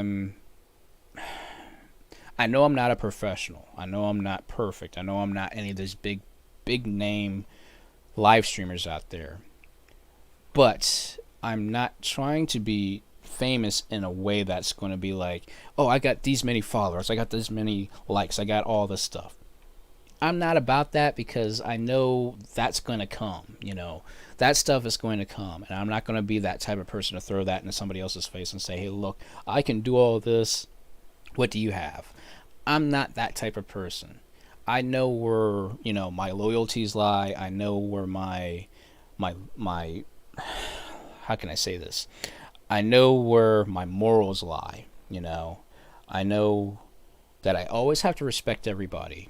And that's the thing. Respect is something that everybody needs to give one another. We all have choices in this world. We all have something about ourselves that we have to be respectful even to ourselves about, if this makes sense. So I always respect people no matter how they are. If they're, on the lower scale of terms of talent and stuff like that, I still have to respect those people. If they're higher than me, bigger than me, stronger than me, faster than me, more successful than me, I still have to respect those people, And giving respect is always the first step of getting respect, if that makes sense. And I'm always the type of person that respects everybody. Doesn't matter who you are, doesn't matter where you came from. And I got that lesson actually from Sonic. Sonic is basically, if you ever look at any of the Sonic cartoons, Sonic respects everybody. Doesn't matter if they're slower than him, doesn't matter if they're faster than him. At the end of the day, he respects that person. And that's how I learned respect at a very young age. Because I wasn't smart, I wasn't talented back when I was growing up. People thought me playing video games was the stupidest thing ever. I got yelled at for it. My teachers didn't like it. All this stuff. But here it is. I'm doing what I'm doing now, and I'm enjoying it, and I love doing it. And now it's become, a way of life for a lot of people now.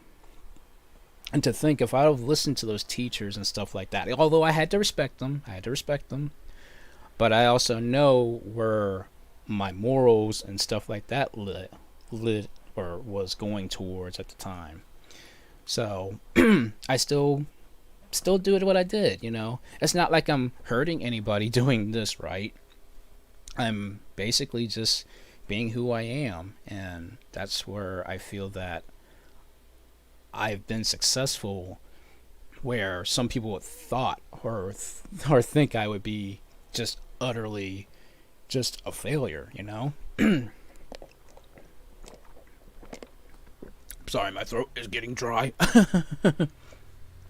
Doing all this talking, I always dry out my throat when I'm talking so much, but again, this is the stuff that I have on my mind. I don't know why I go off on these tangents and these subjects, but it's good just to talk about the stuff that has affected me in the past, and hopefully it inspires you guys to do what you want to do in your lives, I know you guys have probably had past trauma, had terrible things happen to you, had people say nasty, horrible things to you.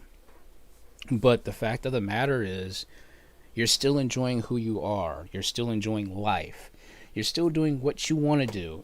And as long as I've stated before, as long as it's not hurting yourself or others physically, mentally, or financially, just do what you want to do. Life is too short. Obviously, we've seen this. Life is too short not to enjoy. So, again, I want you guys just to always think something positive about yourselves. Always do something that's going to bring a smile to your face, I do the like I said, I do the stupidest stuff and look at stupid videos like that I showed earlier. That makes you laugh, that makes you not think of something. That's the positive thing that you can do. Laughing is going to be your greatest weapon against drama in this world. If you can laugh at least once a day, my gosh, you're doing a lot better than most people are in the world right now. So, and if it's got to be something stupid, if it's got to be something like a fail video, if it's got to be something like those those generic brand video I just watched do something to make yourself laugh. That's all I can really tell you guys about how you can conquer drama. Because if you don't, you can be overwhelmed. You can be overbogged. That's why I don't watch the news very often. I'll be honest with you guys, I only watch the news for local reasons. Like, just to see what's going on locally, the weather. And after that, I don't get caught up in what's going on in the world. Now, yes, you have to be aware what's going on in the world, but there's a difference when you're watching the news and getting caught up, and then watching the next story, and then watching the next story, and then you get caught in that spiral. You don't want to get caught in that spiral. That's how you get caught in drama, and that's how your life can really take that, this is what's going on in the world, and I can't stand it, and all that stuff, That's when you need to take it back a bit, and breathe, and just look at a stupid video. Look at watch The Simpsons, for crying out loud. Watch The Simpsons. Watch America's Funniest Home Videos. Watch Goof Troop. Watch something that's just gonna make you laugh and not worry about what's going on in life as far as drama is concerned, you know. But, you know, again, I don't know why I'm talking about this stuff. I don't know why I do this.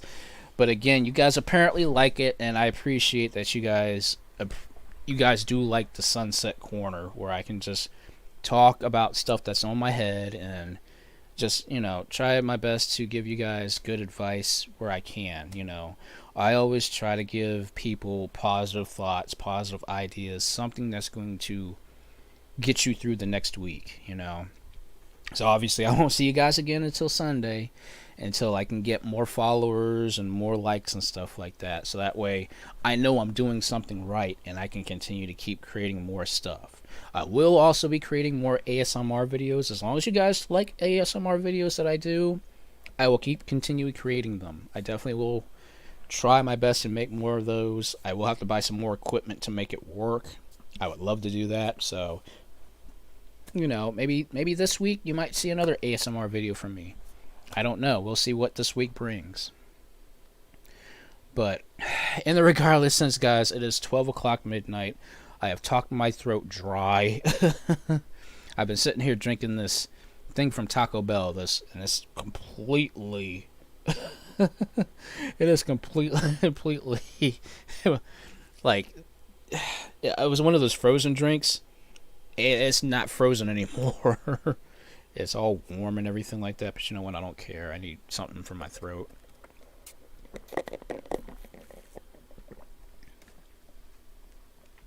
But anyway, guys, thank you all once again for showing up and just being here. I appreciate you guys so much.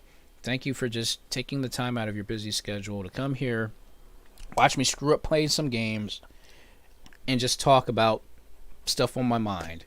You know, and I appreciate you guys. I appreciate those who have came in and stepped out. I appreciate those who, you know, just even showed up just for a little bit. And I appreciate those who stayed for the whole entire time. So, thank you guys so much. I don't know what else to say, but, you know, thank you for showing up again to guys.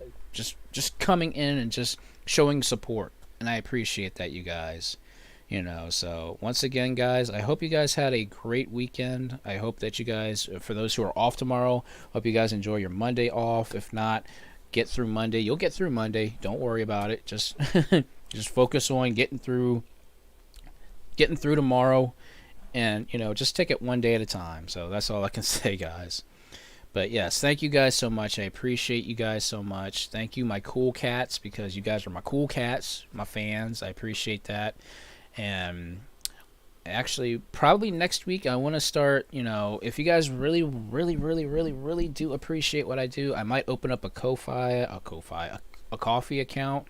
If you guys want to throw just a little bit of something my way or whatever, or if you guys want to do fan arts or whatever, I'm going to open up something here possibly next week revolved around that. So, you know, if you guys want to show your support even more, that's something that you guys can do, and I greatly appreciate that, you know. But if not, hey, it's not anything I'm asking for. It's just, you know, if you guys feel like you want to do something, I'd appreciate that as well. You know, blessings come, and, you know, when you bless somebody, something else comes back to you, as far as my as far as what I believe goes, anyways.